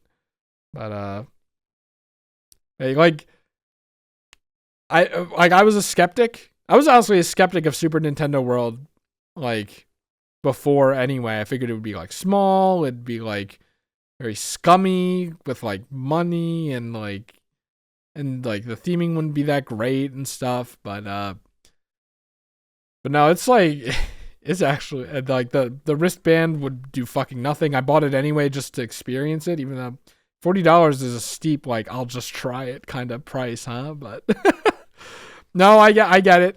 It's genuinely fun. Like, you know, you would see stuff like this around and you tap your wristband to it and then it does a thing. It unlocks something or does a thing. You know? There's the banana horde. It's very, very small. The bubbly barrel. There it is. The DK Crush float with mug. You could get it in a plastic thing or with the mug. Does it say it's a soda? Soft serve float. I guess float isn't soda. With pineapple soda? I didn't read the sign. We did get it. Might as well just talk about that now. We did get it. Or at least I got it. V didn't. She just wanted like some of the ice cream, but I did get it. Look. I even brought back the fucking spoon because I'm a loser or something. But it's like they filled like the barrel with like soda and stuff. Then they had a cone around here with a little hole in it, and then banana ice cream on top with like little star sprinkles. So I drank it and I was like, whoa, this has a kick, because I don't drink soda. So I didn't even think that it was soda. I thought it was like, because my closest association was the super peppermint hot chocolate from what was it? From Epcot. So I was thinking it was maybe something like that, but like banana flavor or something, or pineapple in this case. I didn't read the sign, so I didn't know it was pineapple.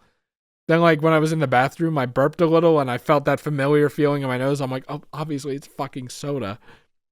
But yeah, the banana ice cream is very banana-y. The soda, honestly, wasn't that bad. dangerous information. The reason well, not anymore. At this point, I wouldn't drink soda anyway. I don't even really drink juice. I drank the cranberry and apple juice at the hotel just because like the opportunity was there, and I'm like, why not?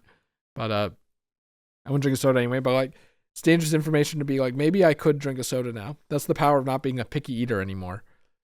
But yeah, you had a paper straw as well, so you ate the ice cream with a spoon. And we went back and we were like, can we get a spoon? And it's like, that's the spoon. I was like, oh, but yeah. So I was, we did this after the DK ride, so I'm getting ahead of myself. But no, it was not $19 good, but it was good. It was fun. I mean, you're paying for the mug and spoon, but like, got the mug.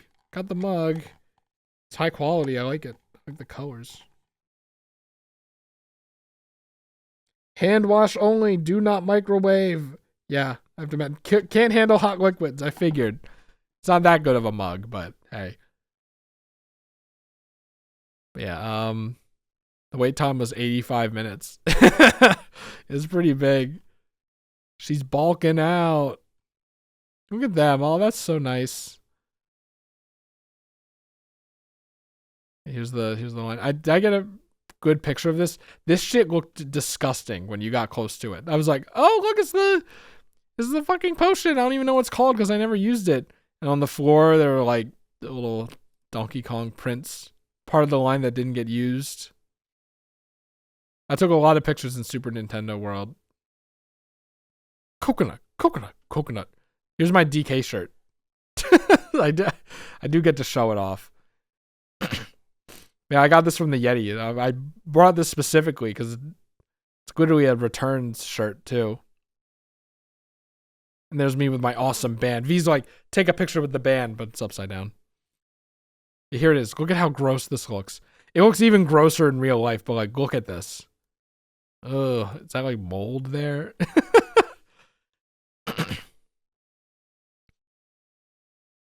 Yeah, so in this line, because it was a really long line, we watched the first half of How to Train Your Dragon on my phone to prepare me for How to Train Your Dragon World. Then we stopped because we got to the good part of the line. But I stopped the movie to take a picture of this because I thought it was funny. And then also a picture of this later because I thought it was funny. I think Miyamoto showed this off in the direct based off of the image or the GIFs I saw on tenor for the stream. But you know, whatever. It's funny. The fucking girders. And then it's Cranky Kong. I thought he was on the ride, but he's in the line, and it's really long. It's quite long. And in case you can't hear him, they put a little video with the text on it. Like he talks in speech bubbles, but I really like the art of both of them. The art is really good. And then I noticed this a little late, but the lamps have the spikes from the temple levels on them, which I thought was a nice touch. And they actually had water fountains too. That's what this is. Oh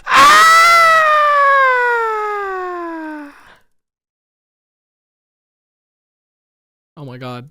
How long have I been out? Oh my god. Funny Yoshi, Kongland, thing you tap your hand on. Oh my god, fuck me. Banana Horde. I wish everyone in chat didn't leave. The bubbly barrel. This showed up as the bubbly barrel on my credit card statement. And I figured it'd be funny if like my credit card company was like, what the fuck is the bubbly barrel? There's the wait time. There's those guys going, oh, that's nice. Here's the juice. Here are the handprints. Here's more of the line that we didn't have to go through. Here's the line that we did have to go through. I think we got there right when they were opening up more line, and that's what this is. Coconuts. My awesome shirts. Look, it has the Kong letters on it, too. My epic awesome pose with my band. The disgusting liquid. Look at how gross this is. Like, it had this, which already looked gross, and then like a lighter level here, and then, ew, look at the top. Ugh. Ew. Gross. All of them looked like this. There were like a few of them. Here's the funny mural I was talking about. The other funny mural that Miyamoto, I think, stood by. The fucking girders. Cranky Kong, there he is. Like, we walked up in the line and V was in front of me. She's like, Cranky Kong! I'm like, what? Cranky Kong? I genuinely thought he was on the ride. But no. No, it's nice. Like, see, this one is also pretty disgusting. Ooh. It's like eggs, you know? Ugh, gross. Yeah, this is the art I like. I think I get a slightly better picture later. And here are the spikes that I mentioned before. Water fountain. I didn't drink any water. This is slightly better. How stubby his legs are.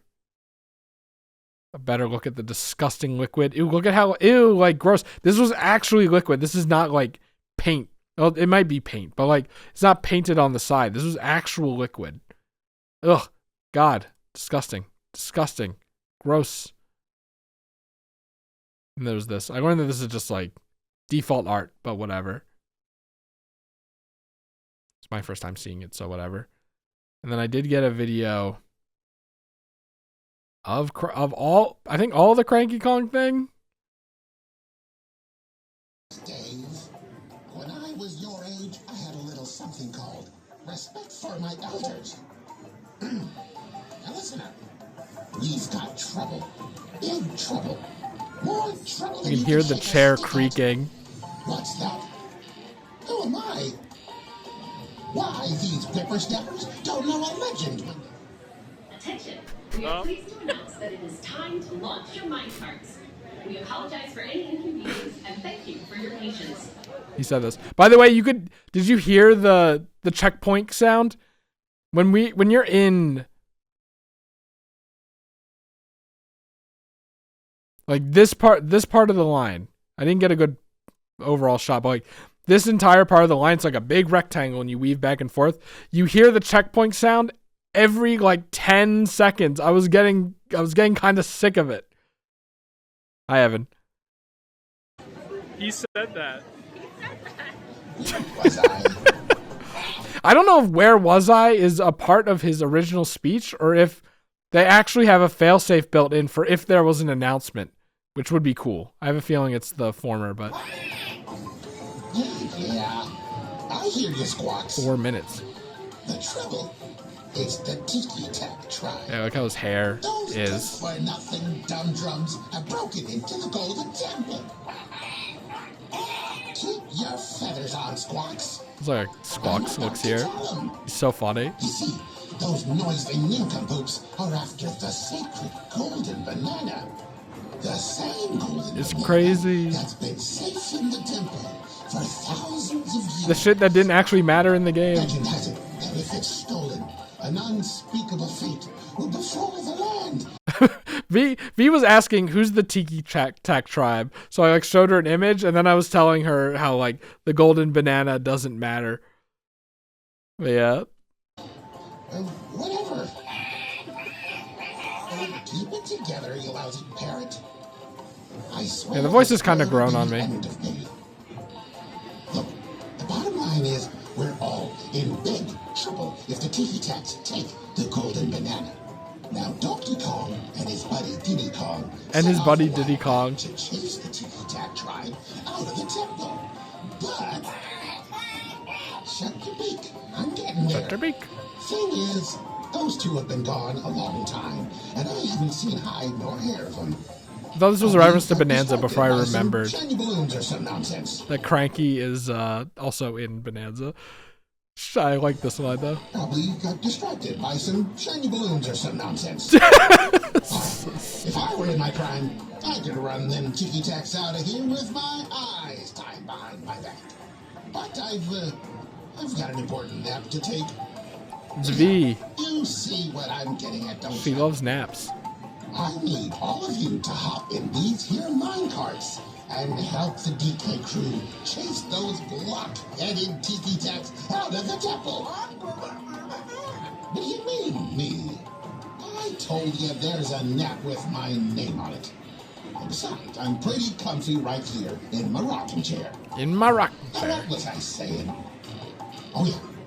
When you're out there, keep your eyes open for the big boss, Tiki Here, that bongo brain bozo can hypnotize you.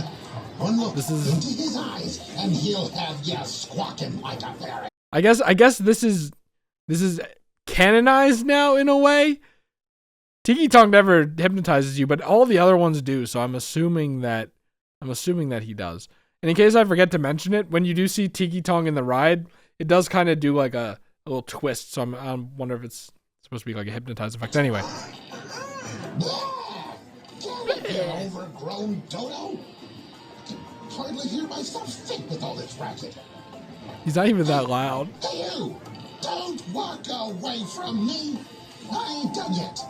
No one was walking away, but that's funny. To Dixie Kong, you tell her to get back here pronto. Here it is. Here's the part that everyone knows. More guts than common sense, but the Tiki Tech tribe ain't nothing to mess with. Well, what are y'all still doing here? That's the end of my story. What do you mean you don't get it? Just hop in a minecart and chase the Tiki Tech tribe out of the temple before they get the golden banana. These ain't the ripest manners on the tree, I'll tell you what. And the line started moving. You knock it off, Squawks. You're lucky I'm full up on bananas. This roasted parrot is sounding mighty tasty right now. He fucking hates Squawks. I'm just pulling your wing, bud.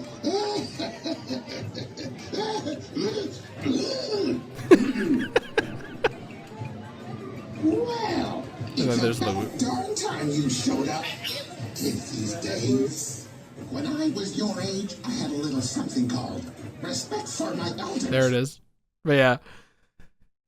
It's like 4 minutes. And that's the thing, like, we started moving away after this. Like, I really couldn't record anymore anyway, even if I wanted to. And I kind of did to see if the like interruption was a part of like cut off any of the story. But like, what I really like about this is it's like the perfect length for if you're waiting in line. Like, if the announcement didn't happen, we would have walked away before the loop happened. It would have been perfectly timed with how long you wait there with a full line there. You know what I mean? Like, I don't know if it's intentional or just really lucky, but I have a feeling it's intentional, and that's really good. Yeah, the voice kind of warmed up. I kind of warmed up to the voice. But yeah. And then here's the line after that. I didn't get a picture of it, but the vines do have like cracks in the ceiling, which is kind of fun. And I love this picture of Tiki Tonk. Yeah, it's like general art. General art. Oh! There it is on its own. Here's what an elevator will look like in the Donkey Kong universe, by the way. I wanted to get one for Yoshi, but I couldn't because there was actually someone using it, so it would have looked weird if I took a picture. But yeah, the Donkey Kong ride is one of the best rides ever made, I think. Like, it's kind of crazy. Okay, so like, it's you know how in Donkey Kong Country, obviously the actually I wonder if I can get a video of it. Honestly, I kind of don't want to spoil it. That's how good it is. But like, what is that sound? Well, if I die, I die. Like, you know how in the minecart levels in Donkey Kong Country, it's all just like fucked up rail cart things and you have to jump over? I was wondering how they were going to do that on a coaster. And the way they do it is like they have a thing on the side of the minecart. I'm assuming it like just does that. But there are a lot of broken rails and it was really fun and really faithful. Like, you saw Dixie Kong, you fire out the barrel cannon. Every hazard is like different. Like, you know, there's the pillars that falls down. There's the thing I was really impressed by was even though this is a returns John, they had a rail switching segment like in Tropical Freeze where you're like jumping across from rail to rail. And you know, there's like the mole with the bomb, and you see Tiki Tonk, and then there's an animatronic DK like punching down on, I guess he's slapping down the top of Tiki Tong, and then Diddy's like, he has the banana, like, oh yeah, Diddy, I'm Diddy, hoo. But it's really well done. Like, the theming is the theming and the creativity is so good. Like, you have no idea. Like, my only problem with it was I was kind of getting beat up by it a little. Like, I was hurting a little by the end of it, but you know, I guess it makes sense. It's good. I'm probably biased a lot, but I thought they did a really good job with it. And then the music is playing as well. It's really good. And then, you know, you hear the checkpoint sound, but there's the checkpoint. It's nice. It's nice. I thought I was gonna be cynical because it's all returns, but it was just really good. And then here's the drink. The drink / ice cream. The ice cream is so banana-y. There's like little like popcorny bits, the star, sprinkles, chocolate. It was good. Here's me with the drink, and I'm going, hey. I think I hit the face pretty well. Is that Trogdor? No, that's Shrek. Damn it. I thought that was Trogdor. I want to get a better picture of the stars after V pointed it out. And then I went in the bathroom, and they were playing the underwater theme, and this was here, and I was bat chesting like crazy over the fucking bathroom. Like, oh my god, it's themed! I get it! like a fucking loser. I like this little sand Goomba illustration. And then we went in Yoshi's Island while I was still drinking the soda and eating it. And I was getting messy eater Chris again. Like, I was eating the cone, and it, like, some like fell off, and some of the shit fell on me. It's like, ugh. But yeah, I was like surprised when I walked in and they had a Yoshi Story remix. I don't know why. I just like, they don't have a lot of material to pull from, so it shouldn't be surprising. But like, Yoshi Story didn't really seem like a thing. It was funny they had the storybook theme. Do do do do do do do do do. Do, do, do, do, do, do, do, do, do. And like, it loops that for like several minutes. And V was like, I kind of wish the loop for this was longer. I was like, well, yeah, that's how it is in the game. And then they also had the the map theme, which also like is not that good of a loop. But what I was really surprised by was they had a Yoshi's New Island remix. All the music in here is remixed, by the way. I think it's all completely new. I didn't mention that before. Donkey Kong Land, we were watching How to Train Your Dragon, so I wasn't really paying attention, but really heavy bongos. It made it kind of hard to hear the movie. Sorry, did I say half of How to Train Your Dragon? Also, there was a guy with a sunshine, the sunshine shirt, where you 100% the game, the Hawaiian shirt. And I asked him if he got it in here, and he didn't, unfortunately, because I would have bought it. I don't care what the price would be. I would have bought it, but unfortunately not.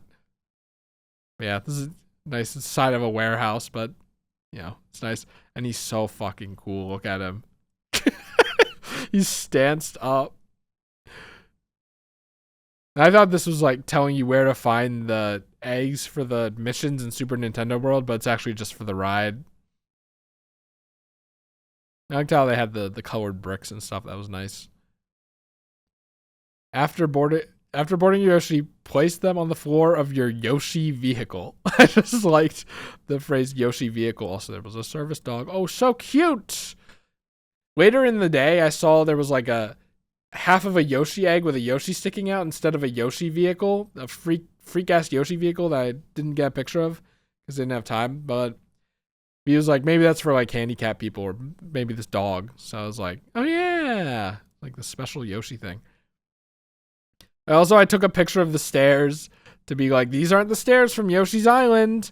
You know the stairs where you throw the egg at the cloud that goes... They should have themed it around that and not some generic tree thing, but whatever. I really have to stream Yoshi's Island at some point. Like, Yoshi's Island, I loved Yoshi's Island as a kid. I loved the Game Boy Kirby's as a kid, and I loved Yoshi's Island as a kid. But all you ever hear about is Paper Mario and Super Mario Sunshine. I gotta relive the Yoshi story thing. There was a reason I took this picture. That wasn't just Toadette. I don't know. I don't remember. Oh wait, I did get. This is after the ride because I wanted to get a picture of these. But here are the freakish Yoshi vehicles. Yeah, it had like Captain Toad for some reason and Captain Toad stuff. I don't really know. Can I get a map of Super Nintendo World? Like specifically.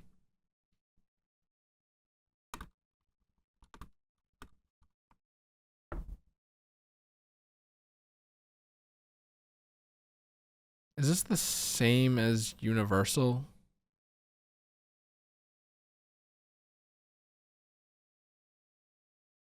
Well, this is Japan, so.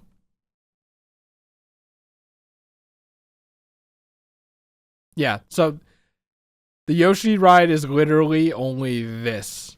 You go out here, and then you go in here, and then you go through here, and then that's the end. So it's like, you come out here, you know, slow, whatever. There's a conch door here. Connolly loves conch door, so I got some video of conch door. But then you go inside, and it plays, you know, the story box music, and it has Kamek flying around with Baby Mario. The inside's kind of nice. And then this last area is a bunch of baby Yoshis, and it's fucking disgusting. I hate baby Yoshi so much. And then Captain Toad stands here and goes, "You did it! You found the golden egg!" His mouth movement is so fucking bad. It's like not synced at all, and you could see like the flapping. Gross. But yeah, the idea like you're supposed to press a thing on your like there are like 3 egg buttons in front of you on your ride, and like the green eggs here, the red eggs in here. It's actually kind of hidden in like the storks thing, and then like the blue egg is like here or whatever. You're supposed to press the button when you get close to it, and the Yoshi cart goes "Ow, or whatever when you get close. And by close I mean not close. It would like do it here when the egg is here and you can't even see it. We didn't know when to press the button. It wasn't flashing up. There was no feedback that you did it. But at the end of the day, I did get the golden egg achievement, the stamp. So I guess it worked out. But yeah, Yoshi ride, not good. Definitely not worth like the 30 to 45 minutes we waited for it. Later in the day, it was like 5 and 10 minutes. So probably should have waited. But, you know, it's kind of cute. I like the theming of I like the line theming. I'm a little fucking sucker for Yoshi. I love the music. Then we got some food at the Toadstool Cafe. Here's the line. Look, it's Toad. It's Chef Toad. Sorry, Chef Toad. I like the big door, by the way. It's very, very funny how big it is. And also, I spotted nutritional facts in the Mushroom Kingdom. I spotted the block. I hope Chowder's proud of me. And there was this little area with the menus. I'm assuming if you didn't order on the app, which we did, you ordered here. And V was really afraid of losing the order, so she kept her phone on the screen the entire time, and she couldn't use her phone. Which I'm almost certain there's a failsafe for that, because amusement parks are designed for the stupidest people ever, you know. You could like delete the app, and they would still be able to get your order back. Oh yeah, the main reason I took a picture of this was because the mini mushroom was represented. Also, like, the turnip isn't really a power-up. I mean, Yoshi egg you can kind of get away with, but the turnip, I don't really know. I love the mini mushroom. But I was bat chesting out because it was this. Oh yeah, it was a cloudless sky. Nothing. It's just like Mario. It's not even just it isn't even just like Mario. Like it would have been better if I said no bushes in the sky today. Anyway. Yeah, I took it's gonna be easier to hear on the second video. But they had a Peanut Park remix.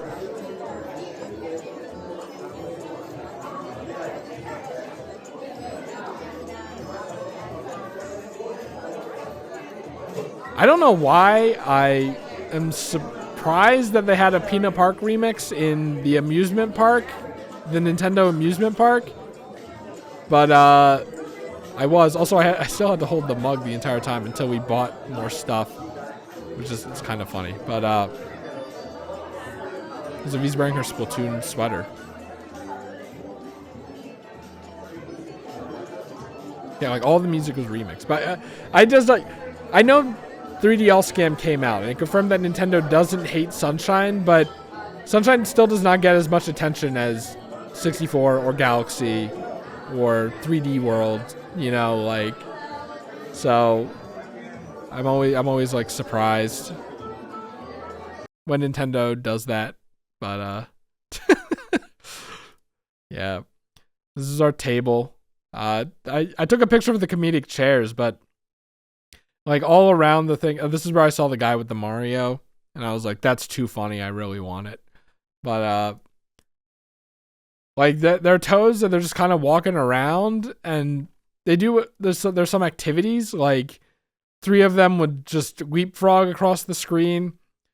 3 would come up, and then like a paratrooper would come up, and they would stack on top of each other, and then jump on the paratrooper and knock it off. My favorite one is there's like a jump rope one. The 3 toads come out with the jump rope, and they're doing the jump rope. The middle one trips. He gets up. He's like, I'm fine.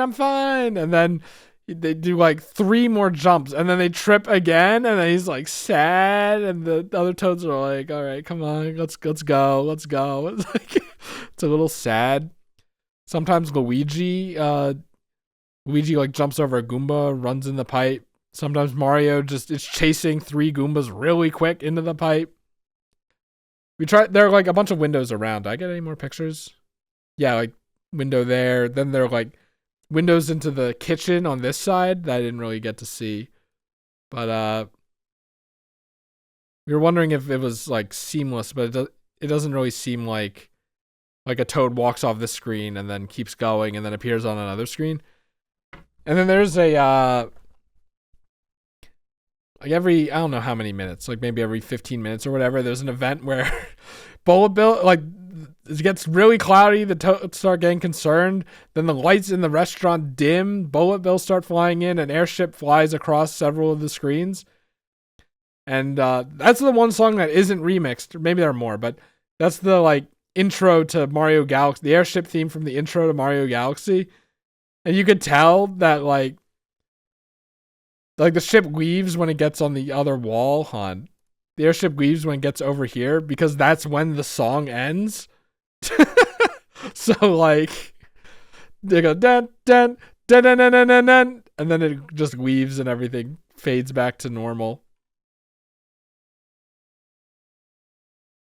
There he is, toothless. Oh, someone look at this guy repping Mario. Fuck yes. And then I liked the Mushroom Kingdom freestyle machines. But something that I liked in Epic Universe was not just in Nintendo World, but like everywhere else, all the employees seem to have good camaraderie with each other. And you can tell it's not acted because I work with people. But yeah, here's what we got.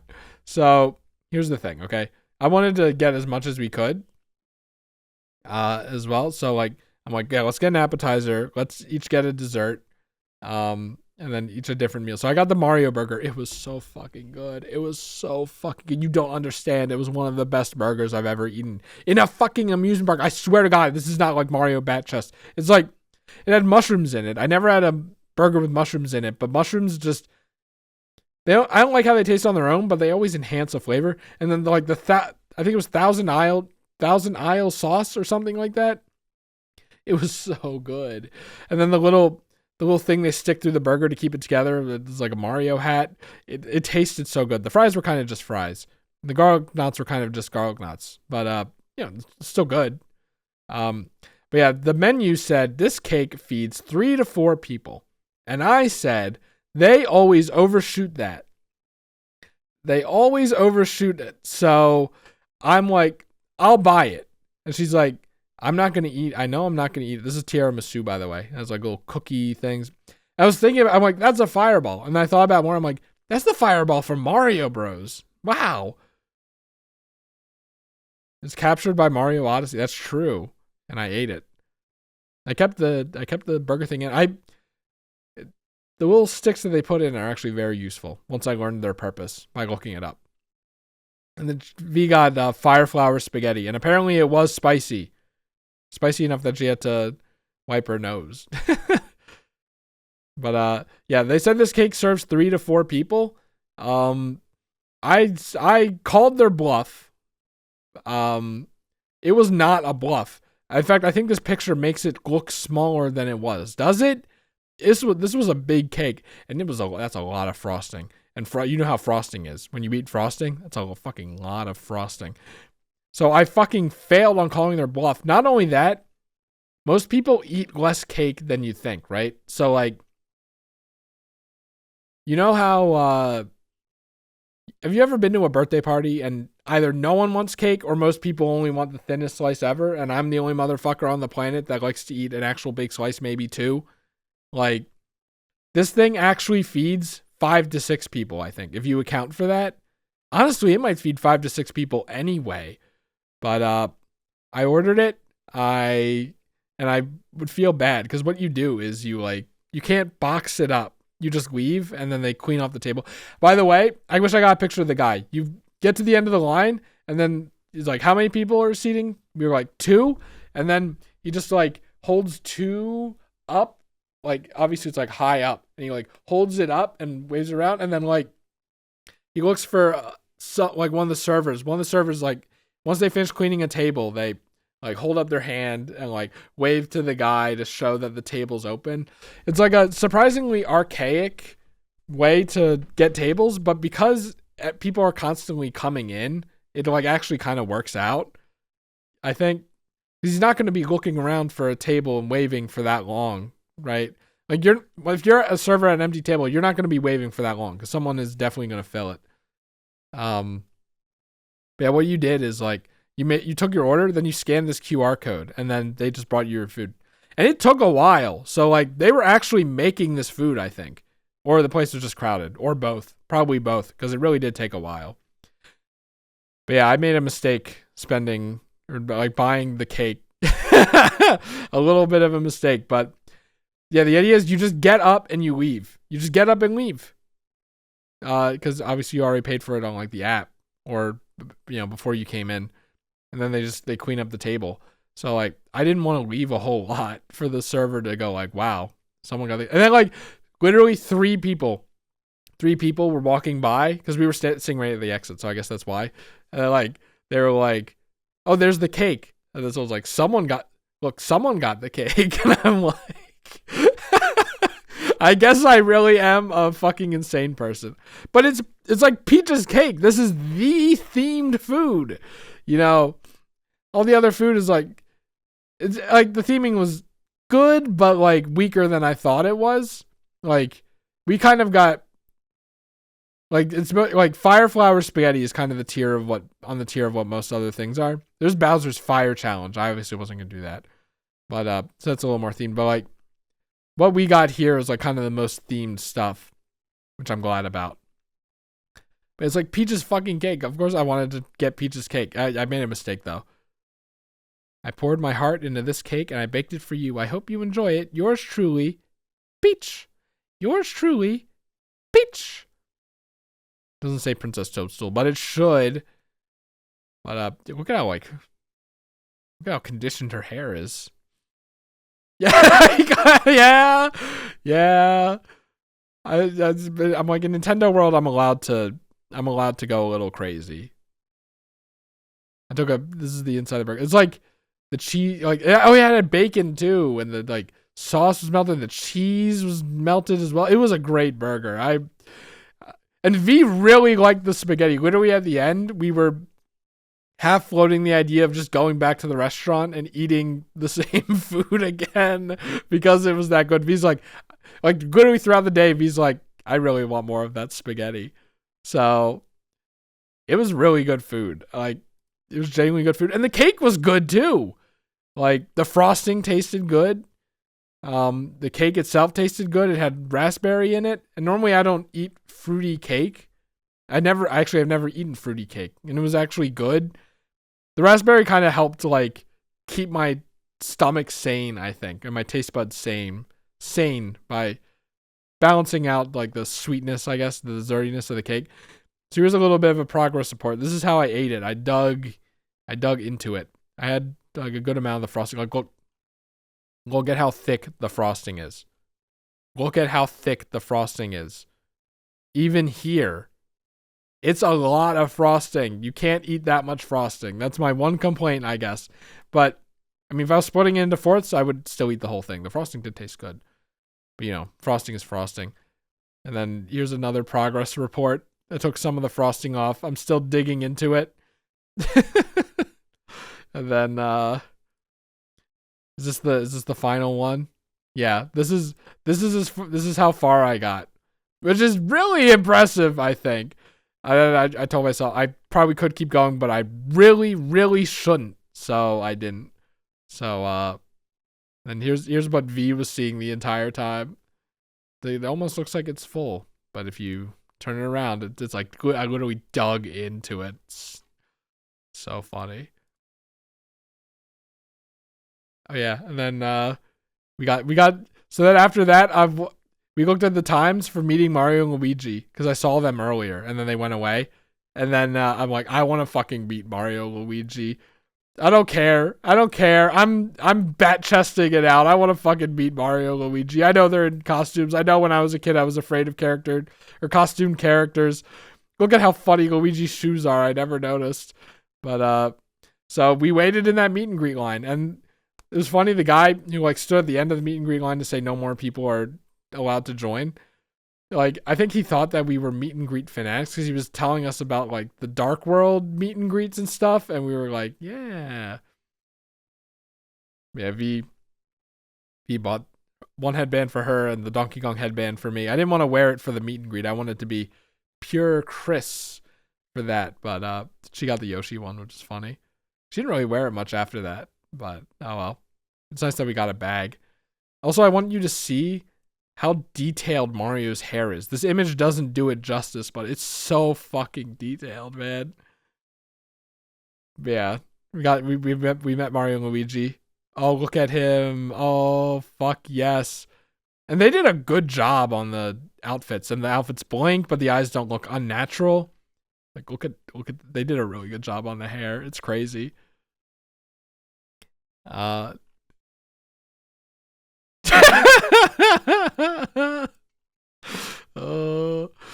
God. Luigi's eyes are so sunken in. I wonder if you could have hit this block or not. I didn't, but yeah, it was interesting. So like I was wearing the Mario band, right? I was wearing the Mario band. And Mario mentioned like I think it was a pre-record voice line. I think Charles Martinet did it because it sounded right, but maybe not. But Mario's like, hey, we have a real Mario fan here. And I'm like, of course, Mario. I love you, Mario. I still love Luigi too. But and apparently to V, Luigi mentioned like, so I was wondering if the guy in the costume had a like could saw the band and then like could control it. And then I had the thought, because you know this is like wireless, interact with everything in the park. If it interacts with the costume, which would be crazy. Technology is fucking crazy, right? And then V said Luigi told her that we found the golden egg. How would Luigi know that if it weren't for this? So I'm assuming it's automatic. This automatically connects to the outfits, and they make a comment not only based on which band it is, but like the data inside it. That's like kind of crazy, right? That's interesting. God, their shoes are so funny. But yeah, it's like oh yeah, when they came out, Disney can't. When they came out, like the cast members were like trying to get everyone to cheer for them, and I'm like, okay, that's my invitation. I went, "Wah!" Like as loudly as I could. Mario! I didn't go Mario, but I shut up. I went, wow! God. I'm having a great time. And by the way, while we were waiting in line, because it was a while, we were waiting in line for like 25 minutes, and then extra time for everyone else to go through because we were the last ones, which was lucky, by the way, lucky. But I was like looking around the Nintendo world. I figured when I was looking at the Direct, I'm like, that's not a lot to look around at. But like when you're in there and you're just kind of looking around in line. By the way, another moment where Chris isn't talking to V. Whoops. But when you're looking around, there's like a surprising amount to look at and keep you entertained, I think. So maybe I should say keep me entertained because I was bat chesting out. But you know, they actually surprisingly didn't have a whole lot of music. But I don't care. I was whistling the entire time anyway. Oh, he looks kind of cute here. I shook Mario's hand. Look, there's me shaking Mario's hand. Oh, I didn't realize they took all these pictures. I thought they only took the 3 main ones. What's Luigi doing? Is he saying V's short? Look at how happy I am. Look at how happy I am to see Mario. God, oh my God. I'm like tearing up. It's a guy in a costume. And then we're posing. I don't know. I didn't know how to pose, so I just did this. I mean, I'm a little embarrassed by it, but whatever. And then V doing the kind of Mario was. It's a good pose. I kind of wish I did something like that. But yeah, that was. And then we're like I mentioned, there was like a ton of stuff to still do on the top. Wait, hold on. Oh no, wait, we left to go to the bathroom. I was like, wait a second, there's the fucking Mario Kart ride. Hold on. Yeah, we went outside to go to the bathroom. There's Luigi encased in stone. Oh my God, it's 12:30. And then I like me, I have to get a picture of me doing the fucking Bowser render pose. Looks so thug ass here. Yeah, so then we went on the Mario Kart ride. The note blocks were up here, and I'm like, he's like, do you want to try to play the yellow note song? I'm like, I'd have to look it up or something. It's like, it lit up green, so I like pressed one on the green thing, and then the second one on the second green thing, and didn't really do anything. So I don't know how it works next time I go. Yeah, the big Bowser statue, we saw this in the Direct. Oh, yeah. Oh, man. There's the render. There's the awesome fucking render. It's great. Is this signed by Bowser? I didn't even notice that. That's really funny. Yeah, this is part of the line that didn't happen. There's the Mario Kart TV thing, and then banners for the stages. Oh, he's kind of cute with it. Canonically sentient, maybe. But yeah, this is where we start having problems because it's dark. Oh yeah, and the floor tiling was like Bowser's shell. I thought that was a fun detail. Bowser being very nice and warning you if you have conditions and stuff. Very nice of Bowser. I love this side. Hey Mario, I challenge you to a race. Don't chicken out. There's the Universal Cup. And then it's just both of the renders, but they're like, look, they're like best friends on like the red carpet. I thought this was like nice fabric too. And like it had the shiny, I don't know what you would call it. Shiny fabric there. That was like all over. And then there was this whole section of like Bowser's library, his study. And it had a bunch of books with like there's stuff like exploring Thwomp Ruins, and then there are like jokes like A Toad for All Seasons and How to Talk to Princesses. And I'm like, this reminds me of Mario RPG humor. Drift Early, Drift Often, Archaeology of Drybones Dune, Dungeon Decor. There's like weaknesses for Mario, Luigi, Yoshi, and Toad. Yoshi and Toad are weird picks. Also, he doesn't even respect Luigi either. But Am I Evil? I didn't get good enough pictures, but yeah, you gotta go yourself. It's like, I think I only saw one repeat. Strong Arm Your Way to the Top. I only saw one repeat, and there are so many books. And you're gonna see a lot of bored pictures, I think, but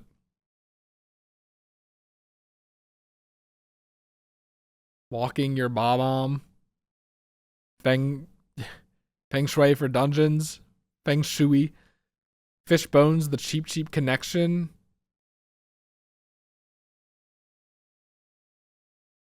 There was this. I like the molecule. Does this mean anything? I don't know. Oh, I'm so sad that the picture sucked. Here's the thing. There was this lady behind me that kept like walking next to me.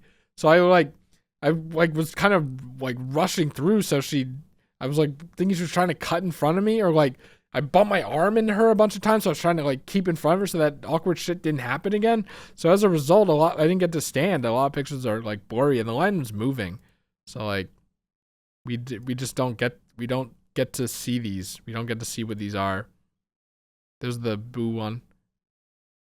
Bullet Bill, Cart Engineering. Is Yoshi's Story here, or was that the next one? 15. Like I can't. The Scoops to Sherbert Land. It's illegible. Unless you're one of those people that like look at the texture on the Mario Sunshine brochure and can figure out what the hell that says. Oh man, the blurriness is so bad. Cute little diorama with fucking like renders. These are the Paper Mario. I didn't even think about it. These are like the Paper Mario Color Splash designs, right? No, maybe not. No, maybe not. I mean, I guess technically yes, maybe.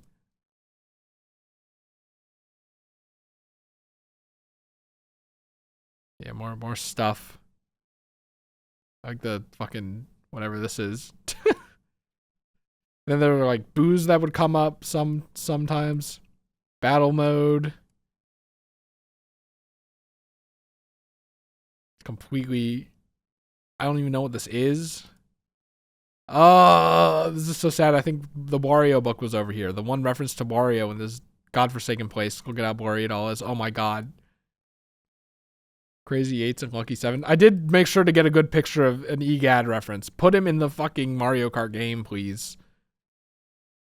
Okay, we got a good stop here. What is Chanterelle, actually?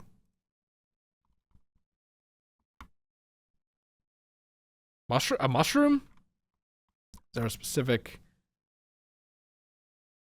No way. Hold on. It is. Oh my god! I can't believe I didn't know this. Not the Super Mario movie, you idiot. Okay, I forgot her name was Chanterelle. So some fucking Paper Mario fan I am. Piece of shit. Fuck me. That's crazy. A Paper Mario reference. That's nice. Oh, he's smiling. He's the smiler again. Airship Owner's Manual. The Spiny Shell Cometh. Power Sliding to Victory.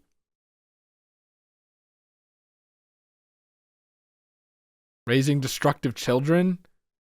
BJ. Can you believe V thought that the Koopalings were Bowser's kids? I had to tell her. Moo Moo Meadows Almanac. Long Book of Shortcuts. YouTubers be like. King Boo render painting thing. There's another EGAD, kind of. Dungeoneering for Dum Dums. Cart Rage. How to calm the anger within. Handling Fireflower, don't get burned. There are some of these I didn't even read. I just like snapped a picture and kept going. Final lap strategies. Ugh. I tried to get close-ups and I failed absolutely miserably. Oh, the green is like the window. Barreling your way to victory.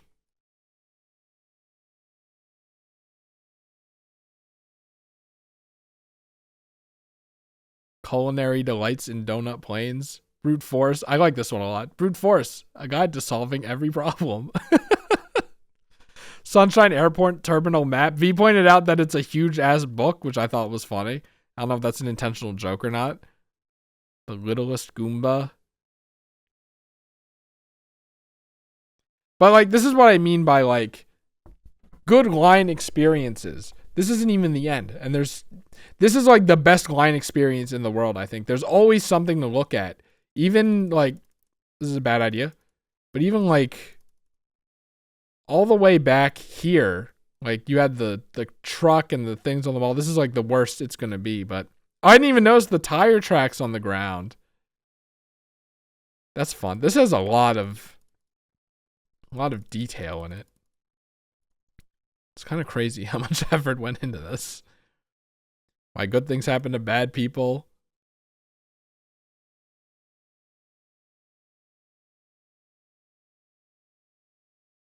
Jumping for busy despots. That's funny.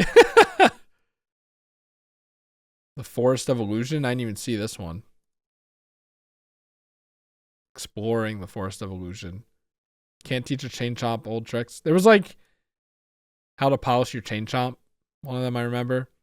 Spells, curses, and nasty tricks for kids.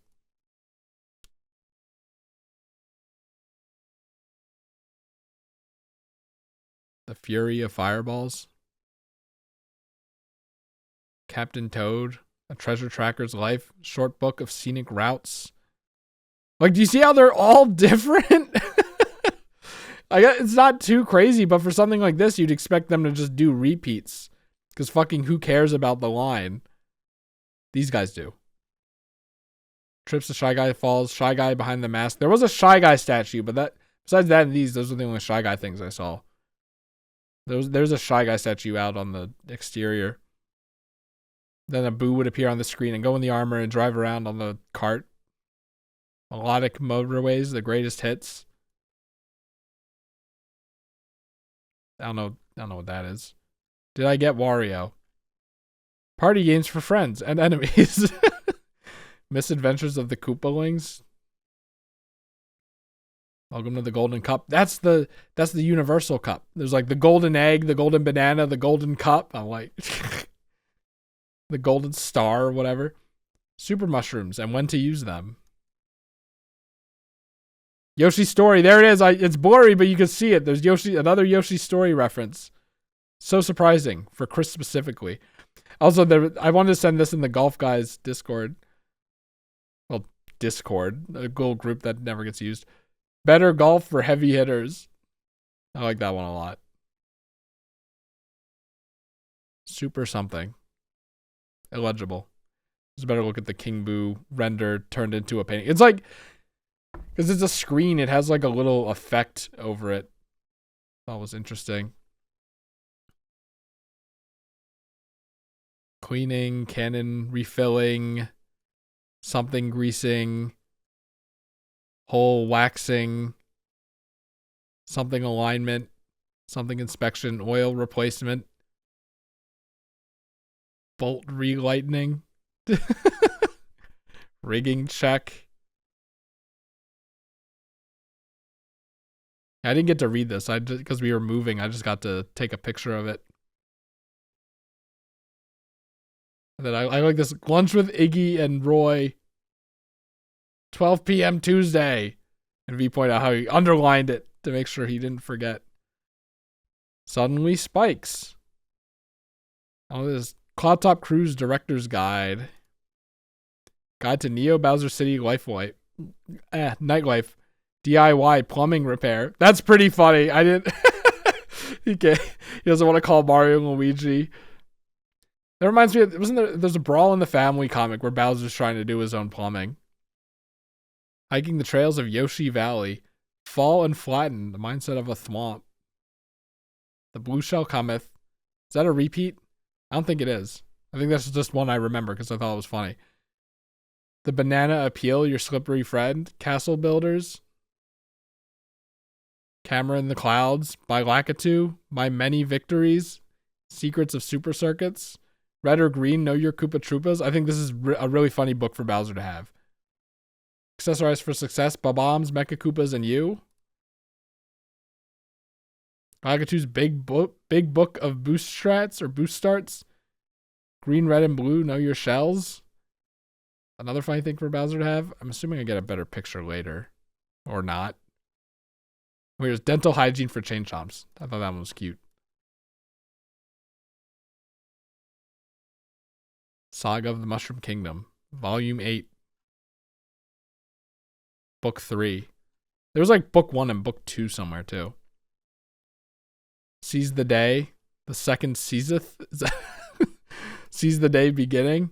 And then look at that, 20 years in Sarasaland. They referenced Sarasaland. Oh my god, I have to get a better picture of that. They fucking referenced Sarasaland. This is like, yeah, going in circles, winning big in Baby Park. A journey through Calamari Desert. Sibling rivalries and how to exploit them was pretty funny. And then, did I get a better picture? It's blurry. Like Bowser's little fireplace where he reads his books. He has a picture of Peach there. And a picture of Peach there. If you can read these, then... No. Wait. The Long Wa Down? Wait, another Wario book? Ascending Mount Wario. Okay, so there are 2 Wario references. We didn't get to see the other one. Plum Lucky. Don't know what that is. Always Another Castle. So stupid. Mario Kart Tips Ultimate Guide. YouTube video ass. Teamwork makes Bowser's dream work.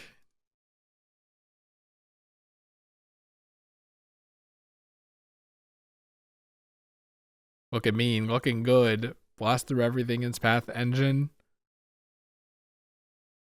Bill Blaster. Intimidating decoration.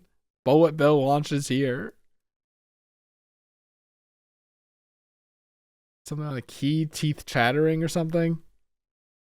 Metal jaws.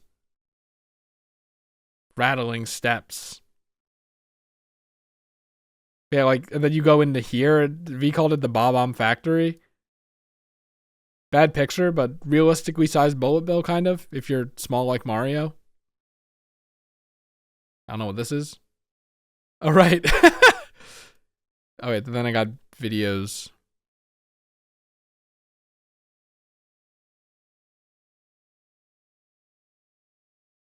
But once again, the line was moving, like, too quickly to, I got one video. There were, like, a good amount of these, so, like, this is, like, the making of the and then like it shows there's another one that's like testing the bomb, why they're like putting the little wick on it, like it puts the little thing that the wick goes in, and then like the claw like pats its head. I thought that was funny.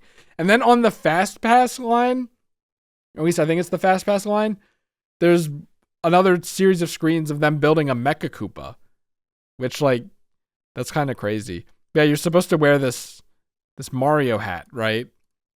Because the idea is you put like a VR goggles kind of in front of it, and it latches onto this, and they give you this early. But the one I got didn't have the Mario thing on it, so I asked if I could go back and get one. So I did. There I am. I got my Mario. I'm happy. And then in the waiting room where they tell you how to play the ride, they had the fucking amiibo costumes, which I thought was crazy. Look at this. It's disgusting. Oh yeah, and I liked how the ceiling here was actually like brick and not just black. So I took a picture of it. Yeah, and then you go downstairs. There's this. You can't really see it, but there's a Bill Blaster over here that I liked. Nice and shiny. Then there they are going through the factory. And I love the fucking it's the fucking default renders. It's the default renders, man. Like, look at that. It's so bad. Oh yeah, but then we did the Mario Kart ride. So here's how the Mario Kart ride works, okay? Yeah, Bowser is very well read, which I like. I think that's a nice once again, it's like very Mario RPG. Even though like in Bowser's Inside Story, you know that animation where he's reading the book, he's like confused. But how the Mario Kart ride works is you put a kind of VR on the ride itself. You put a VR headset, latch it to your little Mario hat, and then you they don't use it's not a Wii wheel. It's like a kind of, how do I, like this and then like an X kind of wheel shape. It should have been a Wii wheel. But then you have triggers on the top and you use them to shoot shells. So like there's a ride, and then there's on the goggles you see like the models of Mario Kart 8 characters, like drawings. Was it drawings or models? Or maybe it was both. I don't know. we're gonna get to the problem with this ride soon, but like, so you would like, you aim by looking, which I thought was actually kind of interesting. So even though it was a little hard to aim because you didn't really know where it was, but you look to aim at like the Koopalings and Bowser, and then you just shoot at them, and they're like, everyone's driving around in front of you. At first, because on the little demonstration videos, it's like, it just looks like a bunch of like little drawings or like default renders just going across the screen. And for a while, that's what it, like for a bit, that's what it was. But then after a point, it actually did look like they were racing with you. Even though they weren't on the track, they were like, that's the thing. It's like, because you're supposed to be racing on a track, and then like, they're like small and kind of like flying, but at least they're like driving with you, kind of. And then Bowser sometimes comes in and causes problems. And then you get a coin every time you hit something. And to get the golden cup, it's not just doing the ride. You have to actually get 100 coins. And I got 101. V got like 167 or something. So apparently I suck ass. But the kid in front of us sucked even more ass. He got 5 coins. What a stupid idiot. But yeah, the problem with the ride is like, I think making a game out of a ride is a fun and good idea, right? And I was engaged, but I couldn't, like, there's an actual ride out there.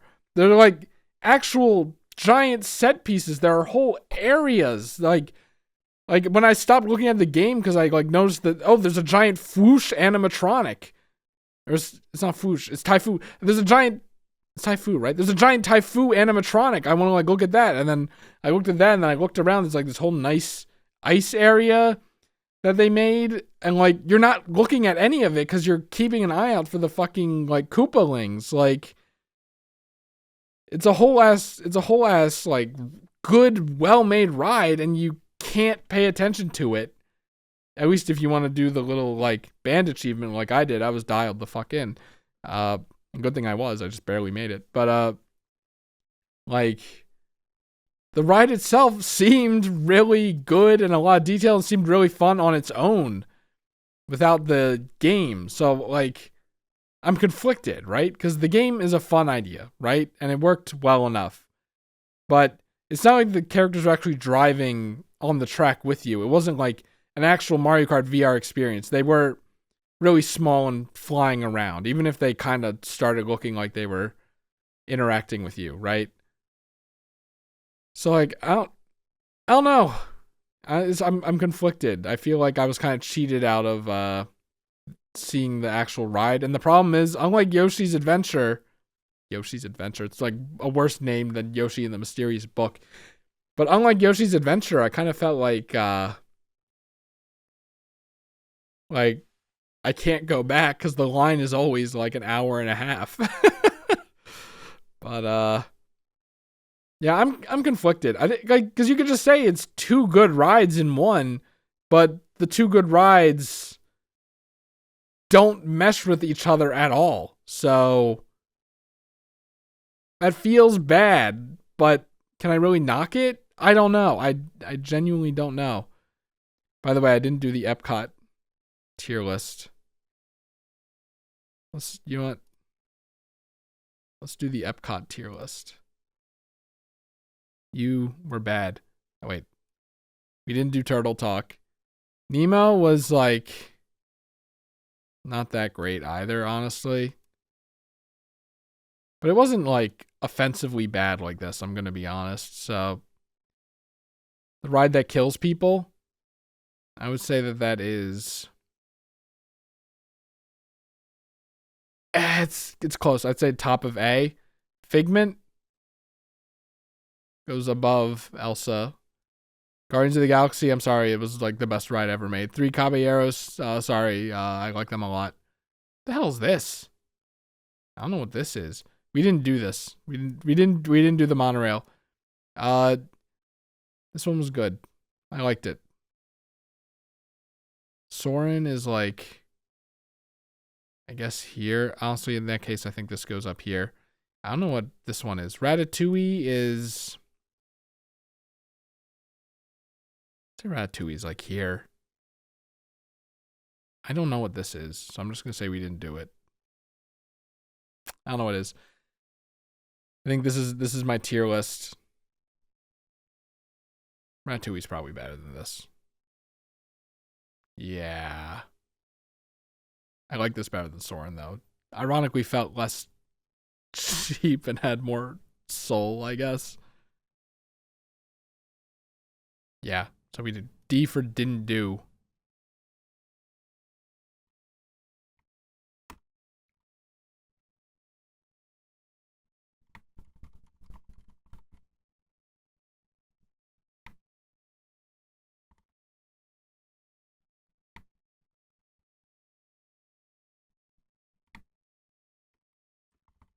All right, I mostly wrote that for the 3 caballeros, but you know. I love you. Yeah, so then I bought stuff in, well, no, I was gonna buy stuff in this gift shop. Then we found out that the headbands weren't buy one get one free. By the way, it's not even like on the webcam, so I'm just gonna take it off. But it's getting a little uncomfortable. Yeah, I took a picture of this for my friend Caleb because he likes Koopa. He's like staring there. He's not doing a pose or anything. He's just standing there. It's very funny. All right, then here's the Monsterland. I'm like, is it Frankenstein themed or monster themed? Because It's Alive is very much Frankenstein, but you know. Okay, and then we went on there's like a roller coaster, and then there's like I don't know how you would describe this ride. It is a ride, but the mansion is so cool. It looks so good. And then like, I don't think I got a picture of the foyer, but it's like, there was this screen and we only saw the screen, and then like moves down and scans the parts of Frankenstein. There's like this like awesome model behind it. Good job, Chris. This is like a study. Good job, Chris. Good job, Chris. These are supposed to be like notes. There were notes here. But there's like, you go like, you're in the foyer and then you go up like these big fancy stairs and then you go around a room and then there's a mezzanine where you can look back down on the foyer.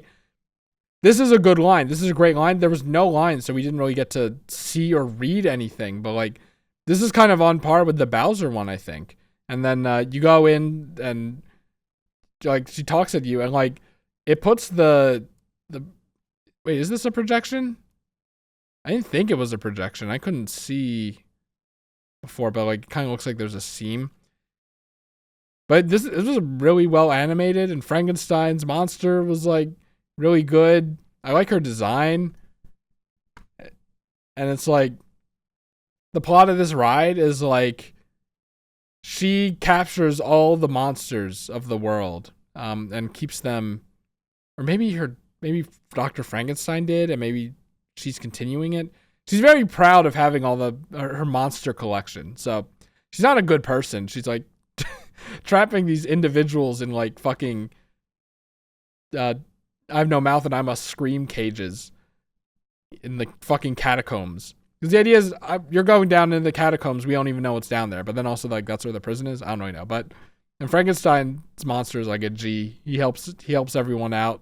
He's cool. But yeah, I think it's cool design, cool like idea. And then she's like, I caught Dracula. So like Dracula's like a huge deal, which I think is cool too. He's barefoot. It was weird, but he's barefoot. I don't know. This isn't a fetish like, oh, like foot fetish, pointing out. It was just kind of like interesting to me. Like I don't think I've ever seen Dracula, especially he's so hyped up and powerful and scary that he's like barefoot. I don't know. But the ride was really good because the idea is like she has like this Igor guy who's like Engine from Crash Bandicoot. He's like, you're on like this chair and then he like moves it around and all the monsters get like Dracula frees all the monsters and then you're like Igor's like controlling the thing, is barely avoiding it. I didn't even mention it. Like there's another room where you stand in and Igor's like explaining how the ride works and it has a little mini version of the ride and it like shows how it swings around and I'm like, that's really cool. Like it shows it's not actually as intense as the demonstration, but I liked how it gave you an idea of like all your loose items should probably be put in one of the lockers. like, I think Universal started the locker trend. Busch Gardens took it. Universals are free, so, and they use face scanning technology, which is weird, interesting. It worked, even at night when you couldn't fucking see anything. And when the picture was like blurry, it still worked. I don't know. Fucking technology, man. I'm learning that the world of technology is progressing forward through theme parks, but we have not stagnated on iPod 8 being regurgitated over and over. Or iPhone 8, I mean. But yeah, and then the ride has a bunch of monsters. It uses it has screens, but it also has a bunch of big animatronics. There's this giant mummy hanging, like, trying to grab you from the ceiling.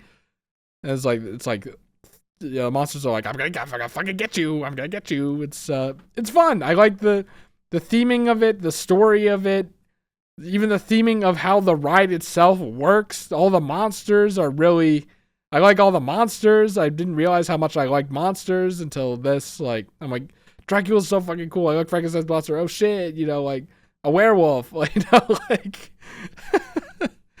Meanwhile, V is like, yeah, I don't really care about monsters at all. And I'm like, I thought I didn't care about monsters, but I guess I do. And there are people that don't. I.e. V. And she really liked this ride. I forget what it was on her tier list, but she put this up very high. It was a very good ride and a very good line, by the way. Extremely good line. Holy shit. For some reason, the Dark World area, the front of the Dark World area smelled like cheap pizza. So that kind of took me out of it a little, but. Oh, and there was this. Did I get a picture of the flaming windmill? I think I got a video of it. Hold on. Yeah, I don't know what this is about or if it's a reference to anything. We got when it came out, but it goes back on fire every so often. You can see it from the distance. It's so fucking cool. It stays like that for a while. It's not like it flares on and flares off. It just stays on fire. I don't know how they do it, but like I said, theme park technology. But yeah, it was a really good ride. I was very pleased with it. Yeah, here's the hotel. I just liked the dragon statue. There's also like a statue with fire somewhere here. And then you could see Nintendo World in the distance. Every world kind of had good landmarks. V was saying how in old Universal, theme park heads complained about how you couldn't see landmarks at a distance, so you didn't know where you're going, and this kind of solved it. Oops. Like you could see the beanpole. I forget what's called from anywhere. Just lose yourself among the stars and dance across the edge of night. You'll catch a comet in its flight. Then we did the roller coaster, the Epic Universe non-themed roller coaster. And the line is bad. This is like basically the line. Could you imagine being not under the gazebos? And also, I didn't like how the gazebos covered up the roller coaster, so if you're in line, you can't really see it. Obviously, it's to protect you from the fucking sun and oh, I didn't even notice there was a hole in the ceiling, so it doesn't really do that either. The fans, but whatever. Like, I'm not gonna complain too much. Did I get any pictures? No, okay. So V said this is like the best roller coaster she's ever been on in her life. Here's the thing. I kind of got spited. This ride has a fucking metal detector. V was telling me like a previous day that like Dueling Dragon, I think Epic Universe had dueling Universal had dueling dragons, and then like someone's shoe flew off or some coin fell out and like killed a guy. Cause like on a roller coaster, if something falls out, it's probably not gonna hit people behind you. But on like a Dueling Dragons, if something falls out like here, it could fly across and hit the person like here, blah, blah, blah. You know what I mean? And apparently it did. So this ride is like, there's a guy going like, have literally nothing in your pockets. Literally nothing. And we have a metal detector upstairs. I'm like, it's just like, I'm like, take everything off. Take your Nintendo. They called it a Mario band. And I'm like, well, if you're wearing a Peach one. Then some guy later said Nintendo band. So I'm like, thank you. But, like, everything comes off. Everything fucking comes off. This ride is fucking insane or whatever. I'm like, so then I'm like, V, hold on, we have to come back and put all my shit away. And then in that time, I'm like, I'm visualizing, but like, there's stairs and there's like a whole room. And we could have just gone right up the stairs if the guy wasn't like get everything out, everything. The stairs were completely filled, and then like all the way around the line or down the line of the room was filled. So we had to wait an extra like fucking 15 minutes or something probably because of that. And then like the metal detector was so fucking slow. They only had 2 of them, and people kept getting grabbed off to the side and slowed everyone down. It's like designed to make you pissed off at people. Like, why would you have that? And there's like, it's sorted by red and green side, but you can barely see it on the ground. It was a miracle I saw it at all. And then the coasters aren't even red or green at all. There's no theming about it at all. That part is more of a nitpick, but like, why even have red or green? Like, just name it after comments or something. I'm like, this is gonna knock off some points. It's a chore. It's like, to get on this roller coaster, you have to go through TSA. And that's like a little bit of an exaggeration, but also a little bit not. And I'm just like, I was annoyed. Like literally when I was waiting in line, I could tell that it ruined my mood. I'm like, Chris, turn this nosedive back up. Like, V's really excited for this ride. It's probably a really good ride. You have to like not be in a sour mood so that like everything's filtered through a bad mood. And I'm like, look it up. I'm like, oh, those lights are nice. Like just trying to bring it back here to make me not hate the ride. And then V's so excited. She's like, I'm gonna keep my glasses on, even though this is apparently the most intense roller coaster ever made. And I was like, well, you know what? If V's gonna do it, I'm gonna do it too. Because we've been like, she would give me her glasses and her phone. I put it in one of my zip up pockets. I put my glasses and phone in another zip up pocket. That's how we did it at Busch Gardens. But she was so hyped for this that she like wanted to keep her glasses on. You know, I'm like, you know what? I'll keep my glasses on. I was like, while we were lining up, I was like looking around, like trying to see if anyone else was keeping their glasses on. No one in the world on this ride has fucking glasses except one guy. So I'm like, okay, I'm with that one guy. Solidarity. I'm like, I want people to make me feel like it's normal to keep your glasses on for this ride. And there was only one guy, and I'm like, that's good enough. So I kept my glasses on, and it's a good ride. It's pretty intense. Not as intense as the Iron Gwazi, I think. I could be wrong though. But what I liked about this coaster, obviously Dueling Dragons is fun. For the first half, you don't see them at all. For the second half, it's like, then it's actual Dueling Dragons. I get the idea to make the second half more special or whatever, but I kind of wish it was all over. Like, there's like lightning racers in Hershey Park where you see them all the time. I like that a little more. I think it's called lightning racers, something like that. It's Hershey Park, right? I think it is. One thing I really liked is it sends you down a chute. Like, the ride starts by speeding you up. You're like, and then it like shifts gears and speeds you up even more. And it's not like, there's not a slow ascent up. As I mentioned it before, like as a kid and even as an adult, I always kind of didn't like this. It always made me scared, uncomfortable at best, and then like maybe a little bored nowadays.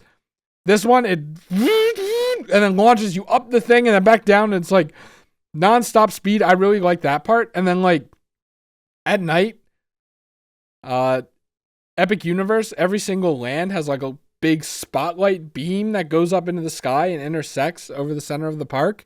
So like every time the roller coaster goes up, you get a good glimpse of those. Obviously, this doesn't happen during the day, but I really like that part too. And then, you know, the roller coaster itself is good, pretty intense, has good twists and turns and stuff. What was the ride that I'm thinking of? Like a lot of along the ground. I really like those. It wasn't this, but it was something else. I forget. I forget, and I didn't mention it. But oh my god, the streams are going on for 6 hours. Wow. Good thing I did not start this at like midnight or something like I was thinking. It's okay. I have work at 12, so I can stay up. But I guess I could. It's the best ride ever, so like I probably shouldn't spoil it. I don't even know what it's called.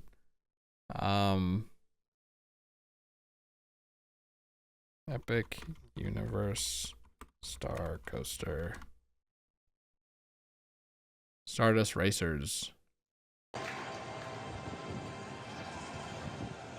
During the day, you gotta do it at night. I don't know. V was right. She wanted to do it at night, I think. much better idea, I think. Like, we did it at dusk. Dusk and night are good. And at night, you can see, like, you can see the, oh, we were on this side. This is a different POV from what I had. Woo! But yeah, yeah! I forget what I was saying. We did that dusk. Yeah, at night you could, because the sides of the roller coaster are lit up, so you see them going. It's like, it's a nice visual if you're around the park at night. Whoa.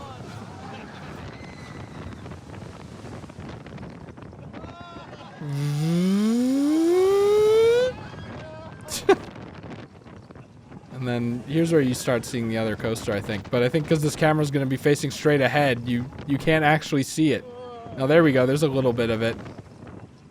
Yeah, dueling coasters are so fun. Too bad someone got killed by a coin flying out of someone's pocket, so now it's our problem.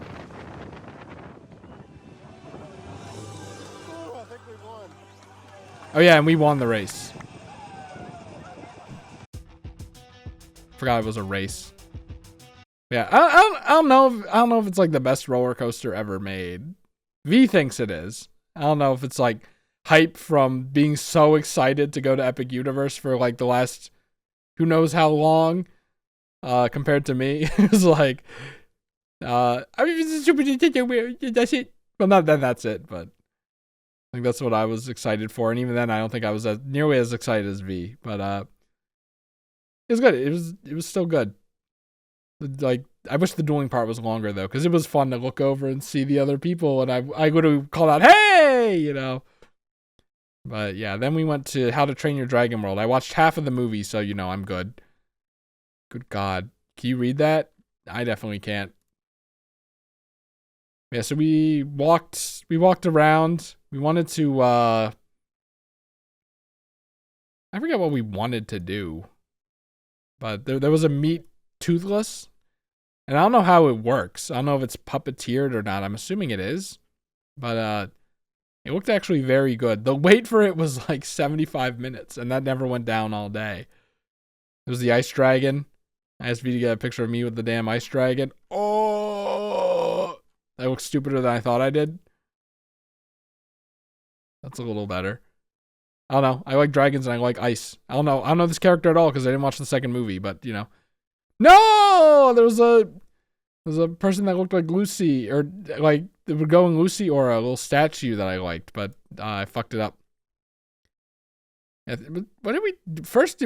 First we watched. We were looking around for the show, the Untrainable Dragon. So this was the theater.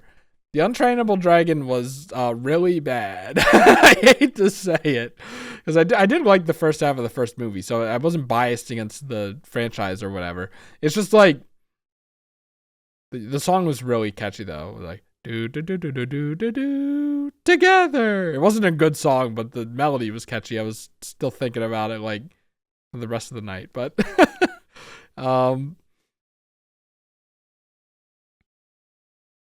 it's like, it's too short. The plot isn't good, and I didn't see the other movies, but like the girl who's like mean and has edge and stuff was like lobotomized, and now she's like all nice and has no edge at all, and it's like she's just what's his name? I actually don't remember his name. The main character's like girlfriend character. Like, I get like if she was like nicer to him, but still like a bit like barbaric and still made like some mean comments that were like a little funny at least or something. So they weren't actually like mean.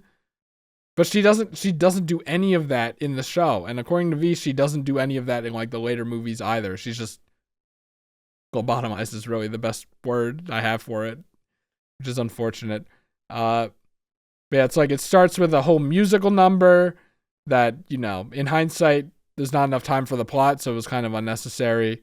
That it's about like there's like a dragon hatchery that they have, but that's not like, I don't know. It's not enough time in this show. Then there's a big purple dragon. Apparently it's in a movie. I don't know. They're acting like they didn't know it. But I don't. V said it was from a movie. I don't know how true that is. It was a really cool design. I liked it a lot. It is a very impressive animatronic. Which makes it the fact that, like, you know, the tall blue dragon that's kind of like a chocobo in the movie. There's like, you could see the guy's legs in the thing, which I didn't mind. I was like, oh, maybe they're going for a Chinese dragon vibe. But then every other dragon is like an animatronic. So that part just kind of stands out, which is weird. It's just weird. But it's like this dragon's pissed off. We don't know what to do. Put it away. And then I literally forget his name. What the fuck is his name? It's like, it's a word. It's a word. I'm just gonna. How to Train Your Dragon main character. How to Train Your Dragon has 14 characters. Hiccup. It has 14 characters, by the way. Like Hiccup flies in through here on Toothless, and it's a really impressive animatronic. It's a guy. It's a guy on a Toothless animatronic, and it like looks really good, even close up, because it flies all around the top of the theater, even the back. And then he gets off of it and it flies away. It's on hooks and stuff, but you know, what are you gonna do? And you could see the like girders moving around, but like, what are you gonna do? I guess, I don't know, maybe there's a way to hide it. I don't know. It's kind of nice because it's like, there was a nice part where it's like he's flying through the clouds, so they like put clouds on the screen and then had like a fog come down and it actually looked like clouds. It was like, that was pretty impressive. I'll give him that. But they're like, Hiccup's like, they're like, where's Hiccup? Oh, Hiccup, you have to train this dragon. And then Hiccup like he doesn't even really try. He fails after like 10 seconds and he goes, I guess this dragon really is untrainable, which just is so fucked wrong. It's just so fucked up. And then girlfriend character is like, no, remember all those other things you did? And I guess it recaps like the movies that I didn't see. And then he's like, you're right. He's like, I'm gonna try to train this dragon or whatever. And then just randomly they go, the hatchery, as if like they just had an epiphany, even though there was nothing leading up to it. They go to the hatchery. They don't even know why they're there. They go, oh, whose egg is this? And then Hiccup sees it's like, oh, it's the untrainable dragon's egg. So like, why did they go to the hatchery in the first place? As if they knew. I don't know. And then they give the egg back and the dragon's all happy and the dragon's a part of the little ending dance and then it ends. It's just, there's no fucking plot. The dragon animatronics are good. They had a scene where they had like Vikings fighting a dragon on the screen and they were on a kind of like, I don't know how to describe it, wooden thing. And like the dragon on the screen was knocking them off, and then one of them got like zipped away on a line as if he got blown back, and they were like falling down. One of them was holding on to a little thing, like a little stilt. Like, I thought that was funny too, but like everything else was just kind of not good. The dragon animatronics are good. The disgusting babies were weird. I didn't like those, but it was funny to be like, the miracle of life. Oh, the eggs are hatching. Oh, the miracle of life. And it's these disgusting orb creatures. And I don't like how most of the dragons in How to Train Your Dragon look. They're very like Toy Story 1 like to me. But Toothless is pretty good. And they were selling a bunch of merch of like little chibi Toothlesses, and they were so cute and so funny. I was really tempted to buy one, even though I only watched half of the movie, but I didn't. They were expensive. I already decided to spend my end of round money on Mario, and you already saw Boo hat. You might be like, Chris, I've never seen you wear a hat in your life. Why would you buy that? I have plans. I have fashion plans. I just have to do stuff first. But I have plans, and I'm building that up early. Anyway, so yeah, Untrainable Dragon, not a good show. A lot of people came to see it. I'm sad because I wanted it to be good, because I did like the first half of the first movie. It's very good. It's very good. And then we watched the latter half by the spoilers, but But yeah, and then we did the Dawn. Yeah, no. Okay, I don't have a picture of it, but we did the roller coaster ride in there. I like that ride a lot. No, that's the ride I'm thinking of with the turns. I like that ride a lot. It's just like you go around the whole park. There are a lot of fun like turns like this. There's a little bit where like you go into like a explosive dragon egg nest, and then you're like, okay, we'll get you out of there. You go up the hill, but then you fall back down. It's like they're hatching. Hey, did you know? And then like Hiccup, I was like, I must say the Hiccup voice actor, but then like Hiccup's being like funny the whole time. He's like, hey, did you know you're supposed to go forward, right? Forward, and it's like, oh, they're about to explode. We gotta get you out. It's just fun. It's fun. It's full of soul. It's funny. I feel like the Hiccup voice actor like has a lot of fun with his role. I don't know how true it is, but based on all the stuff in here, it feels like he does. And that was a good ride. And then there were the hang gliders. And the idea of the hang gliders is like a ride where like, think of it like diagonal and then like spins and you go up and then like back down. And the idea is you like tilt your machine. You tilt your little glider. So the person in front of, like, you can do barrel rolls. The person in front of us was kind of doing barrel rolls, but you get like 5 go arounds, which is not a lot. But the idea is you have like you have glider handles, and then like you can pull up one wing, pull down one wing, pull them both up, pull them both down like that. It didn't do anything. That wasn't how you controlled the tilt. And then after a point, I'm trying to tilt it myself. It's like tilting a little, but like not enough. And then the ride was over, and V couldn't figure it out either. The person in front of us knew who it was because they were tilting like crazy. And I'm like, I want to do that. I wanted to do one go where it's like the control go, where it's just normal, right? This is a normal go, so I feel how it is, see if I actually want to tilt or if it's like too kind of scary. I'm like, no, this is perfectly fine. And I tried tilting every which way. I did this, I did this, I did this, I did this at every single point of the thing. It didn't do anything. Maybe like you're supposed to use those to like push yourself to tilt like this more. V and I couldn't figure it out, so you can't judge the ride because you didn't do it right. But I feel like maybe they should have made it so this actually did something. Like, I don't know. It's complicated. Also, it's the only ride to have a locker system that's cubbies, and then they slide a wall over it, which I thought was interesting. I like that more than the locker system.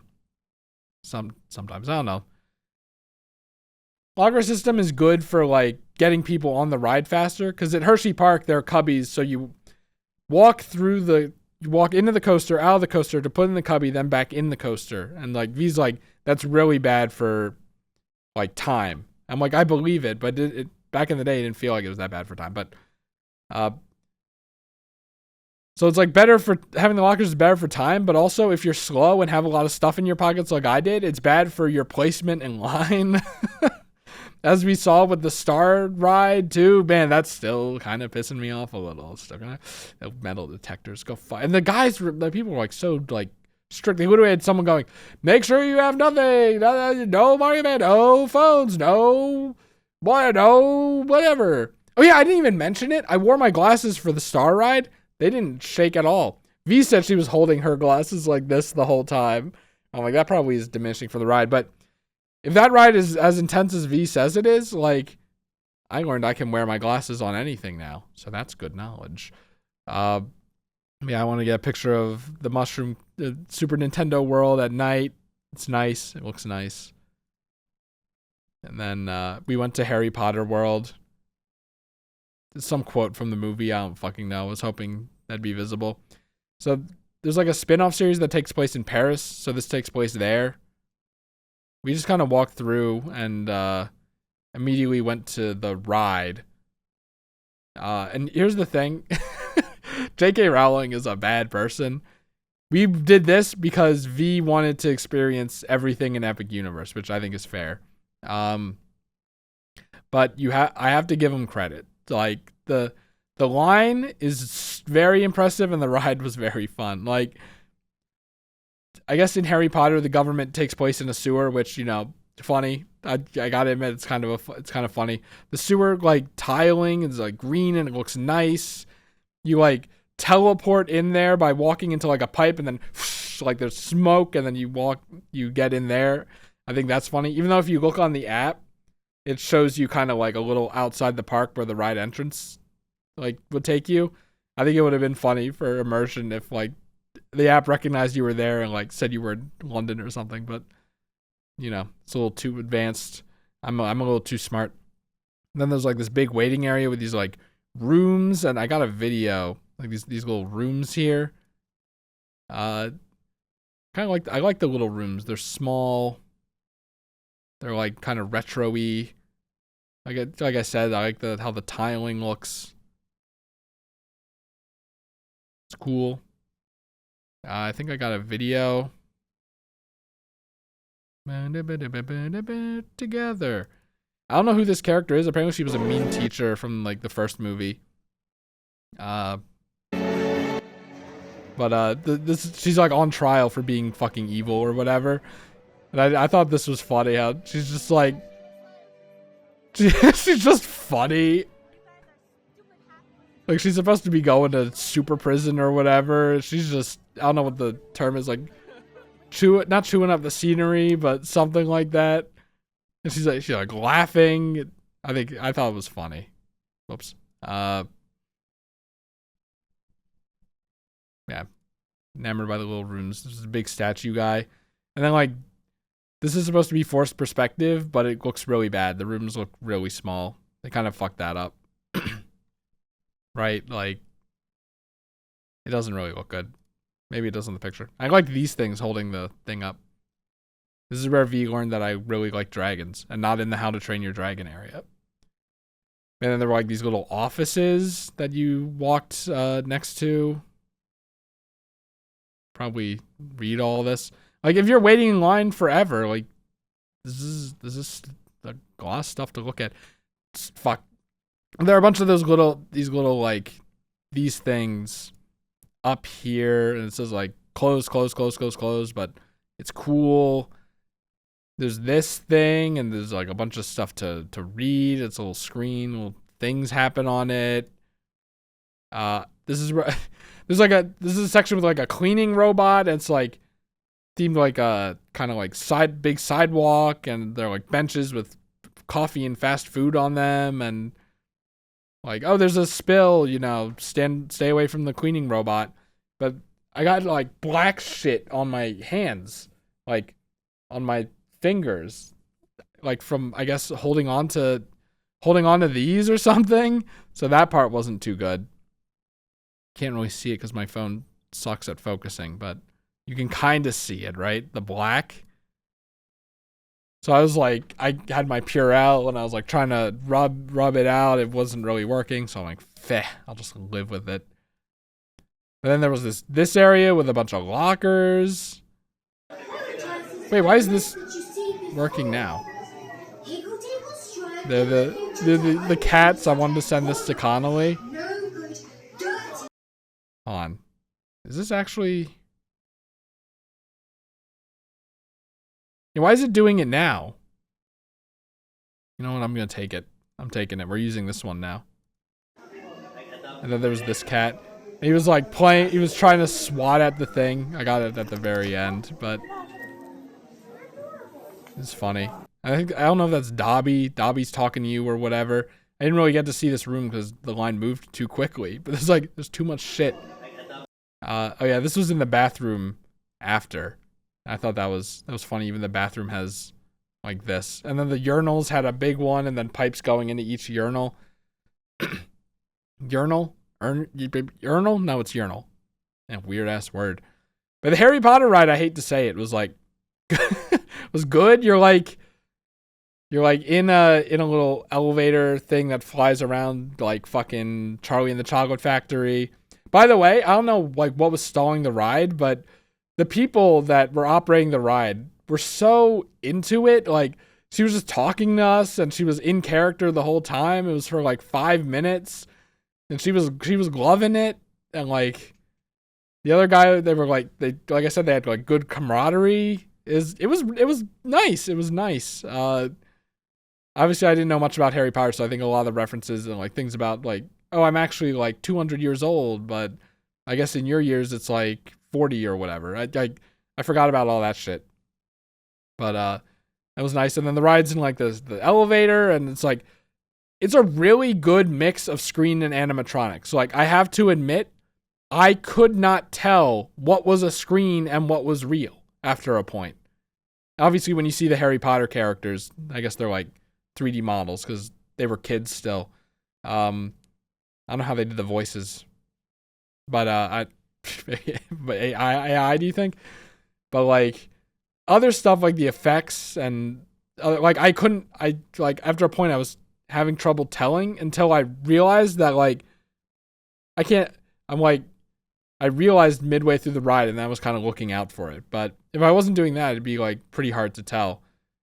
It's like always moving. It's not like it's better than the Ratatouille ride, even though there were a lot of other people flying around. I couldn't see them, but I'm assuming they were around. There was a big like rhino scene, and he like knocks you away. And there's like the big animatronic rhino that they also had. There was I think guys with the masks. I don't know what they are. Are they Dementors or whatever? One of them just wasn't working. Like the animatronic was just kind of standing there with like its head down and its arms down the entire time. V said that she was glad it didn't have any lines while it was down. I don't know if it actually was supposed to have lines. I mean, I guess she wasn't either, but I guess that's the norm. But it was just really funny, and we were like, "Are you okay, buddy?"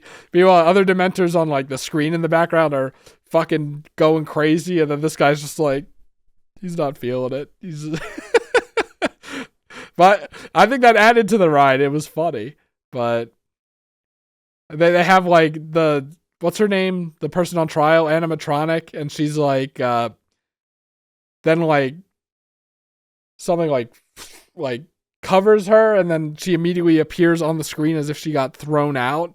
It was, I hate to say it because it's Harry Potter and J.K. Rowling, and you're not supposed to support them, and I don't, but like, it was a really well done ride, and the wait was insane. Like the environment building was insane on the line. There was a lot of stuff to look at in the line, a bunch of different environments in the line. Like, I don't know what to say. Good use of screens and animatronics. It was really good. And then the bathrooms were themed like this too. Hooray. I can't hate it. I hate to say it, but I can't hate it.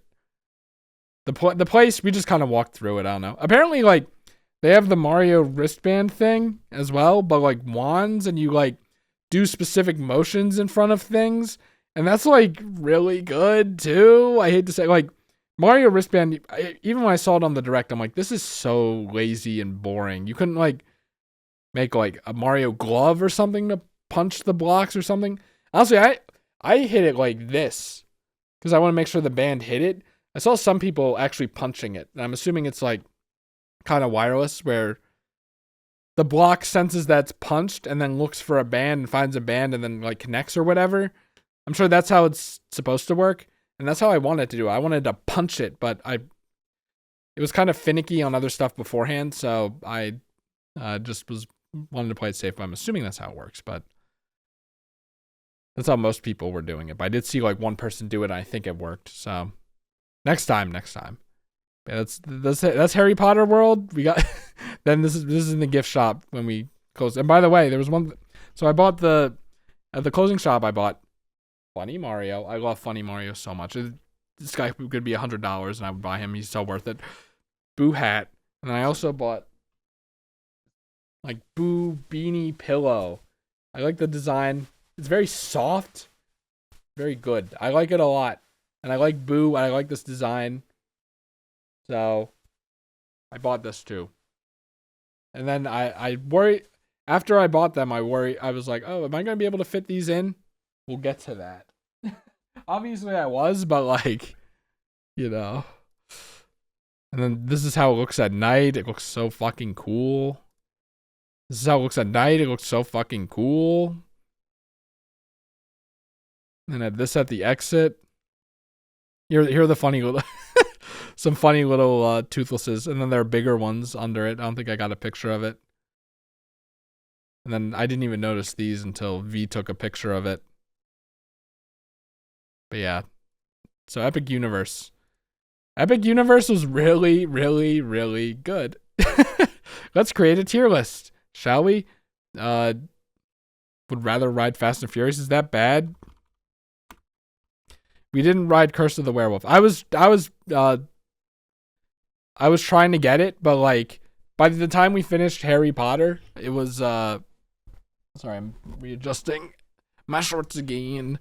By the time we finished Harry Potter, the wait was 45 minutes and we had like 40 minutes left before the park closed, and V still wanted to get her pins. So, and that took a while to find. She was really looking around to get like a smaller pin so it wouldn't take up so much space on her bag. But oh well. We didn't do the carousel. The carousel wait was 45 minutes every time. I wanted to know what was so good about this thing. It's a fucking carousel. So I do want to do that at some point. Stardust Racers. I would say it's still good. A little pissed off. Monsters Unchained. I like that a lot. Dragon Race. Is this the is this the coaster? I kind of like this one more. It kind of had more soul by going around the park and the little explosive egg thing. I don't know. I'm sorry, V. We're different people after all. Minecart Madness is maybe the best roller coaster ever made because it's so fun with the minecart jumping and stuff. Oh my god, it's so good. Yoshi's Adventure is like, I'll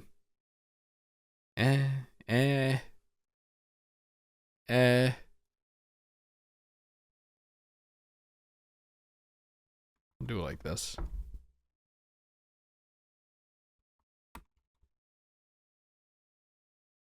We also didn't do this because it's winter.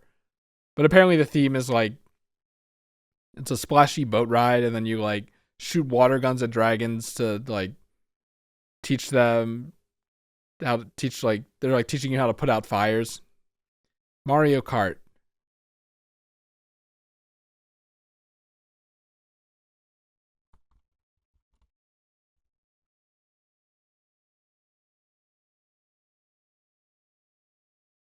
How about, so I would not say I love the Harry Potter ride, but it was so good, man. It's crazy. I hate to say it. I'm sorry. This was just slow. And then the baby Yoshis. Still very, very good. Confusing, but not bad.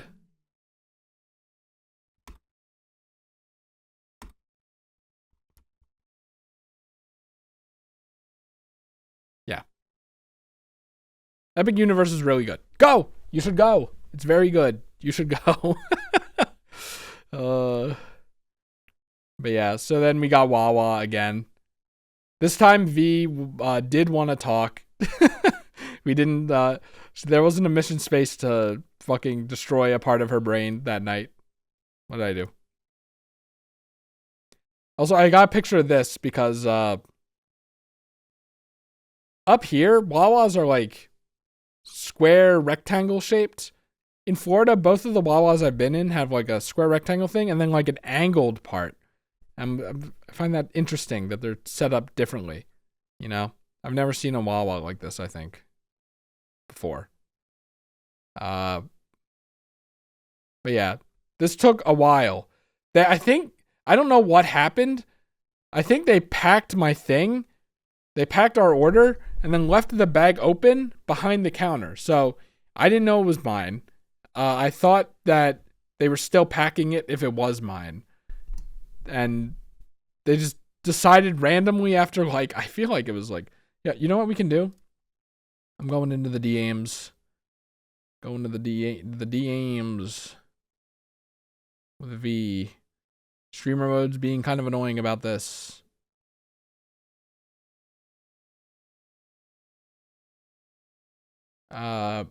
No, she said what's taking so long after. It's at 10:34. She said, what's taking so long at 10:34? Dude, how long has it been? We ordered before we got here at 10:42. It must have been like 20 to 30 minutes. I was waiting there for the order that didn't, that was probably ready. But yeah, what did V get? Forget what V got. What did I get? I got a nacho burger. Because V was thinking about getting a burger, and I was like, I wouldn't recommend it. They're kind of hit or miss. They could be, the patty can be dry, but I still like them anyway. So I think she got what I got the day I got back. Garlic honey, hot oven, roasted turkey, mac and cheese panini. Maybe. I don't remember. I think she got a panini though. I got the burger. I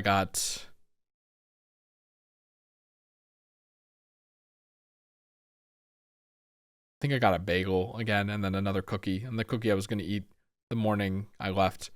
But yeah, then I was like, I don't think we can. V's like, let's watch the second half of the movie while we eat. The second half of How to Train Your Dragon while we eat. And I was like, I don't know if I can. And then I had the brain blast idea because it's on my phone. So connect phone to laptop, connect laptop to HDMI. Oh, so that's what we did. The quality wasn't great, but we watched the end of the movie. Good. They could have made a ride, like, because my brain was reprogrammed to be so amusement park pilled, right?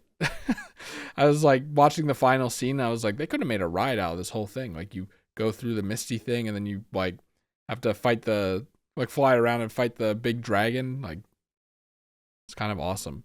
But yeah, we had a good time, and then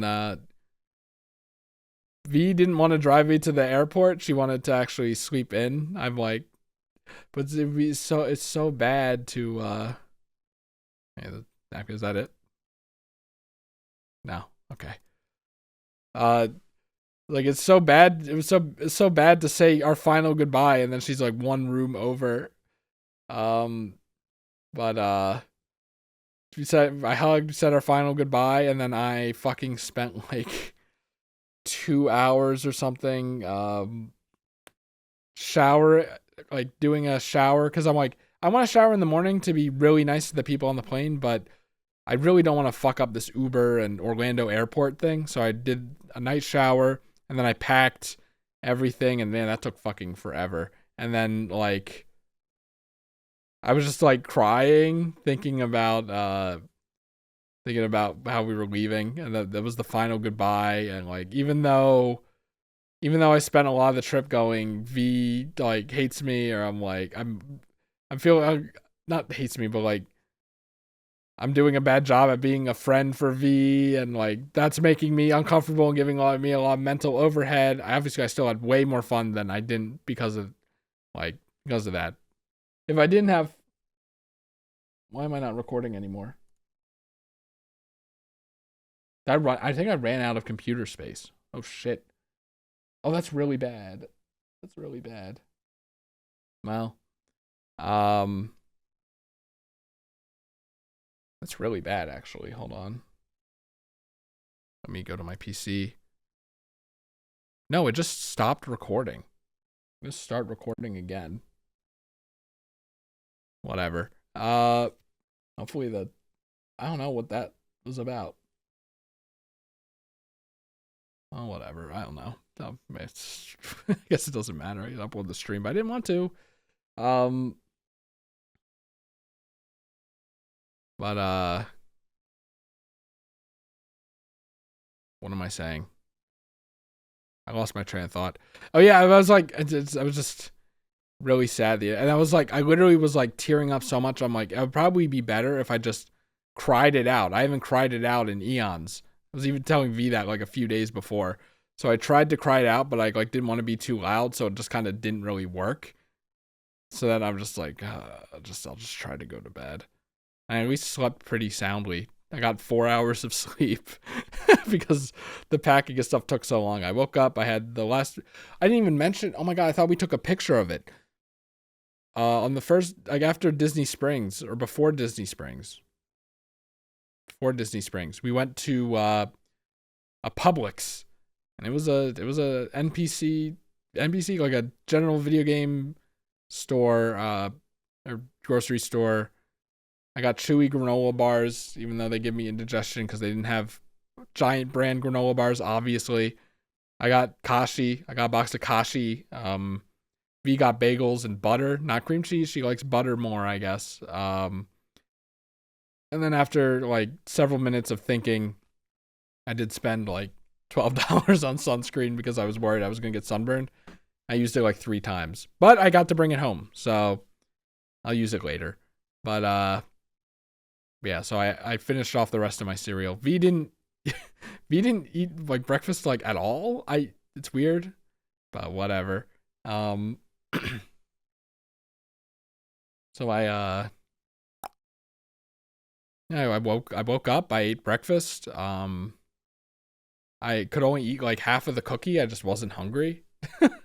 I got everything. I fucking got, but yeah, I took this. I forgot. I was like, oh wow, it has the logo on the napkins. I didn't take a picture of it, but I guess I did now. This is me like leaving the hotel. When was it? The flight was at 7. The flight was at 9, so I wanted to be there at 7. So I wanted to Uber at 6, because V said it took like 40 minutes to get there. I think it took like 20 or whatever. I guess it was 20 with tolls, 40 without. She really didn't want to pay tolls. So then get up an hour earlier to, was it 30 minutes early? So like 5:30. I got up at like 5:30. And then I left. This is another shot of outside the hotel. And then there was like there's an entry gate where you have to like scan in, and I didn't know how that worked with Ubers, so I walked all the way. It was kind of like almost like a maze. I didn't know how to get out. I walked all the way in front of the gate to this little like there's a little bulb area you can drive into, I guess. I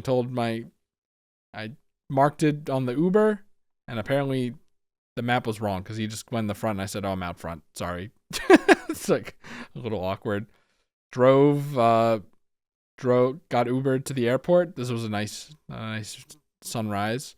Made it to the Orlando airport. It's the same as it ever was. There's shops over here. I didn't go in any of them. I was gate 129, so I'm like, oh, I guess I'm the end terminal again. But it was like one last queue, and literally I said it as a joke, but I was kind of tearing up after I made it. I'm like, fuck. Made it. I apparently had a full water bottle in my backpack. I don't know how that got there because I don't remember doing it after flying, so I threw that out. But yeah, I made it through TSA basically no problem. More trams. It was very crowded, by the way. And then, oh yeah, here's here's me in the bathroom taking a public poop in a public bathroom. Like, it's crazy. Obviously, there's a lot of space here, but so it's not that bad. But I never poop. Well, the only public bathroom I think I pooped in, I was in like high school when like, you know, during class when no one's gonna be in the bathroom. The idea of pooping in a public bathroom where it's like everyone's doing stuff outside and then like outside the stall and then like, you know, wanting to get in and stuff skeeved me the fuck out. But I'm just like, I could hold it for like 3 hours or I could just do it now. And you know what? After pooping on that plane, I'm feeling it, and it was good. It worked out very well. So it was that. Then I spent like the hour that I had in the terminal playing Air Riders Road Trip. Ow. Because I checked in so late, which I think I mentioned. I forgot to check in on the flight, so after getting the before getting the Epcot ticket, I checked in, and that was like 10 p.m. So that, you know, fucked. I was in the last group, and they're like, it's a full flight. You have to check your bags. So I did go and get my bag checked. But then I kept my Switch case because I wanted to keep playing on the plane. So I got on the plane. Southwest, you could sit anywhere. I just sat on the closest aisle row I could find. Even though I was like, should I go in the back window seat? Because I'm going to have my tray down and I'm going to be playing on the Switch but it worked out. I played until the Switch battery said it was low, and I was like, oh shit. And then I watched the rest of the H Bomber Guy video, and then some other video. Like the start of the Kurzgesagt video about free will. Now I understand how it's possible to not have free will. But got up. I didn't know where to get my luggage, but I was too afraid to hold up the plane and ask someone in the plane. So I just went out and I was just like Googling it while walking through the terminals, and I wasn't getting an answer. So I'm like, fuck it. So I went to the baggage claim, even past the point of no return, which I was really getting stressed about. And then at the escalator of the baggage claim, there was a guy with a sign with my name. I got one of those because remember the like limo service I took to the airport? My aunt got it for me back while it was hers, but she was supposed to come, you know. So I said, hey, sorry, I have to get a bag. I didn't recognize my bag, so I stood there watching my bag go around for like 10 minutes before stuff stopped coming out. So I like checked it again. It was mine. I'm like, fucking, I'm sorry. The guy drove me home. It was kind of wordless. I just did shit on my phone, didn't watch anything, and I made it home. And then, oh yeah, you know what? This is me saying I made it in because I wanted to give updates on my flight. I got home and then Carly smelled the bags for like 3 minutes. Me and the bags and everything for 3 minutes because all that airport and limo smell and stuff, Florida smell. She was so excited to see me. Her tail was going like this. Like normally it's like, you know, this. It was going like this, like all the way. Oh yeah, I didn't even mention the packing because the packing took forever because I was like trying to get all the headbands and the cap in without the cap bending and the Boo and the Mario and the fucking Switch that I barely even used, taking up space when I didn't have to. Fuck, you know. But I fit it all in. I guess there's really nothing actually to say about it. But this is my Switch sticking out because I didn't want to zip it back in. But yeah. Oh yeah, and then like one of the people I used to pet sit for stopped using me for that, but they go to like their summer or their winter house and want me to water their plants like once a month. And he's like, can you do it this week? And I'm like, yeah, I can do it on Saturday because I'm sure on Friday I'm going to rest. I was like, fuck it. I want to do it now. I want to be able to relax today, which is actually yesterday. So I just, poor Carly, I immediately left again and she was sitting at the door. Oh, there she is. Got a little video. Look at that tail going. Look at that tail going. Almost that might be a phone number. Oh yeah, also I turned the heat off in my room so it was really cold in my room. Yeah, there she is, thinking that I'm leaving her forever again. But yeah, so I did that and I came back and then I didn't even really want a nap. I don't even remember what I did yesterday. I was still being productive. I was still knocking shit off of my to-do list. And now I can knock the Florida stream off of my to-do list because I'm finally done. Almost 7 hours. I was not expecting that. But it was a very fun trip. Look forward to the next one, whenever that is. But hopefully I was a good friend. Hopefully I was a good friend. I had a great time. Especially like as the trip went on more and more. Obviously I had a great time. I fucking talked about it for 7 hours. And I had a good time. Like I said, I'd like to visit my friend or my cousin in New York, and I'd like to visit my friend in Rhode Island, whoever that could be.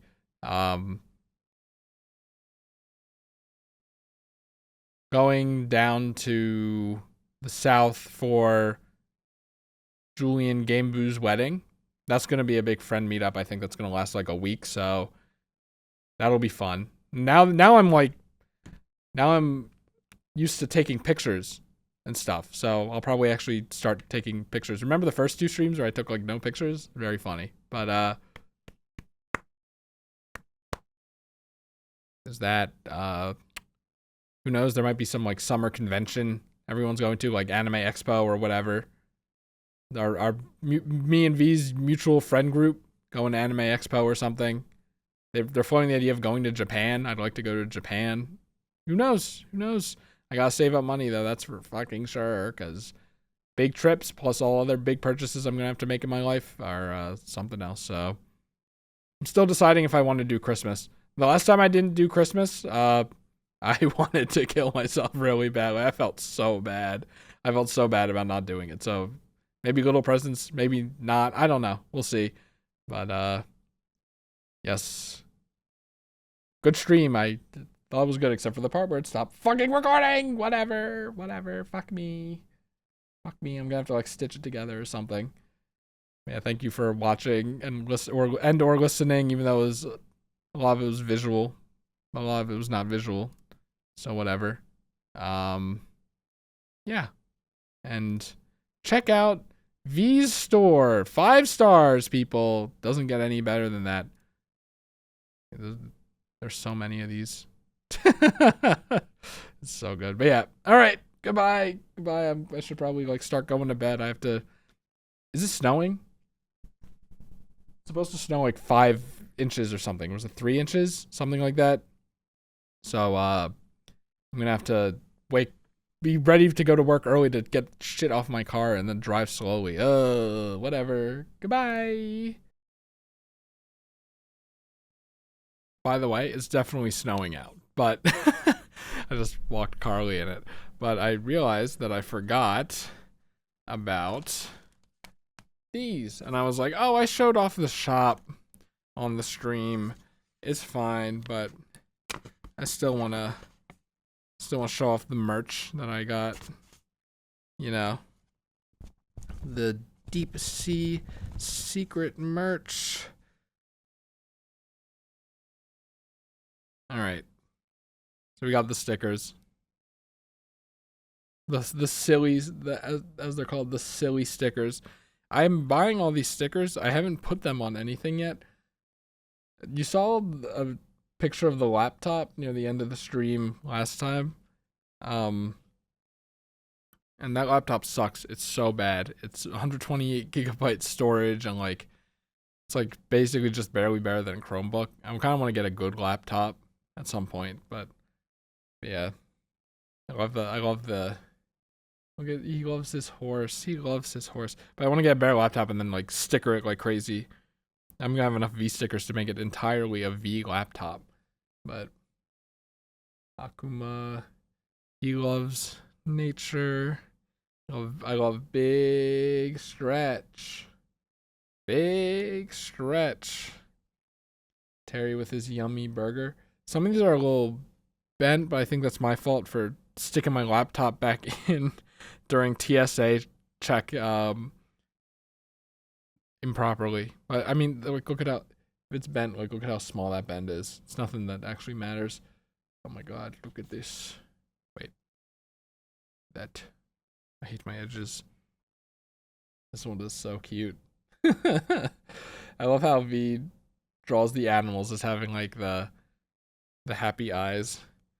And then this one's my favorite. I love this one so much because Ed's like 4 years old, so he's having a great time. And then this print is so nice.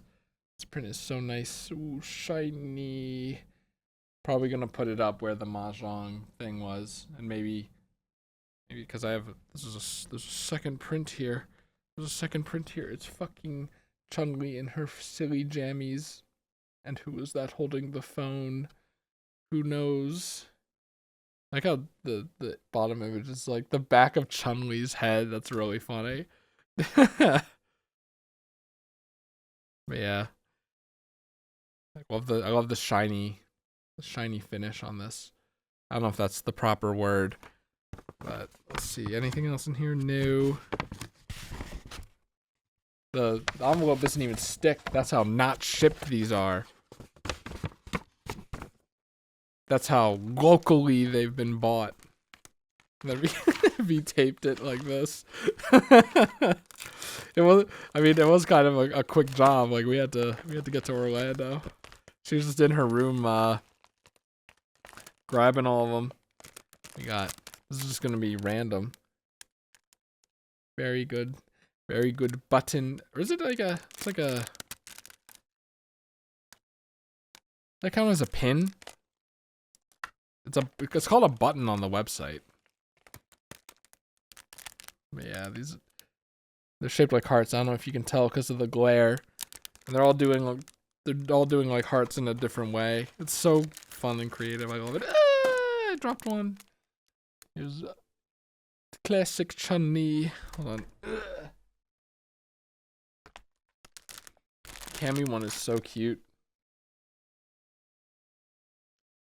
Like if I play Street Fighter, I want to try to main Chun-Li. She's a charge character, so we'll see. But I also want to try Cammy and all of her hooliganisms. The Jamie one's so good. I love how everyone draws Jamie so hot. Even though I don't think V ships anyone with Jamie, so it's Ryu and Ken. Ryu and Ken, baby. And there's Ed. Oh, he's so cute. Oh, he's so shy. We love Ed. Nope. Oh, I didn't even know that the standees are separate. She sells them as a set, but they're separate. Obviously, they come with all colors. I didn't even know that. I didn't even know that, man. Here's the base. Oh, that's cool. The graffiti with their colors. I guess that's why part of why they're sold as a set, huh? And then our funny back alley that has what's his name? Sports. What's that? The Birdman. Oh my god, I can't believe I'm blanking on this. Literally like watched it a couple months ago. Here's Jerry. You can tell they're both water types because their alternate colors are purple. Alright. And that's that. Wanted to show them off. I'm gonna have to find out where to put these. The stickers, obviously. Actually, you know what? I do have, you know, the sound foam. I have sound foam on my stairs where I put. I think it's all V stuff, but like I put little pins like this. I stick it into the little stuff that sticks out, so I can see these whenever I go down my stairs, which is a lot. So, or up them too. Yes. Good. Thank you, V. Yeah.